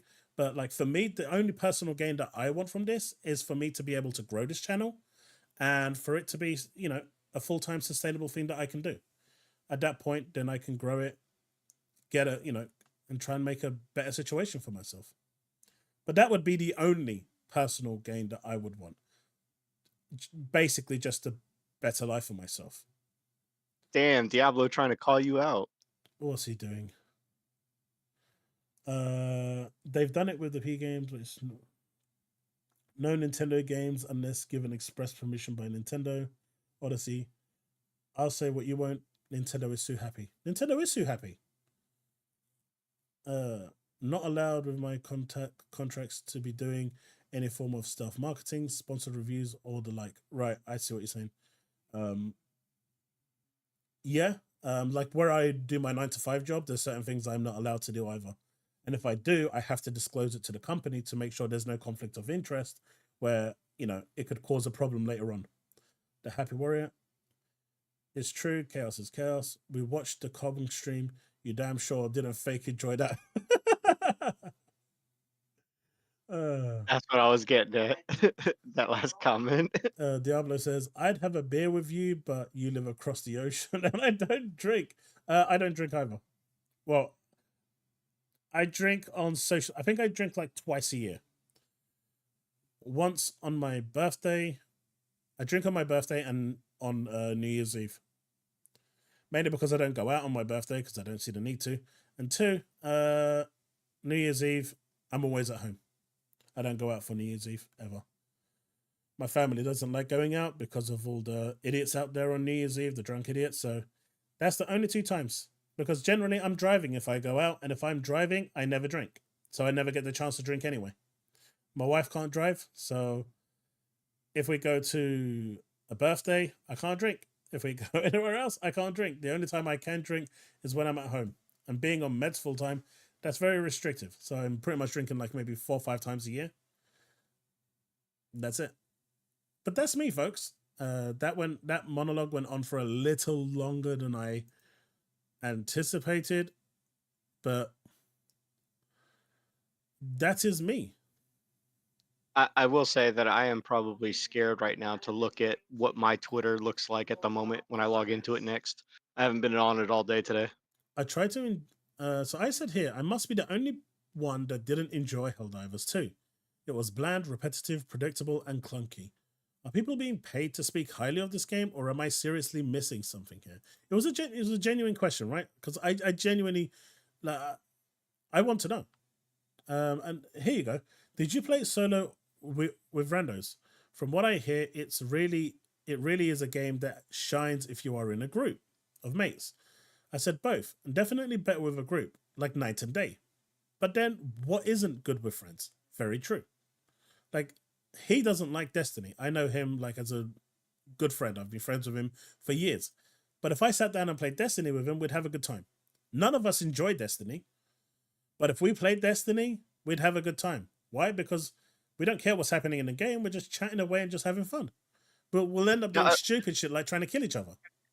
I will say with Helldivers 2, solo or multiplayer, just speaking of the game mechanics itself, the level up of the ship, the loadouts of the characters and things like that, it does do a lot of things well. There are just glaring things in the background that go on, like the broken matchmaking, or getting the toxicity randos when you do get the matchmaking working, that just make the game a lot less enjoyable. And I'm worried about the longevity of that game, because if they don't fix things like that, then there's going to be a lot of things that will be probably worrisome for the future of it. I can see it being another studio that gets closed down because of it, or at least a lot more let go. What did I tell you all yesterday? Over the weekend, I'm going to give this game a really good try, play it for a little longer, and see if it actually changes my mind. I'm going to go in and play with it with some friends that I know that have the game and try it that way. I'm willing to give it a shot. I'm willing to give it a chance. I don't just want to write it off. But I want to be fair. And, I think everyone deserves that, at the very least. A fair shout. Oh, what's this? Over the course of the week, I've rechecked the info mentioned below, and the information suggesting Starfield was PS5 bound is false.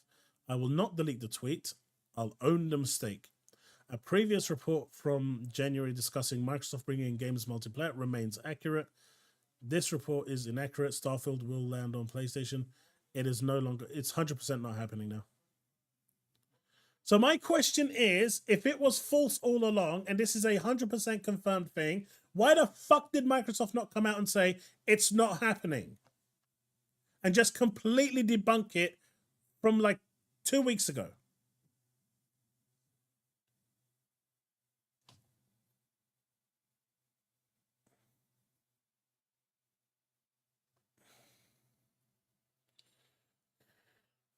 Right?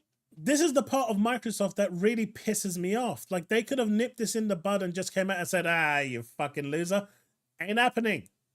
Shut the fuck up. I know you think you're a big shot leaker, but you got your info wrong. Just literally bitch slap him down. Instead, they stayed quiet. God damn it, Taz. See, Outriders is another thing, Kevin. I think the first Outriders was, the base Outriders was good. Then you had the DLC, the expansion, and I thought that was good. What became poor with that game was that a game that should have been a live service actually decided not to be a live service. They could have literally milked Outriders. The game was awesome. It was really good. But instead, they decided to nerf it. They decided to hamper it. They decided to screw around with the actual drop rates, reducing the drop rates, making it almost impossible to get the right rolls.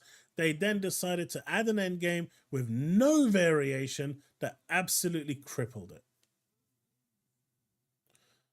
Outriders should have been a live service, and it probably would have been alive today. The one time they should have actually made a live service, they fucked up. Taz trolled me. Oh, yeah. He made me choke on my chips that I was eating when he said that. I have a shot of Corvosia on Christmas Eve to honor my dad. Rest in peace. Rest in peace, dude. It still tastes horrible. Their messaging sucks. Maybe it was a thing, but it changed. Yeah, but when it changed, they should have come out and said it changed. They wanted to see all the fake fans fake sell, break their Xboxes. Ventura, you know what? The one thing this has exposed is the number of people who are fake bullshit people. That's the one thing this has exposed. There's a lot of fake people. Oh, 100% they have. They have. There's so many fake ones out there. Everyone has been going on this news as gospel. And do you know what? Come Monday, everything we've heard, all the rumors that are going out, and we're saying, good things are coming. It could have all changed, and we could get the worst news possible. Xbox is going, is giving X and Y over to Nintendo, to this. I'll still be here. Will I potentially, if Microsoft goes third party, diversify? Of course, I don't want my channel to die. Right? That's a given. But I will still be here and still be supporting what I support. But at the end of the day, I am not going to sit here and start crying, moaning, bitching, having a mental breakdown, having a nervous breakdown, going into a complete and utter disarray because of rumors. Because we've seen time and time again for 7 hours. We've seen time and time again how these rumors turn out to be total and utter bollocks. And the worst part is, the absolute worst part, right?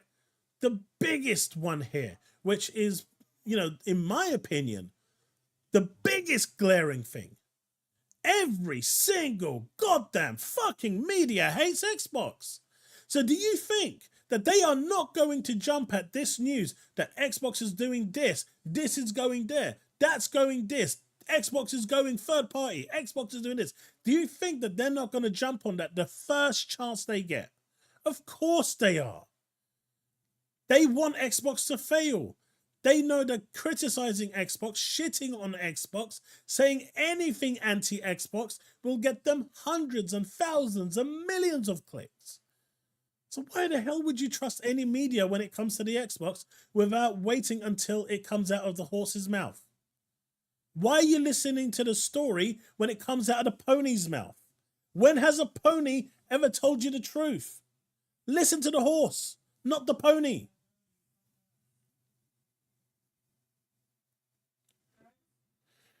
Any communication could have been viewed as a problem in another context. It could have. No, Susano, I get that. I totally get that. I totally get the business side of things. Especially if they said something and then it got reversed later on, then they would have looked even more stupid. But if it was already confirmation... I think Susano's proverb that you're looking for is you either live long enough to become the villain or you become the hero or something like that. That's what you were going for on that one?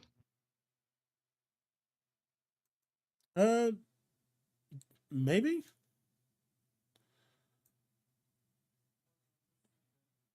Just, I don't understand why people are listening to stuff that's not confirmed. I found your channel during the FTC trial, and you have become my favorite Xbox channel on YouTube. I appreciate that, Kill Paxton. Thank you so much. Okay, then I was wrong, Susano. I apologize. I'm not gonna lie, it probably still lost. You knob. Look, Lost is a PlayStation fan. Right? He has to be. I mean, either that or is a grade A troll. But I'm happy for him to be here, right? He doesn't say anything like overly, he doesn't say anything toxic at all. He's just trolling and having a good time, and I don't mind that. He's bringing a conversation in.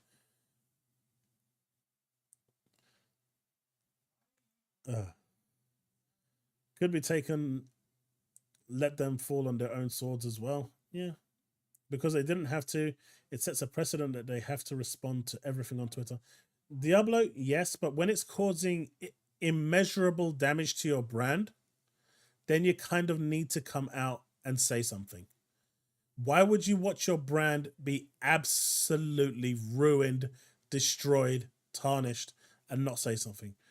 Even if it's just a quick thing, don't believe everything you hear. If you know that everything that's being said, even if like 20% of it is not true, simply coming out and saying something as vague as that, don't believe everything you're hearing. We will have an update for you soon. That is a lot better and gives you a lot more reassurances than we are listening. And that's not responding to rumors. Because clearly not all of this is rumors, right? There are some stuff that is inside this that are real. The fact that they're going to have this business talk already tells you that some points of all the rumors are going to be real. What is going to be real, we don't know. But the fact that they've already come out and said that we're going to have this business update means that certain aspects are real. They've already confirmed that. But what exactly is confirmed, or maybe all of it is incorrect and something else that they're doing is going to come out, but something is changing. So coming out with a statement by saying not everything you're hearing is real, don't believe everything you're hearing, we will have a business update for you soon, next week, would have been a much more reassuring statement, which would have given them a little more leeway. But just saying we're listening isn't the way. I've mostly unsubbed from Xbox gaming YouTube channels except for you, Oni, Alex, and Doc Dark. The clickbait is just too much. Hopefully I don't clickbait. And chat, one thing that I will ask for is that if I do clickbait, please call me out on it. I hate clickbait. I try my best not to clickbait. And, I genuinely do my best to just put informed titles.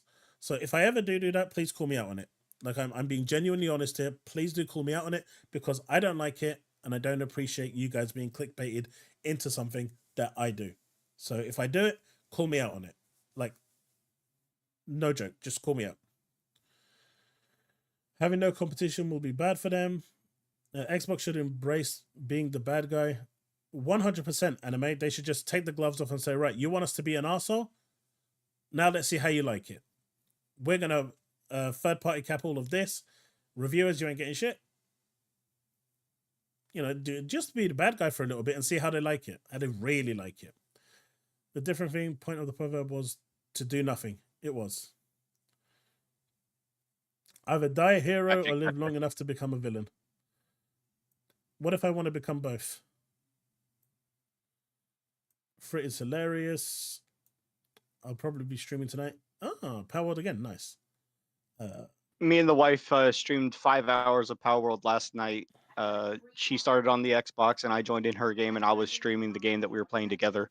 She's playing it right now on her other game, and then tonight we're going to probably stream it again sometime later. Now, the reason why I was asking if you were going to be trying to cover the news on Monday, depending on the time, is if we can, we could try the Twitch dual hosting thing for call-ins at the same time.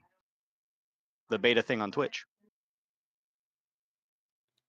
But I'll need to be streaming it over on YouTube. These guys won't go over to Twitch. Well, no. You could do YouTube. I'd be on Twitch. Okay. Because it would be a dual simulcast. Like I said, if I'm available on Monday and it's at a time where I'm going to be available, then yes, we can do it. Okay, because I'm going to be covering it whether I'm with you or not. It's not going to happen. Because I'm going to cover it whether I'm with you or not. Mm-hmm. I just got to get the confirmation on the time. Yeah. If it's at 2-3 a.m. in the morning, I'm going to be sleeping, dude. Right. Of course. If it's going to happen at like 6-7 p.m. in the evening, I'm available, and I'm going to do it anyway. I'm going to stream. Yeah. Woodpit, I 100% agree. Power World is awesome. You should try it. It's unlike most survival games. The closest thing is Ark and Conan. It's a very, very good game. Yes, it's early access. Yes, there are bugs, but it is still hilariously fun to play. I recommend it highly. Go away, Green Goblin. Really need to stop playing Power World. It's become I must be the only one that is not overly into Power World. Building and stuff just has never been my thing. Where was that? Someone said something to me. Have you commented on the new articles that Xbox is being outsold 2-1 to PlayStation? It was 3-1 in December, wasn't it? The spin is real. I'm going to actually look that up now. And yes, I did want to talk about that. Microsoft can take a few hits from the fanboys. They can absolutely. At the end of the day, even if they did release a console and they release their games everywhere, the 95% of the normies out there that don't give a shit would still not give a shit. It's only the 5% that do give a shit. This is what Nintendo fans had to deal with during the Wii U days, misreporting about it during its reveal. If you've watched Shadow Fox vid at Kelson, I'm more inclined with the Xbox tax. I mean, the Xbox tax is real. The fact is, Xbox gets the short end of the stick every single time. They can release a game that is 10 out of 10. That is perfect in every way, shape, or form. And like I told Destin when I jumped onto his call, someone somewhere is going to run over, go out of bounds just to find that rock where its texture is bad and post on there and give it 7 out of 10. That is how they treat Xbox. I wish Xbox would bring back snapping apps. Oh man, can app out that? I actually really enjoyed that feature. Yeah, the richest company right now threatening to leave from a few guys is nothing. But the brand image is still taking a hit. Xbox there, but I have agree Microsoft is not helping. Yes, he's a PS fan. I've seen him in Alex's streams, so has Josh and Ifrit. But you know what? I don't mind. I'm okay with Lost. He hasn't been disrespectful. He's passing his opinion. He's a great, he's trolling. I can see it. But he's not being toxic about it. He's not being an arse about it. He's being quite civil about it. So I've got literally zero problems with him. They should start with making exclusives content in COD like PS did for years. They cannot, Ventura. Unfortunately, they cannot. Not for the next 10 years. And apparently Quantum Error has been removed off all PlayStation servers. Even the physical discs apparently have vanished. Apparently aliens came and took them. So if you wanted me to actually play that game, that's interesting to know. It looks like you were beaten by aliens. You've heard it here first. You don't need to go and check the store. Just take my word for it. The Chaos Lounge, you just ranted on the media hating the Xbox brand. If people are going to get hysterical over rumors, they're going to do it regardless. Microsoft owes us nothing. Remember saying that? I did. But what did I say that was wrong? like what I'm saying is, why believe in the rumors? What did I actually say that was wrong? Well, as much as I want to stay and continue this, the wife is wanting me, so I will actually bow out for now. If y'all have something to say, don't be afraid to call in. Chaos is awesome. And I will be on Twitch streaming later, and I will see you all either over the weekend or Monday whenever this news article breaks. So I will see you all soon, and have a good night. And in Chaos's words, remain legend. Take it easy, man. Yep. I'll see you later. Bye. I agree it could have been handled better, but it takes time to craft a response and more time to get okay from management. Patience is almost a lost art. Dude, these people are being paid a lot of money. A lot of money. They're working 24/7 for this reason. That should have been done. I don't mind clickbait. I get it. But this week has been atrocious for channel headlines, trying to get viewers and clicks on the Xbox rumors. Yeah, 100% correct you are. Metacritic scores are always lower on Xbox or multiplats, even when it runs better. Snap was awesome. Destin was shooting down a lot of the rumors yesterday. Because I think he also knows that, you know, a lot of these rumors are just wild, right? I know the FTC shut that down. Can you imagine if they came out and say this is all nonsense? The meltdown would be legendary. Mate, if they come out and say everything was nonsense, and yes, Susanna, aliens, that's gonna be wow. I want to see, honestly, I just want to see Tim's reaction when it comes out. What about the Funimation disaster, IPS? We can look at that as well. Later venture. Oh wait, you're saying thing. Funimation content is being taken away. That is disgusting. The fake Xbox news came from a forum post. This is a great video, my dude. But the first one was the 2-1, right? I still can't believe that. I still can't believe that. Let's see. Let's do an actual search. PS 2-1 Xbox sales. PS5 has outsold Xbox Series X 2-1, data suggests, because people who said that the December sales for Xbox were bad were ludicrous. They sold 1.3 million units compared to their usual 600K. They sold over double of what they would. They made a lot of sales during the holidays. Combined sales of the consoles have topped 77 million, according to research shared by Take-Two. PlayStation 5 has outsold the Series X by around 2-1. That used to be 3-1 as of the end of 2023, according to data shared by Grand Theft Auto publisher Take-Two. An investor presentation released on Thursday alongside its quarterly financial results, the company said 77 million current gen consoles had been sold as of December 31st. Representing combined PS5 and Series X data was sourced from one of, or a combination of, research firms IDG Consulting and Newzoo and the Entertainment Software Association. Sony and Microsoft's console launched in November 2020. While Microsoft hasn't confirmed exact sales numbers for Xbox Series X, I think it's about 27 million now. PS5 surpassed 50 million sales on December 9, 2023, according to Sony. I think it was, I don't know where Hargreet got his information, but he said 27 million in Boom's stream. Assuming Sony's console managed to sell at least another 1.34 million units during the remainder of December, and that data Take-Two shared is accurate, PS5's lifetime sales would be double those of the Series X.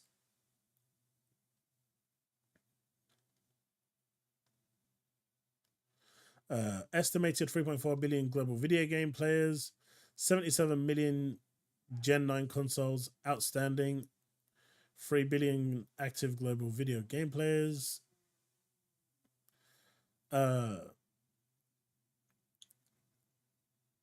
So that seems a little short because I'm pretty sure if Xbox is now on 27 million, that would mean PlayStation is on 50, and obviously we know they've sold more than 50. I think they're on like 52 or 53. So that's probably closer to 80 million now.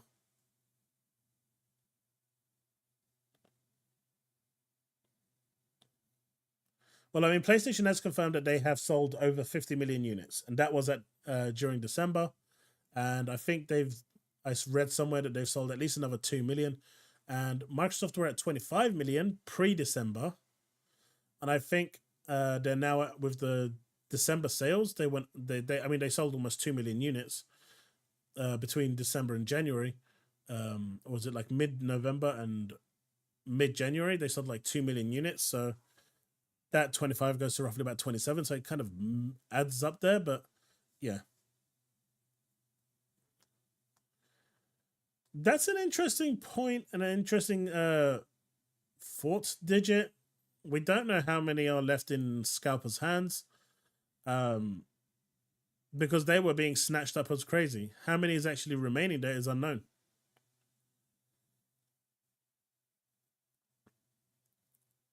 That's another good point, Doc. They always count shipped as sold, so that is interesting news. That's an interesting point as well. There's nothing else here, but I mean, I think the 2-to-1 is about average, give or take. Maybe if there is any in scalpers' hands, it'll probably be maybe about 5 million. Honestly, 5 or 10 million. I don't think it's that many. Because the scalpers were selling them at cost price at one point just to get rid of them, but they made bank, right? One scalper I read made over 10 million in profit.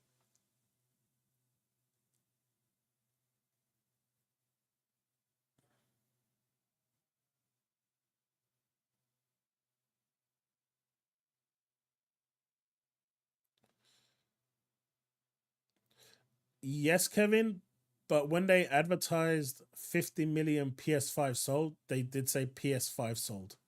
Or did they say 50 million consoles sold?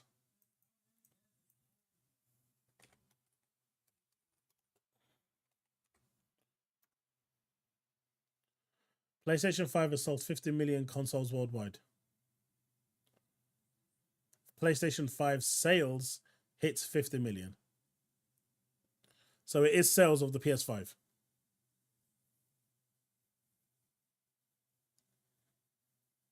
And that was on December the 9th. In December, on the Christmas run, they sold 2 million units. So that's already at 52, not including January. So to say that they probably sold another million in January, seeing as it's a dry month, or even 500,000, you're looking about 53 million, which is where I said they would be, ballparking it. There was a rumor, yes, rumors again, stating that Sony overstocks the market with systems. So places like Walmart have so many systems, they don't know what to do with them. I've heard about that.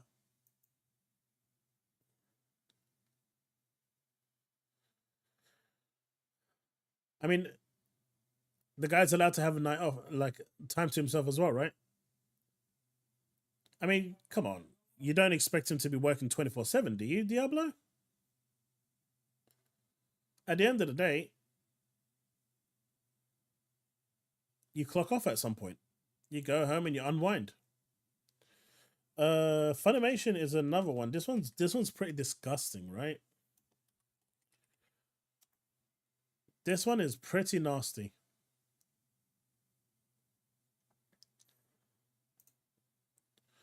Funimation is shutting down and taking your digital library with it. Now, I think them shutting down, whatever, but taking your digital library with it, I think that's a low blow, man.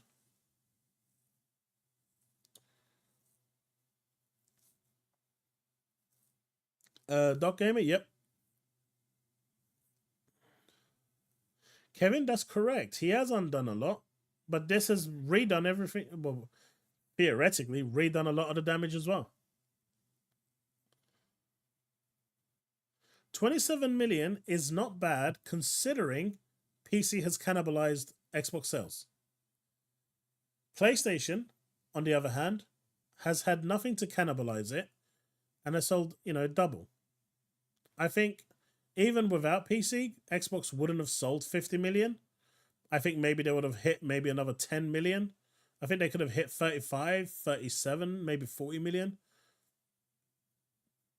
I think 35, 38, max 40 is about the right point.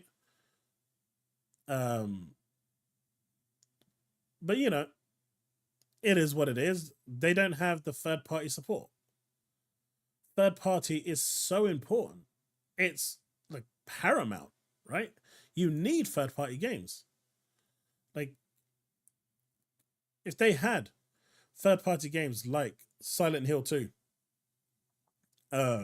Stellar Blade, whatever games, Final Fantasy VII Rebirth, that were only on Xbox, that would shift consoles. And that's what Microsoft needs to do now. They need to start money-hatting third-party exclusives. But yeah, what they've done with Funimation is like, my kid came to me and goes, "Dad, did you hear they're cancelling Funimation?" And I said, "Yeah, I heard about it." And it goes, "I've just gone and cancelled my subscription with them." And I said, "Okay." And I go, "Well, how are you going to watch your anime?" "Well, if they don't want me watching it there, then I'm just going to watch it somewhere else. I'll save money." Okay. Because if you haven't heard, Crunchyroll is going from $50 a month for the year, to $100.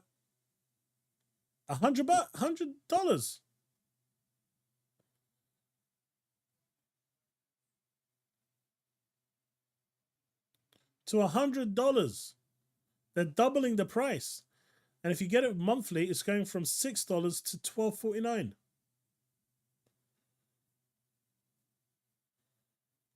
It's going from $54.95 to $99. Who's going to pay that?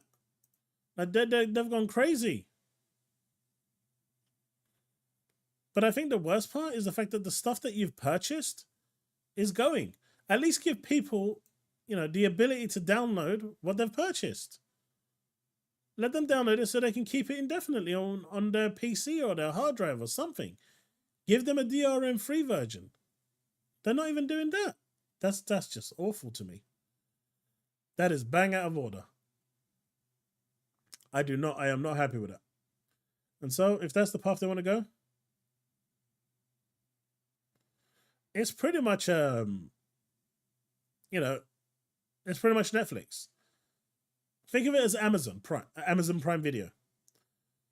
You can go in and watch stuff, but you can buy stuff as well. I said they can work 24/7 if they are required to.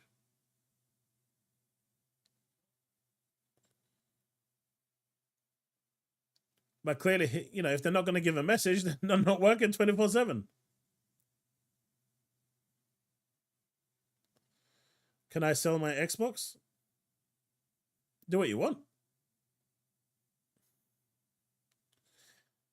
If you feel like your Xbox isn't providing you with any entertainment, then do what you want, buddy.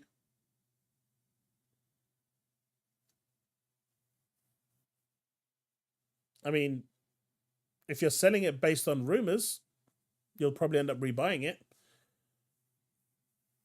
But, why are you selling your Xbox? If that's the question you want me to ask, if you're selling it based on rumors and on digital, the fact that these rumors are saying the games are going to PlayStation, we've already had, where is it? I've probably closed it. Did I close it? We've already had here that says it was all fake. Starfield is not going to PS5. It's not happening. So if you're selling it based on rumors, I don't know what to tell you. How do we get so many Xbox insiders with more unique rumors than we know how to keep up with? Each one came up with a unique rumor that their friend messaged them. Some know the inner workings of hardware. Some know games in development. I actually know of A couple of mobile games that are in development at Xbox right now. Some even know multiple multi-plat plans. Xbox Nation right now.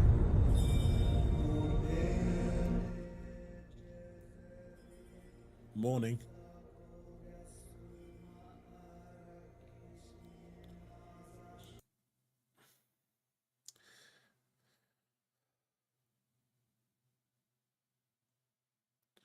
You want to play Final Fantasy VII Rebirth? That's going to PlayStation 5 and PC. Will it come to Xbox? I don't know.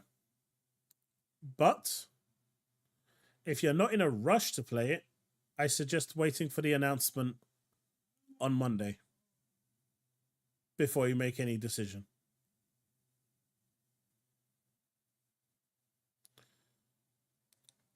Right. I would suggest wait until Monday because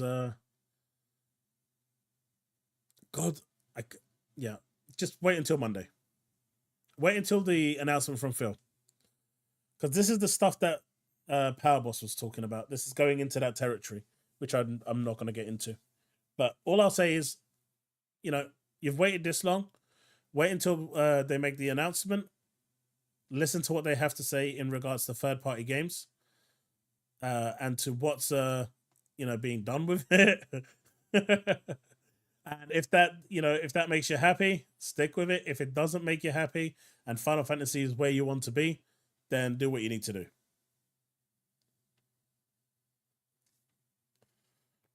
I mean, I don't think he has a PC.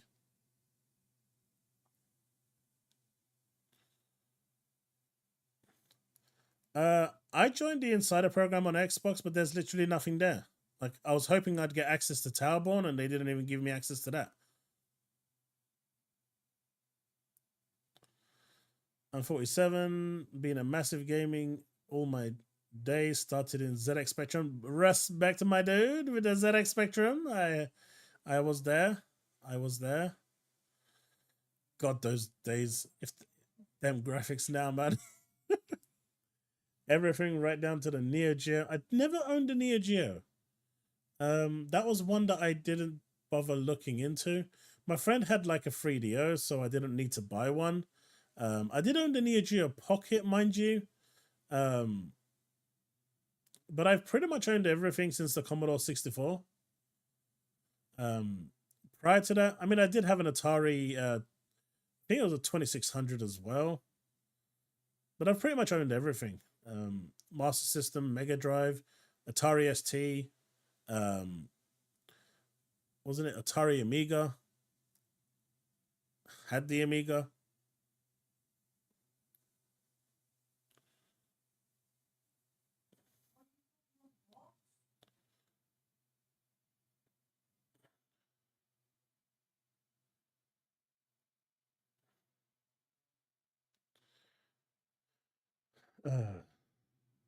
Toaster PC, yeah? Yeah, I can see that.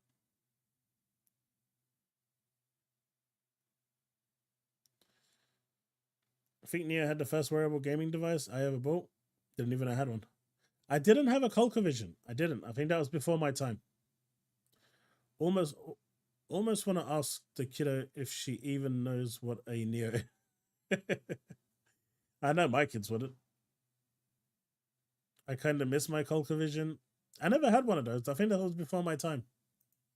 Let's see. ColecoVision.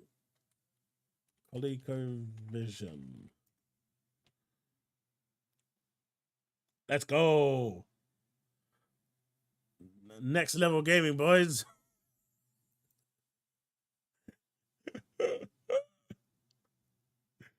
Oh, shit. Let's go. Next level gaming, boys.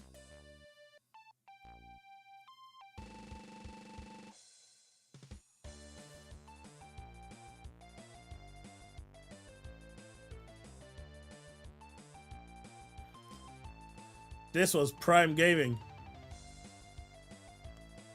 Let's go. Yeah.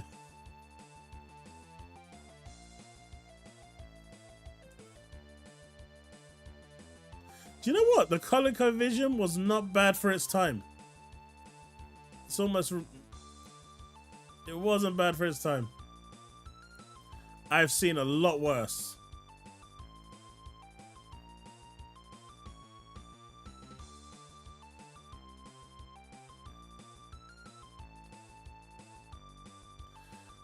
Mate, the Spectrum, do you remember when, or even the Commodore 64, you'd load the tape and then it wouldn't stop the loading? The tape wouldn't stop and then you'd be screwed. You have to start all over again because you don't remember when it stopped. Chiba!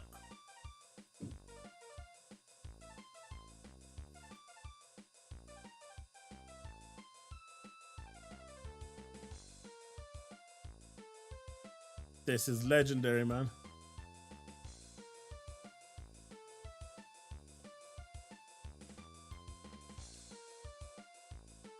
So chat, the next time you say graphics are crap, just remember we played this.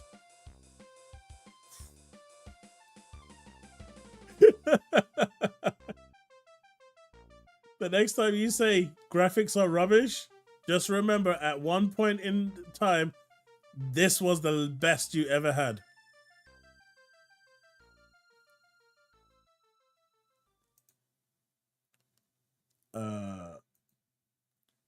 Which one is it? What game is it that I wanted to sing? The Last Ninja 3. Intro. C64. I think this was the first time I actually saw an intro.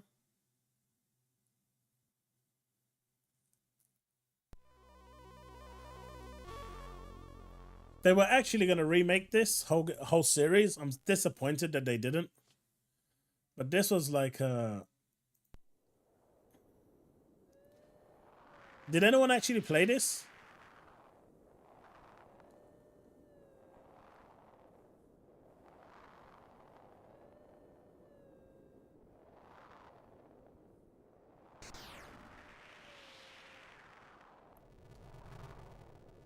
Hey, retro is good, man.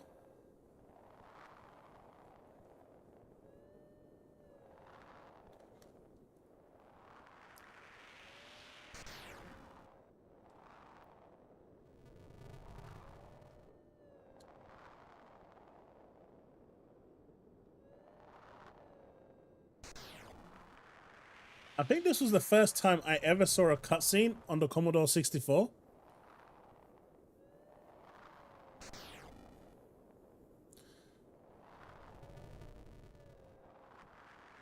This was like next level stuff.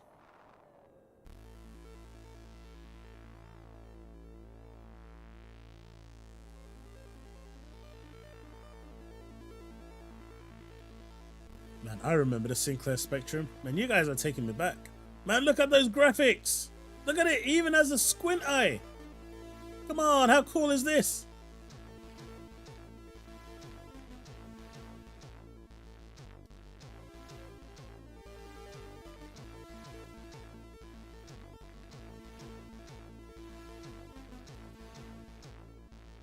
It even had a story. You know, the user manuals for these games were pretty much like that thick. They had the story all in the manual.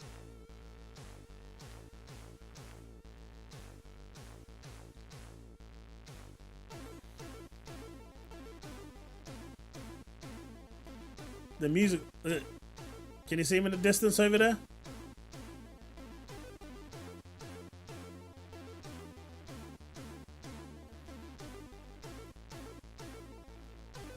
Man, I remember this like yesterday when I was playing it in my room, man. This brings back good memories.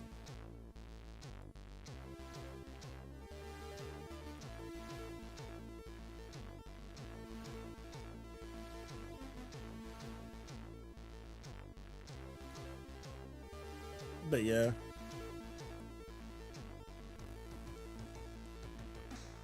We did. Because, you know, games back then was all about just awesome gameplay. And pixel point jumping.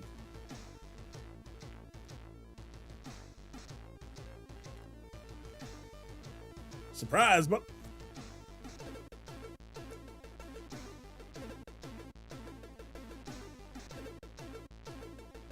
I loved it.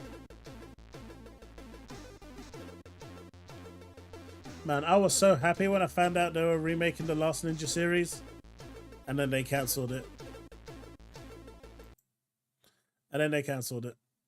This is the actual gameplay.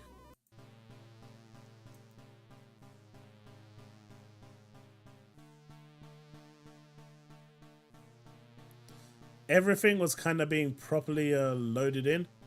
You just found the sword. My dude is literally going and finishing this game straight up.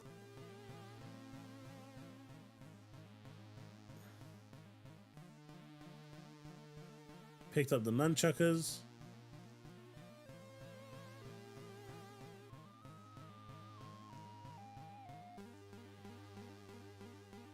Legendary games, man. Legendary games. Legendary games.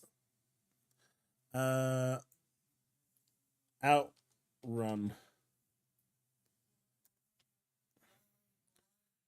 Yeah.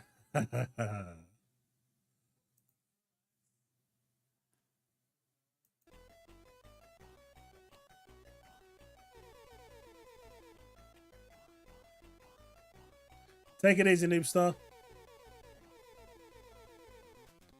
Trifinal, you know it, man. You know it. Last Ninja was dope. See, those are the games that they need to remake.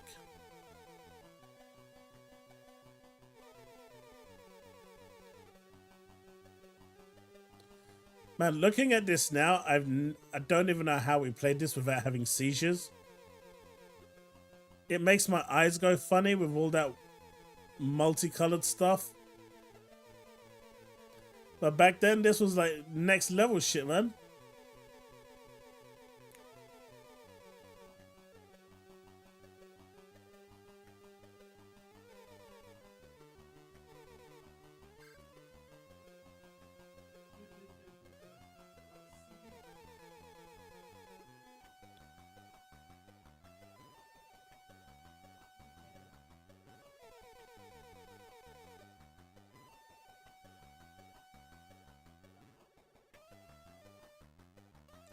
Good shit, man. Good shit. Let's see. Is there anything else that's okay, that's nothing to do with the thing. Okay, let's see if there's anything else that's worth looking at before. Oh god. Way to truly walk it back to say we aren't porting games to PlayStation. I don't care if Hi-Fi is finished. You are in the midst of killing your brand. That's all. What the hell is he going on about now? You are in the midst of killing your brand. That is all. How can anyone be positive after what's went on and what will continue to go on? You don't know fuck all of what's going on. I'm sorry to say, but you don't. You just had a mental breakdown and that's it. I'm sorry, Tim. You don't know anything. He's literally killing his social presence. I guess the ponies are okay with him. That's probably why I need glasses now. You know what? You're probably not wrong. What's this? Nightingale is an upcoming survival crafting PC. Bye.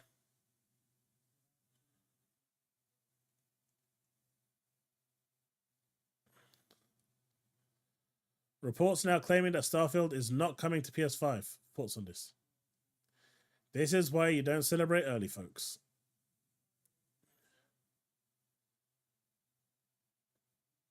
Starfield going to PlayStation 5 is false, it's claimed Insider Gaming. Everyone is reporting on Starfield now. Oh my god. Once you go third party, you never go back. Man, Microsoft has been third party for ages. What do you want about? They've been dealing with third party games for ages. I mean, Minecraft has been third party for donkeys. My dude is just... He acts like there is not a single game that's third party on another platform.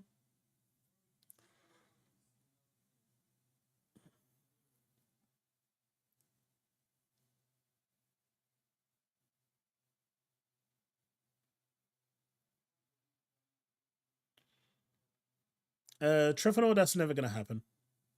Not now, anyway. When they go to cloud, it will happen, but not right now.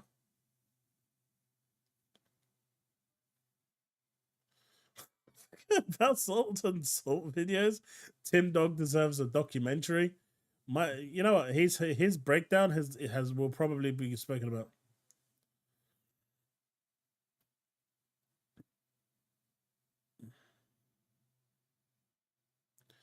I need real journalists to do their job. When they don't, YouTubers cosplaying as journalists cause wildfires that are difficult to recover from. Well, that's why I've always said, shut the hell up. But you know what? I don't see any other bits of information outside of people roasting foam stars.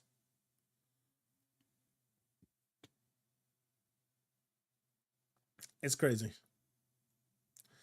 All right, chat. Is there anything else you want to talk about? Anything that you want to jump into before I call it a night? It is past 1 a.m. and I'm probably going to record a video after this just to prepare for tomorrow. But anything you want to talk about tonight?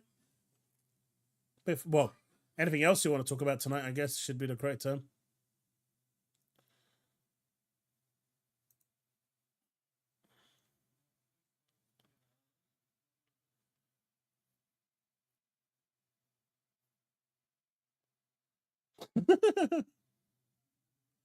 Could you see yourself getting back in? No. There's no way Tim is going back in again. Is your time in your time zone? You should probably be thinking about going to sleep.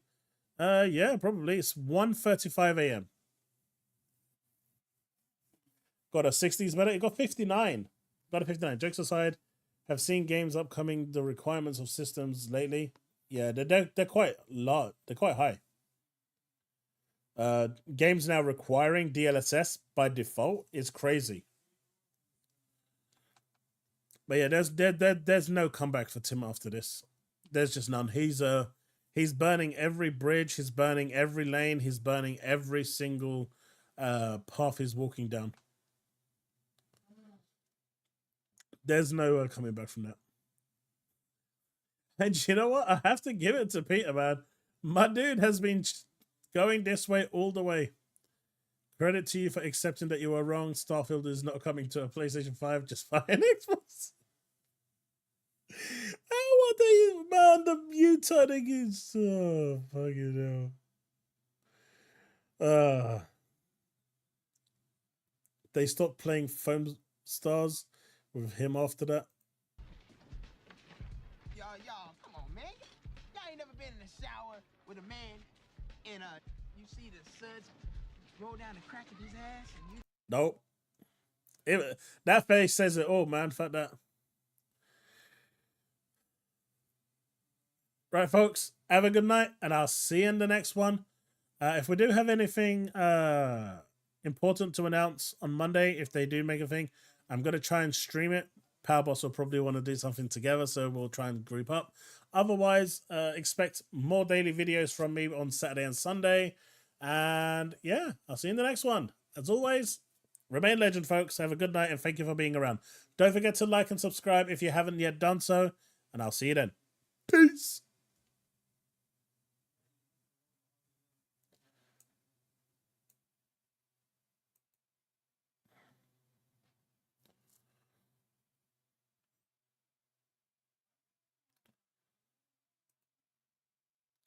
Remain legend, folks. I'm out.